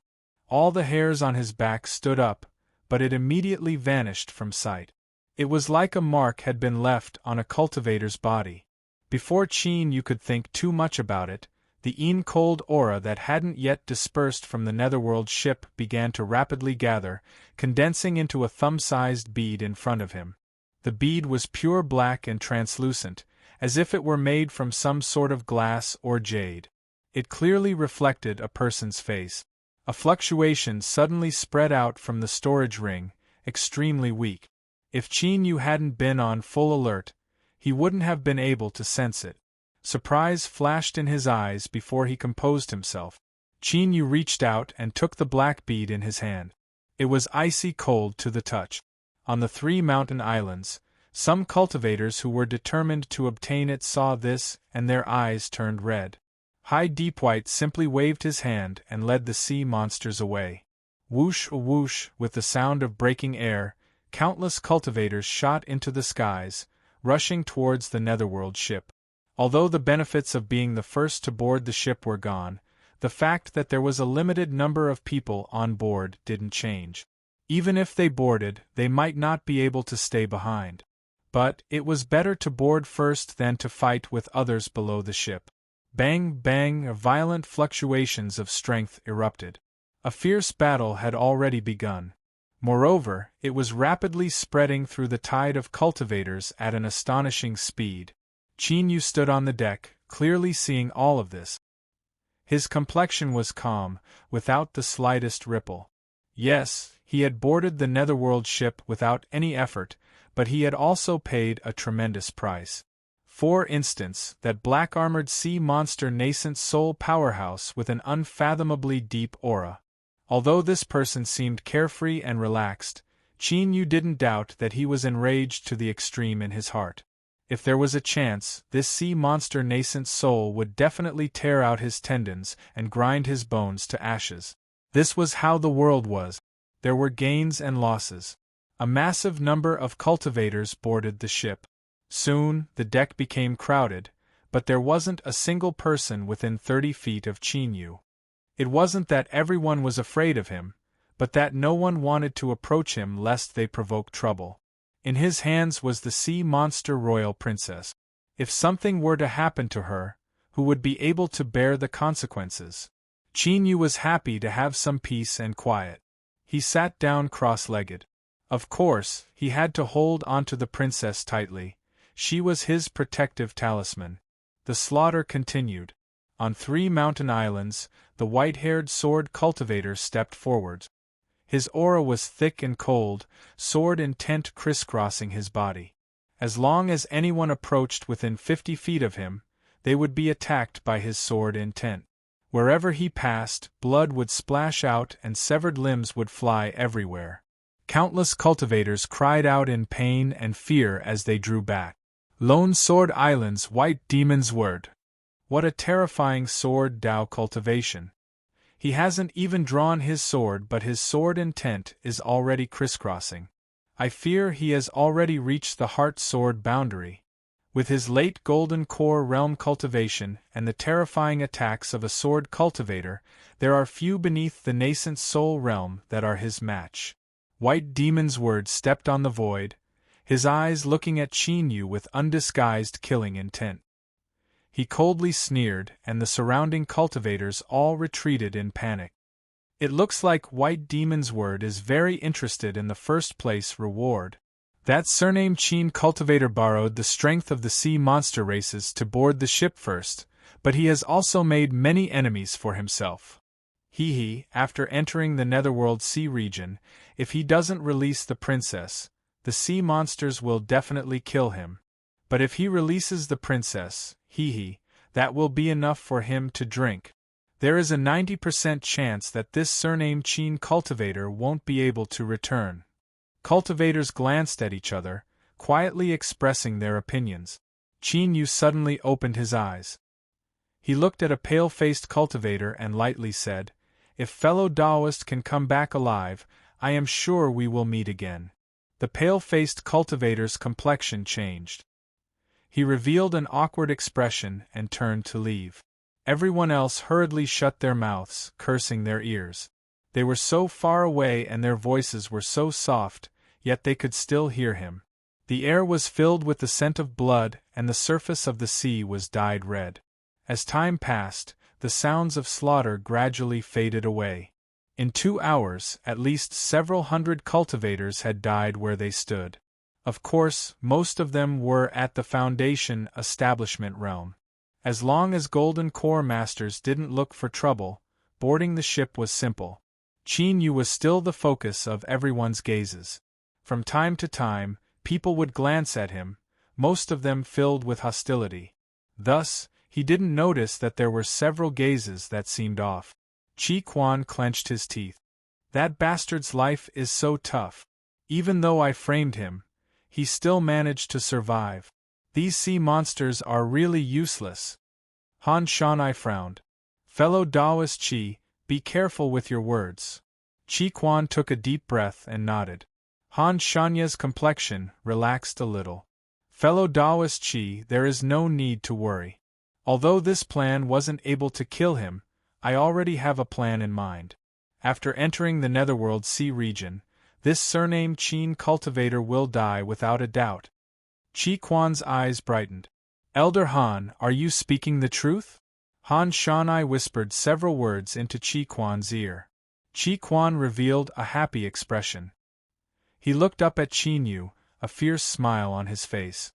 If everything went smoothly, then even if this person who killed senior apprentice Sister Xiang had 3 heads and 6 arms, he would still be torn to pieces by the sea monster races. Whoosh, the Netherworld ship began to move without warning. It tore through the waves and sailed into the fog. The cultivators on board were stunned for a moment before being overjoyed. No one thought that the Netherworld ship would stop for such a short period of time. From start to finish, it had only been a little over 2 hours. Outside the ship, the cultivators that didn't have a chance to board were left panic-stricken. Many of them were injured and had been preparing to rest and recuperate before attacking, but who knew things would turn out like this? In a hurry, nearly 100 cultivators shot up into the skies, all of them attacking the cultivators they had chosen in order to seize a spot in the final moments. The cultivators that were attacked resisted with all their strength, not hoping to injure or kill their opponent. As long as they could last for a moment, these people would naturally retreat. Ah! There was a miserable cry from outside the ship. A cultivator wasn't paying attention and was suddenly covered by a mass of fog. It was like he had fallen into acid. His flesh and blood began to rapidly corrode, revealing his organs and bones. He struggled to escape, but even though he flew out of the range of the fog, the corrosion was still like maggots in his bones. Finally, he fell into the sea, splashing blood everywhere. The cultivators chasing the Netherworld ship had no choice but to stop in fear. They looked on with unwillingness as the ship entered the range of the fog. Several breaths of time later, a sea breeze blew past and the fog rapidly dissipated. The calm sea surface returned to its original state, with no trace of the Netherworld ship to be seen. #######. My wife had a cesarean section in the afternoon. At noon, I hurried back to my hotel to write. I didn't have any intention of acting pitiful. After all, I liked this profession and it had given me sufficient reward.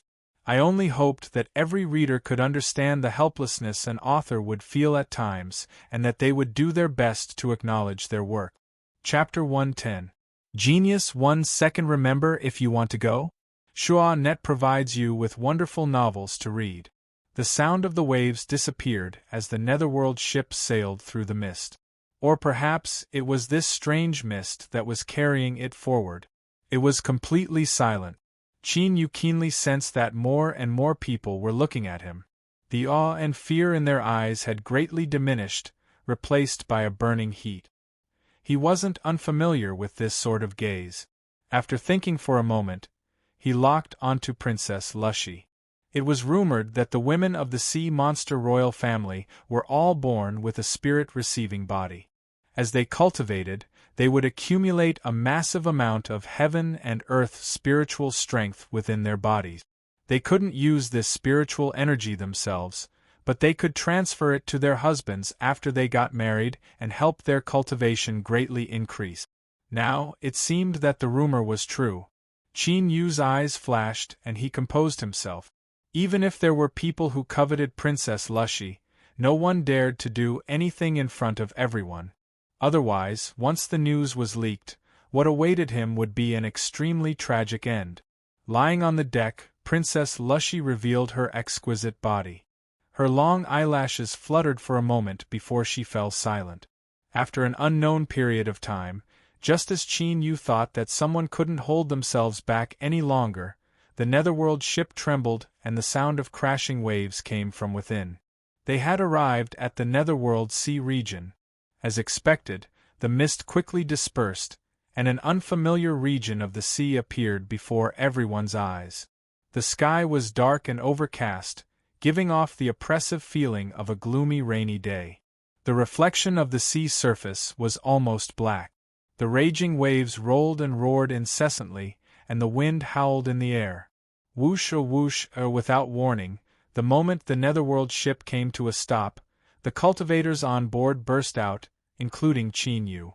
At this moment, regardless of their cultivation level, they all used all their strength and burst forth with their fastest speed. The netherworld ship connected the netherworld sea region to the outside world. Every time it opened, it needed to collect a certain amount of sacrifices. The sacrifices were the cultivators who boarded the ship. Even though the offerings were chosen randomly, those who were left behind had a much higher chance of being chosen. Ah! With panicked screams, several cultivators were wrapped up in a blood-red light.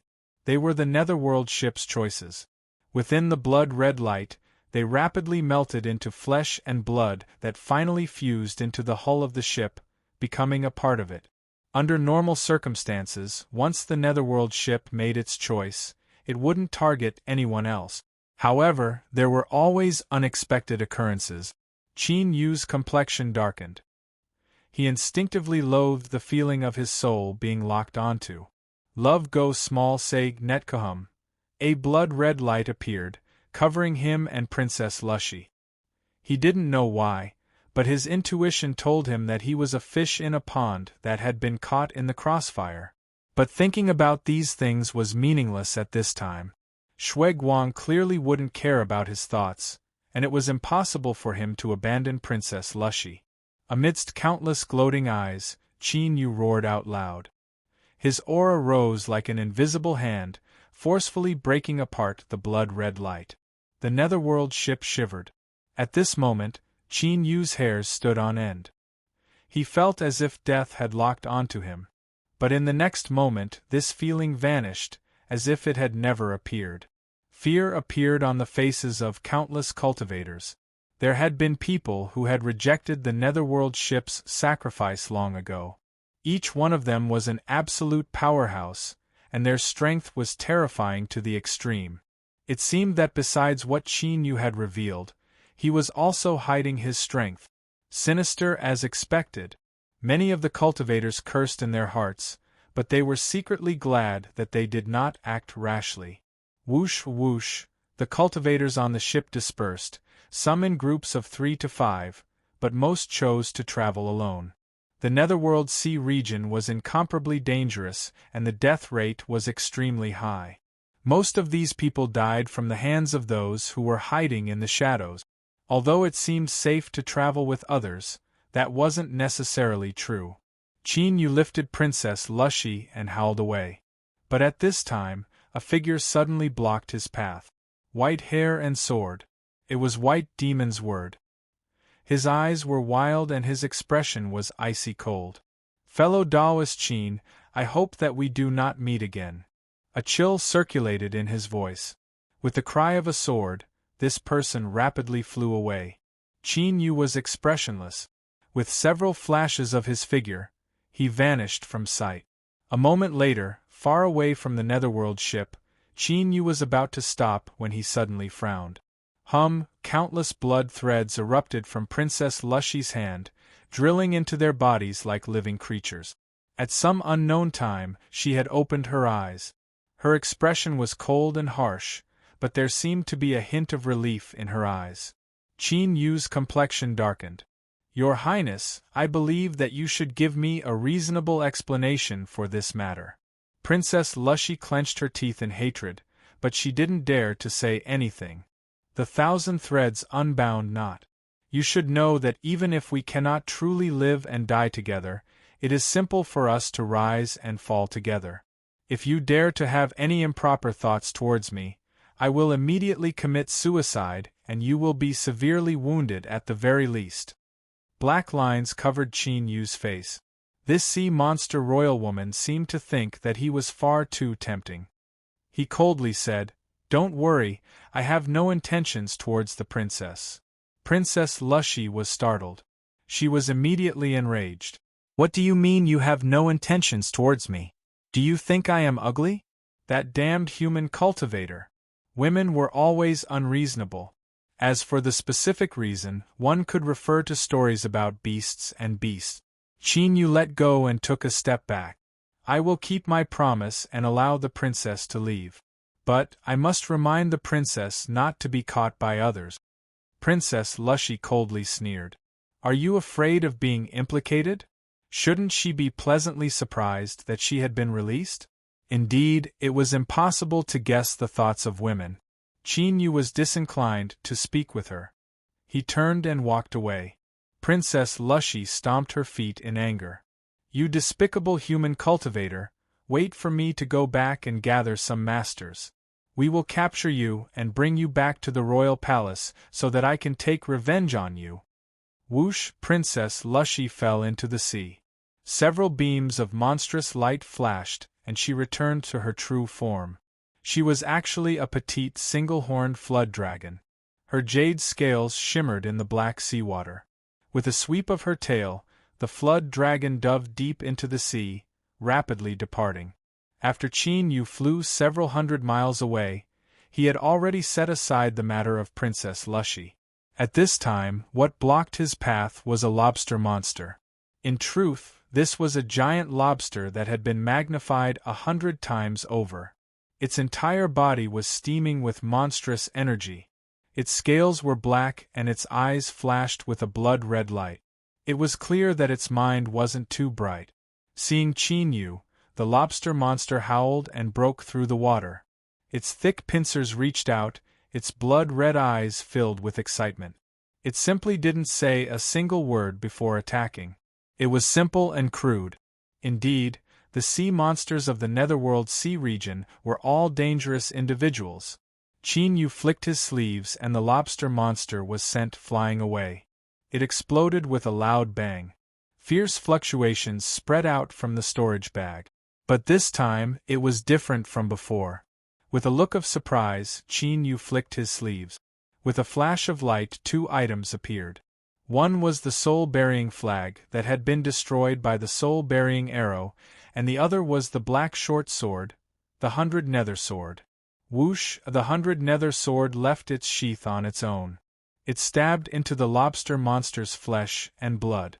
A trace of black energy flowed into the sword, and the 100 Nether Sword cried out in excitement. As its master, Qin Yu could feel its desire. After experiencing so many slaughters, the 100 Nether Sword had never responded. Could it be that the sea monsters of the Netherworld Sea region were different and could increase the strength of the 100 Nether Sword? This thought flashed through Qin Yu's mind. He waved his hand and took back the 100 Nether Sword. He suppressed his thoughts and looked at the soul-burying flag first. He boarded the Netherworld ship. As the cold energy condensed into a bead, the soul-burying flag emitted a weak fluctuation. He turned his hand and took out the black bead. He probed it with his mind, but there was no response from the soul-burying flag. Qin Yu thought for a moment and then placed the bead on the soul-burying flag. After several breaths of time, something occurred that left him gratified. The surface of the bead began to melt away, slowly fusing into the soul-burying flag. Perhaps there was a chance that this destroyed treasure could be restored. But he didn't know whether or not Black Sky Demon was still inside. A moment later, the entire bead fused into the soul-burying flag. Although he didn't sense any changes, Qin Yu believed that the insides were changing. He put away the soul-burying flag and grasped the 100 nether sword. After a moment of thought, his aura began to spread out. Since the netherworld sea region's sea monsters might contain the strength that the 100 nether sword needed to increase its strength, he naturally had to verify it. If it was true, reality proved that the sea monsters of the netherworld sea region had extremely sharp senses. Not long after Qin Yu released his aura, a fish monster rushed out. This fish monster's body was flat and its mouth was at its abdomen. Its mouth was filled with fierce and strange fangs. The monster energy around its body fluctuated. It was clearly a level stronger than the lobster monsters. The fish monster opened its mouth, but before it could even howl, a black light shot out. A layer of monster strength appeared around the fish monster's body. In front of this black light, the fish monster was as fragile as a bubble, instantly bursting apart. Puff, with the sound of a sharp blade piercing through flesh and blood, the 100 nether sword pierced through the fish monster's eye, directly piercing through its brain. This variation sea monster that was known for its potent vitality didn't even make a sound before it died. Qin Yu's eyes brightened. When it came to killing the fish monster, it was the 100 nether sword that had acted on its own. As he carefully observed it, the scales on the fish monster's body began to dim. It was as if something within its body was being extracted and plundered. It was really useful. Whoosh, the sea surface broke apart and a third sea monster rushed out. It carried a giant spiral shell on its back. It was a sea snail with astonishing defensive capabilities. However, beneath the 100 nether sword, its formidable defensive power wasn't able to display any effect at all. The sword followed the cracks in the spiral shell and stabbed into its body. Hum, 3 sea monsters died. But the 100 nether sword seemed to have recovered some of its memories and began to hum with excitement. If it weren't for Qin Yu calling it back, it would have continued to kill until the end of time. There was nothing he could do about it. He was hungry. If anyone were thrown into that barren land and buried for over 1,000 years, they would also end up like this. Qin Yu grasped the unwilling 100 nether sword. His lips curved up as he stroked the blade. Don't worry, since you've come to this place, I'll naturally let you eat your fill. But these small shrimps are boring. Let's go eat a feast first. As if sensing its master's thoughts, the 100 nether sword hummed and settled down. Qin Yu lifted his hand. A jade archive appeared in his palm. This was a sea map of the netherworld sea region that had been drawn up by the cultivators that had passed through it over the years. It wasn't comprehensive, but there were several important danger zones that were clearly marked. Originally, this sort of marking was meant to remind cultivators to stay as far away as possible. But now, whoosh, with a flash of light, Qin Yu howled far away. Several hundred miles soon passed. Although the boundless sea region seemed unchanging, by comparing the currents to the black shadow in the distance and comparing it to the sea map in his hand, he was able to approximate his position and direction. He wouldn't go to the black shadow in the distance for now. He would first find a place to have the 100 nether sword eat its fill. An hour later, after cutting down 17 sea monsters, Qin Yu came to a stop. In front of him, the sea surface was covered with whirlpools. The seawater roared as it rushed deep into the seabed. This place was called the 9 nether winding paths. The seabed was covered with countless holes that extended in all directions. It was incomparably complex, and there were many powerful sea monsters of the netherworld sea region gathered here. If a cultivator entered, they would most likely die. Qin Yu had no intention of entering. With a flick of his sleeves, he summoned the thunder magic sword and thrust it into the sea. Chapter 111. Genius 1 second. Remember, if you want to go? Shua Net provides you with wonderful novels to read. Purple lightning spread out. Although the power of the lightning had already weakened by the time it reached the bottom of the sea, it was still a great provocation to the sea monsters that lived there. It's already a miracle that we didn't cause trouble for outsiders like you, but you actually dared to come here and provoke us. You're courting death. Don't say anything else. Kill him. Whoosh a whoosh. The surface of the water suddenly burst open, and two strong sea demons jumped out of the water. They seemed to be close relatives, and both were some kind of pointy-headed fish. Its body was dozens of feet long, and its scales were thick and dense. Clearly, its defense was astonishing. Its tail, gills, and limbs were neither fish nor fowl. No matter how one looked at it, it looked like a hybrid between a human and a fish. Indeed, the high-level sea monsters of the Netherworld sea region were all strange mutated species. It was no wonder that they weren't recognized by the sea monster races and viewed each other with hostility. However, although it was a little strange, the aura of a Jindan could not be faked. The two fish demons were still very powerful. The 100 Nether Sword trembled, almost shedding tears of excitement. Master is a good person, bringing me to eat such a delicious meal. No, I'm so happy that I'm going to faint. Although the eyes of the two golden core fish monsters were filled with a blood-red light, it was clear that they had a bit of intelligence. As their eyes fell on Chinyu, they simultaneously revealed a look of vigilance. The monster race's perception of auras was far above that of human cultivators. Although Chinyu hadn't done anything and had restrained his aura, they still felt threatened. This was especially so when facing the two of them right now. He wasn't the slightest bit afraid, and his calm demeanor caused the fish to feel apprehensive. However, they had already come to their door, and they had also jumped out. If they turned around and left now, it would be too embarrassing. How could they continue to stay in this place? The two fish monsters were a bit regretful. As they were hesitating, the 100 Nether Sword made their choice for them. Whoosh, the scabbard was unsheathed and slashed down. Putting aside the power, just this aura alone was definitely full marks. But this time, the 100 Nether Sword had suffered. Although there were many Golden Core Realm fish monsters in the sea region, they were still absolutely powerhouses. How could it be so easy for you to cut it up like vegetables? As the demonic light erupted, the 100 Nether Sword was trapped within. Trembled and found it hard to break free. Bang! A column of water shot out. The 100 Nether Sword was bent and sent flying back. The two fish monsters revealed complacent expressions. With the two of us joining forces, it would be easy to deal with you. Although this cultivator hadn't attacked yet, his treasure had already been destroyed, so it didn't seem too difficult to deal with him. Then I'll get rid of him for dinner. But before the two of them could even sneer, the 100 Nether Sword flew back at an even faster speed. The blade of the sword was in perfect condition. There wasn't even a mark on it. It didn't look like it was damaged at all. Bang! The 100 Nether Sword slashed down. His aura was ferocious, as if he was roaring with his hands on his hips. I'll fight whoever stops me from eating. The corners of Qinyu's lips twitched.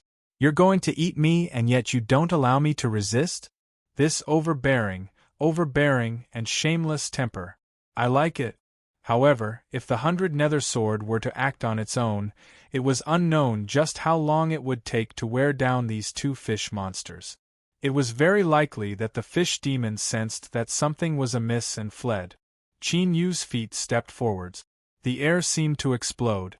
Like a fierce tiger descending a mountain, he brazenly attacked.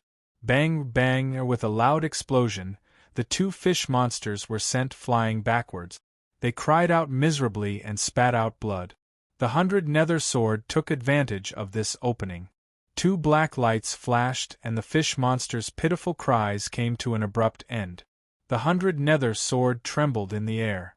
A mass of black light covered it and the sword blade cried out as it swallowed in great gulps. The narration was as follows. Woo woo woo, this is too blissful. I eat, I eat, I eat, I eat, I eat, I eat. As the 100 Nether Sword gorged itself, its face filled with intoxication as it absorbed the food, the sea monsters in the 9 Nether Winding Path were strangely enraged. Although Boss Fish and Second Brother Fish were just minor characters, for better or worse they were still monsters from the 9 nether boundary. If they were slaughtered so easily and cleanly, they would lose face. Revenge was out of the question, but this person and his sword could not be let go. Whoosh, the seawater parted and the giant crab broke through the surface. Its body was covered in an iron-gray carapace, and it waved its pincers. It opened its mouth and roared, its momentum fierce. The sea monsters sneered upon seeing this. Since the crab monster had attacked, the fate of this man and his sword was basically decided. Who didn't know that while the old crab monster wasn't the strongest, its defense and endurance were the most terrifying? But what happened next left the sea monster's jaws hanging open. After a moment of shock, they couldn't help but curse out loud. Chin-yu grabbed the 100 nether sword and turned to leave. Bang! Blood-red flames ignited. Like a meteor, he cut through the horizon and rapidly flew far away. This fellow, he didn't even fight and instead ran away. What a coward, he had no guts. The crab monster was a bit resentful, but he was even more smug. He coughed and looked around. Did you see that? That ruthless fellow that cut down Boss Fish and Second Brother Fish just ran away in fright when facing this old crab monster? What is dignity? What is momentum? What is subduing the enemy without a fight? Do you understand now? The crab monster waved its pincers in high spirits. Then, it turned and dove back into the sea. Chin-yu's face was gloomy. He had already stimulated the blood escape art to the limit. The 100 nether sword could feel the chill in its master's heart and obediently remained motionless. Love go little say, Netka just now, when the crab monster broke through the water, Chin-yu felt his heart skip a beat, as if a great calamity was about to befall him. This feeling was inexplicable, but it was also real and intense. It was like a blade had been placed on his body, ready to cut him down at any moment. In that instant, Chin-yu thought of Princess Lushy and the 1,000-thread everknot she used. This woman, she actually hadn't broken the connection. Chin-yu had an impulse to curse out loud. If something were to happen to Princess Lushy, then disregarding the anger of the sea monster races, he would immediately be severely wounded and on the verge of death.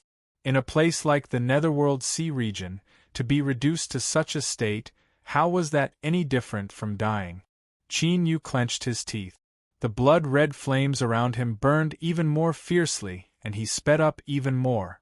Somewhere in the Netherworld Sea region, giant waves tumbled about. Deep rumbling sounds came from the bottom of the water. A battle was underway. Princess Lushy's original form was a flood dragon, and she was being besieged by 4 variation sea monsters. Although a flood dragon's body naturally possessed the ability to control seawater, she was far too young and her strength was lacking. Beneath the siege of 4 powerful sea monsters, she could only bitterly persist. In the periphery, several black-robed cultivators sneered. The spirit medicines that the Holy Lord bestowed upon you are truly fierce. They can even temporarily control variation sea monsters. If it weren't for them, wanting to capture that little girl wouldn't have been easy. This voice was familiar. It was the demonic path cultivator Han Shanai. He shook his head, a bit helpless. What a pity, a royal woman must have a perfect body in order to be used as a sacrifice, otherwise, Chi Quan flattered, Elder Han, once you capture the sea monster royal, you will definitely be able to help the Saint Furnace complete its awakening. At that time, the Saint's Son will reward you handsomely and your cultivation will rise greatly. Han Shanai laughed. After this, I will make some arrangements. I will have the sea monster races blame the death of the princess on that surnamed Qin cultivator. At that time, even if he has 3 heads and 6 arms, he will still die in the sea region. Fellow Taoist Qi will have avenged Fairy Xiang. Qi Quan cupped his hands together. Thank you for Elder Han's brilliant plan. Han Shanai smiled in satisfaction. The Holy Lord had arranged this mission and sent 2 saint sons. This was because he valued the furnace as well as a test for the Saint's Son. He was a follower of the firmament Saint's Son. If he could help the Saint Sun win, then what could the present rewards be compared to his future prospects? This was the most important thing. A cold light flashed in Han Shanya's eyes. We've already delayed long enough. The little girl doesn't have much monster strength left. Control the 4 sea monsters and capture her no matter the cost. If this were a slaughter, then it would have been over long ago. But capturing someone alive was a technical task. Yes, Elder Han. A demonic path cultivator took out a magical shell and blew into it. Sound waves spread out and the 4 controlled sea monsters immediately went berserk. Princess Lushy, who was struggling to support herself, was instantly surrounded by danger. Countless wounds appeared on her body, and the smell of flood dragon blood caused the 4 sea monsters to release their instinctive brutality. Their attacks became even more ferocious. A demonic path cultivator took out a bowl-shaped magic tool and absorbed the flood dragon blood that fused into the seawater. This was to prevent the smell of blood from spreading out and attracting other sea monsters. This robbery had clearly been premeditated. Not only could they capture a sea monster royal and use her as a top sacrifice, but they could also shift the blame onto Qin Yu and force him to his death. More and more blood flowed out of Princess Lushy. Her body began to turn cold and weak. For the first time, fear appeared in her flood dragon eyes. In order to maintain the dignity of the royal family, no matter how afraid she was, she could maintain her calm and composure in front of others. But in terms of the flood dragon race's age, she was still a little girl in her teens. When death arrived, she would still feel fear. King Father, Queen Mother, Big Brother, where are you? Lushy is about to die. Hurry and save me. Tears flowed out, condensing into round pearls that fell into the dark seabed, as if foretelling her doomed fate. Inexplicably, the princess thought of Qin Yu. This was all because of that despicable human cultivator, otherwise how could she have fallen to such a state? If I die, King Father and the others will definitely take revenge for me, and you can forget about living either. No, that's not right, the thousand-thread Everknot is still here. If I die, even if he doesn't die, he will still lose 7 or 8 layers of skin. At that time, he will definitely be eaten up by the variation sea monsters. As she thought this, Princess Lushy didn't feel any guilt at all. Rather, she felt a bit gratified. That Qin bastard deserved what he got. Suddenly, a fluctuation spread outwards. Flood dragons had an innately sharp perception towards water currents. Princess Lushy looked up with teary eyes. She saw a blood-red beam of light piercing through the seawater, rushing towards her at an astonishing speed. Her eyes widened. That was bang, a wild strength swept out. The 4 raging sea monsters were sent flying away.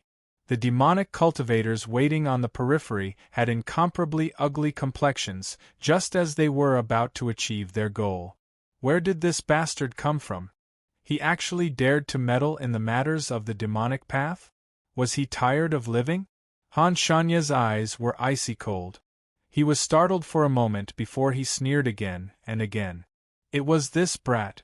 Good, this was far too good. Chi Quan clenched his teeth. Elder Han, please attack and kill him. Han Shanai coldly waved his hand and the 4 demonic cultivators rushed out. Of course they had to kill him.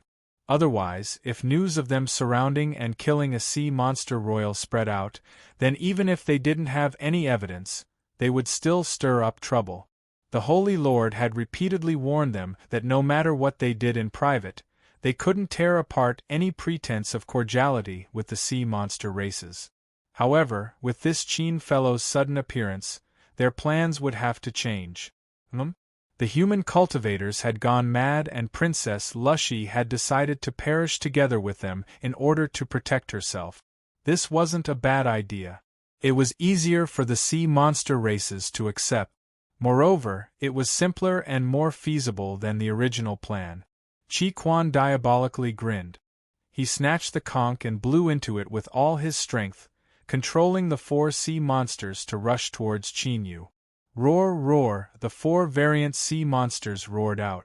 Qin Yu's expression was ice-cold. He stepped forwards on his own initiative, drawing out the 100 nether sword and pouring magic power into it. The 100 nether sword excitedly cried out. A faint light began to shine on the black sword blade. The sea monster in front of him had countless tentacles. Just as it was about to wrap around Qin Yu, a black light flashed and its body froze. Puff!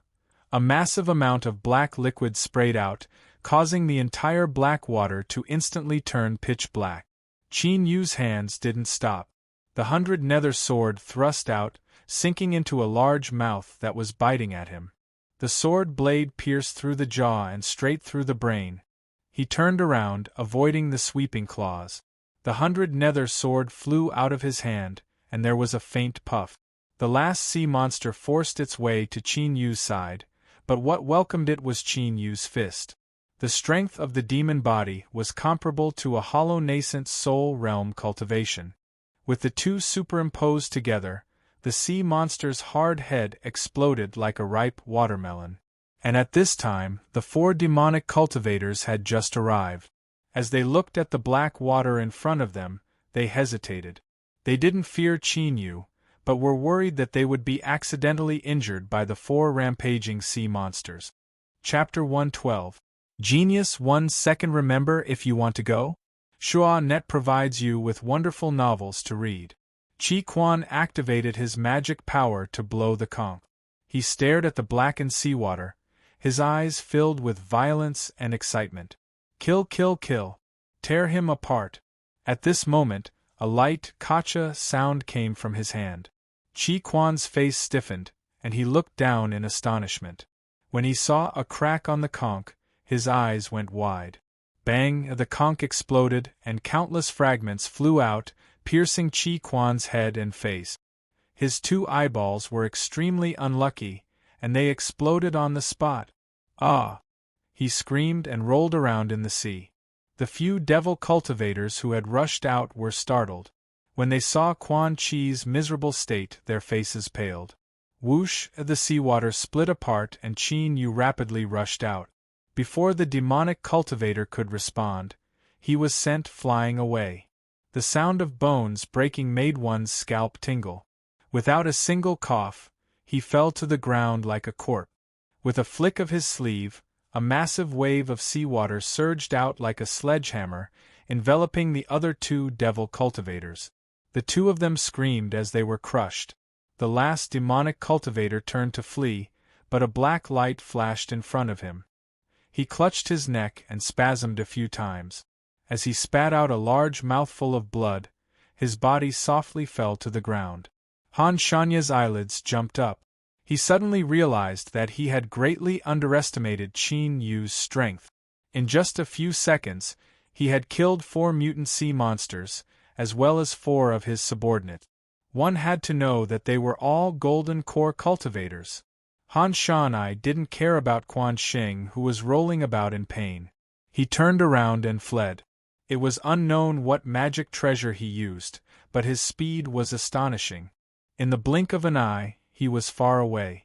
Qin Yu's eyes flashed.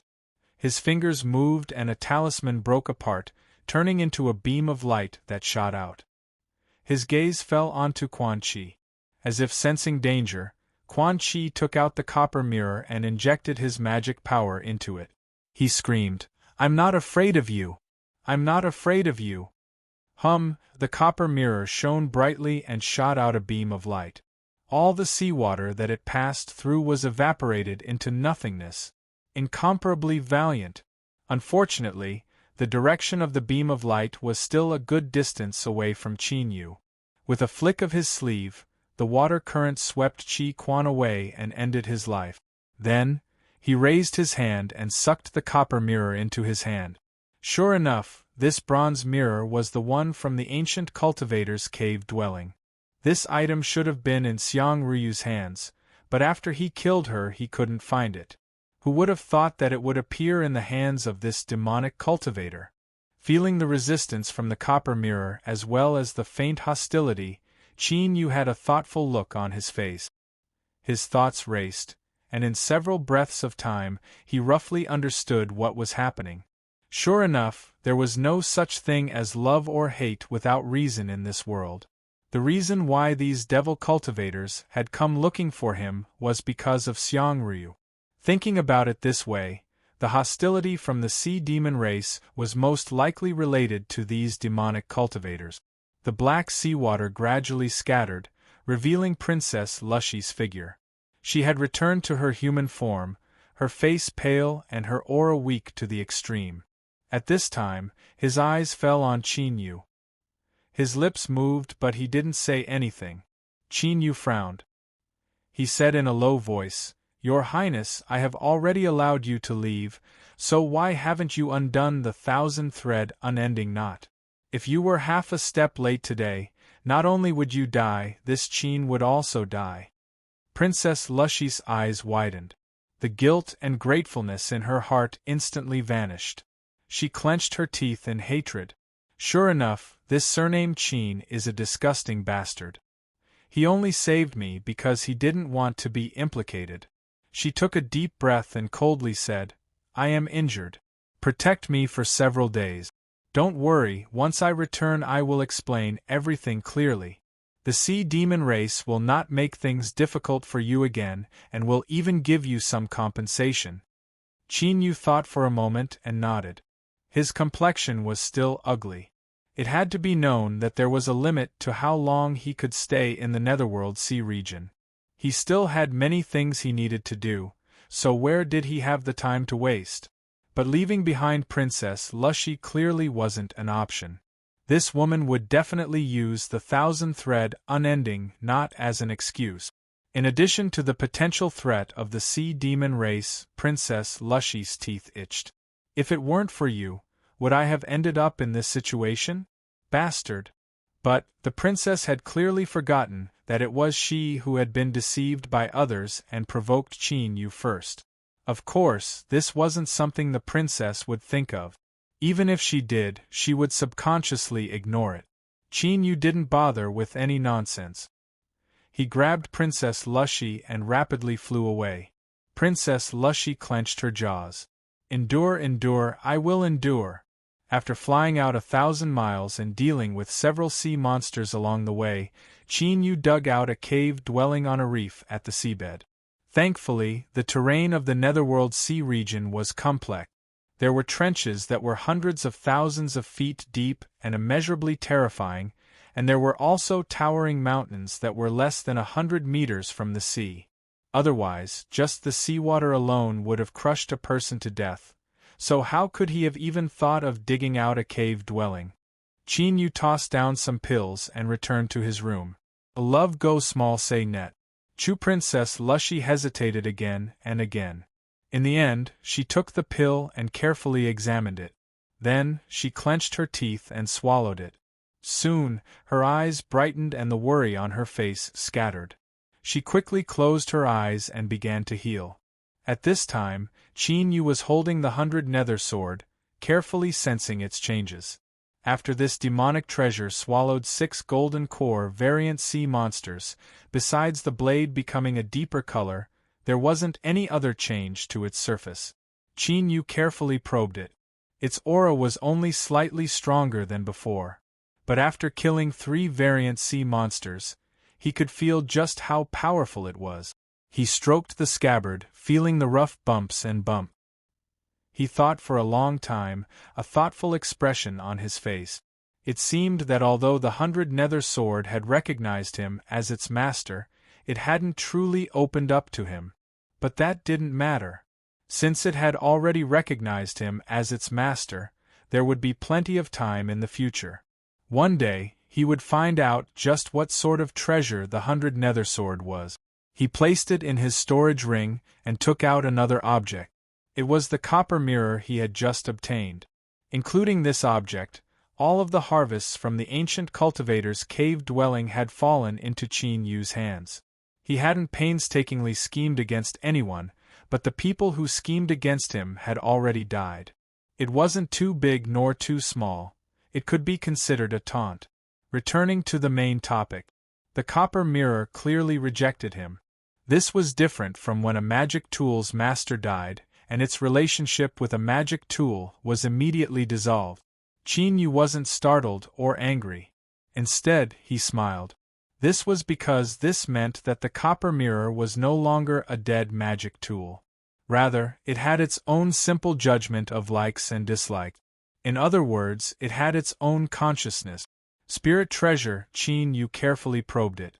After a long time, he was overjoyed.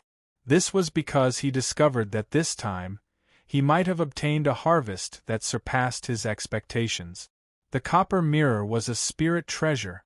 However, it seemed to have suffered heavy losses a long time ago, causing its consciousness to be damaged and the vast majority of its strength to be sealed away. What remained might only be a tenth of its peak strength, or even less. A tenth or even less of its strength was able to display the might he had seen before. If it were restored to its peak, then perhaps even a nascent soul would have to retreat. Qin Yu's smile widened. He tried to refine it, but he wasn't worried. This was a spirit treasure, so how could it be so easy to subdue? He would raise it first. Taking out several pills, Qin Yu sat down cross-legged to refine them. Cultivation was like rowing a boat against the current. If he didn't advance, he would fall behind. The reason he had his current strength was because of the little blue lamp. But no one could erase Qin Yu's own hard work and hard work. 5 days later, Princess Lushy walked out of her room. Qin Yu responded and directly said, "Can we go now?" Princess Lushy lifted her snow-white neck and coldly nodded. Qin Yu turned and walked away, his voice echoing out from afar. "Unravel the thousand-thread, unending knot." Before his voice fell, he was already far away. Princess Lushy finally couldn't maintain the cold arrogance on her face. She stomped her feet in anger. "What a good surname, Qin. You really think I'm a burden? You're afraid I'll implicate you, but I'm the one who's afraid you'll implicate me." She angrily slapped her forehead. A mass of blood-red light appeared in front of her, with countless threads tangled together. Perhaps this was what the thousand threads unbroken was like. With a ruthless slap, the blood-red light shattered. Princess Lushy let out a sigh of relief. She stamped her feet and rushed out of the cave dwelling. In the distance, Qin Yu could feel an invisible connection within his body sever. He knew that the thousand threads unbroken had been undone, and he relaxed a little. He really didn't want to be entangled with the sea monster races any longer. If everyone went their own way and didn't interfere with each other, then that would be for the best. Now that the troubles were over, it was time to get to work. Whoosh! Qin Yu rapidly flew away. An hour later, the 9 nether winding path. Repeating the same method from before, he summoned the thunder magic sword and thrust it into the sea. Purple lightning spread out. The crab monster was in the limelight. In particular, several sea monsters that were usually flirting with each other had brought it autumn spinach, making it feel even more comfortable inside and out. After the glory passed, it lazily lay down in its cave, sleeping. It didn't know what it was dreaming about, but it was so beautiful that it kept running up its nose. Purple lightning swept over. The crab monster quivered and was immediately enraged. "Don't you know the prestige of this old crab? Where did this fool come from? Do you want to die?" Sensing it, holy shit, it was actually that human cultivator from a few days ago. "Good brat, when you saw this old crab's glory you turned tail and ran away in fear, and now you still dare to come back? Hee, this old crab won't give you a chance to run away. Brat, just wait for your death." Magic power surged around Qin Yu's body. He flew in the air, the 100 nether sword hanging at his side. As if it could feel the summons of a delicious meal, it was excited. Suddenly, seawater violently erupted, condensing into a giant column of water that came crashing down. The crab monster was hidden within. As the column of water rushed up, its 2 pincers slashed out. "Prepare to die." Bang! The column of water shattered. The crab monster was startled. It thought that this brat had some skills. In the next moment, a boundless strength swept out. With a light cracking sound, the crab monster's pincers began to crack. It opened its mouth, but before it could even scream in pain, a black light howled out, drilling into its mouth. The crab monster's massive body froze in place. With a loud bang, the 100 nether sword flew out. Qin Yu's lips twitched. He could clearly see that before the crab monster's eyes dimmed, there was a deep bitterness in them. It was clear that the crab monster found it hard to accept how it died. Bang! The crab monster smashed into the sea, stirring up massive waves. The sea monsters in the 9 nether winding path were stunned, unable to wrap their heads around what had just happened. What was the old crab doing? Why had it been defeated so quickly? Because of the column of water, they weren't able to see what had happened. But it was clear that the brat outside wasn't as simple as they imagined. He was absolutely a ruthless character. The sea monsters revealed looks of dread. Their eyes swiveled around, but none of them made a sound. The Golden Core variant sea monsters had already regained some of their sanity. Although their desire to kill was intense, none of them were willing to seek death. Suddenly, from deep within the 9 nether winding path, a divine sense fluctuation spread out.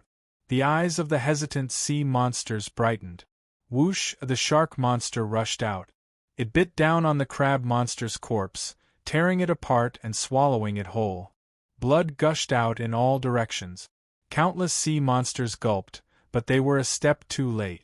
They could only cry out in pity in their hearts. In the blink of an eye, the crab monster's corpse was cleanly eaten up. The monster energy around the shark monster had clearly become much more tyrannical. Without delay, it flicked its tail and howled out. Whoosh! The shark monster's 70 to 80 foot long body was exposed to the air. It opened its mouth and spat out a mouthful of black water.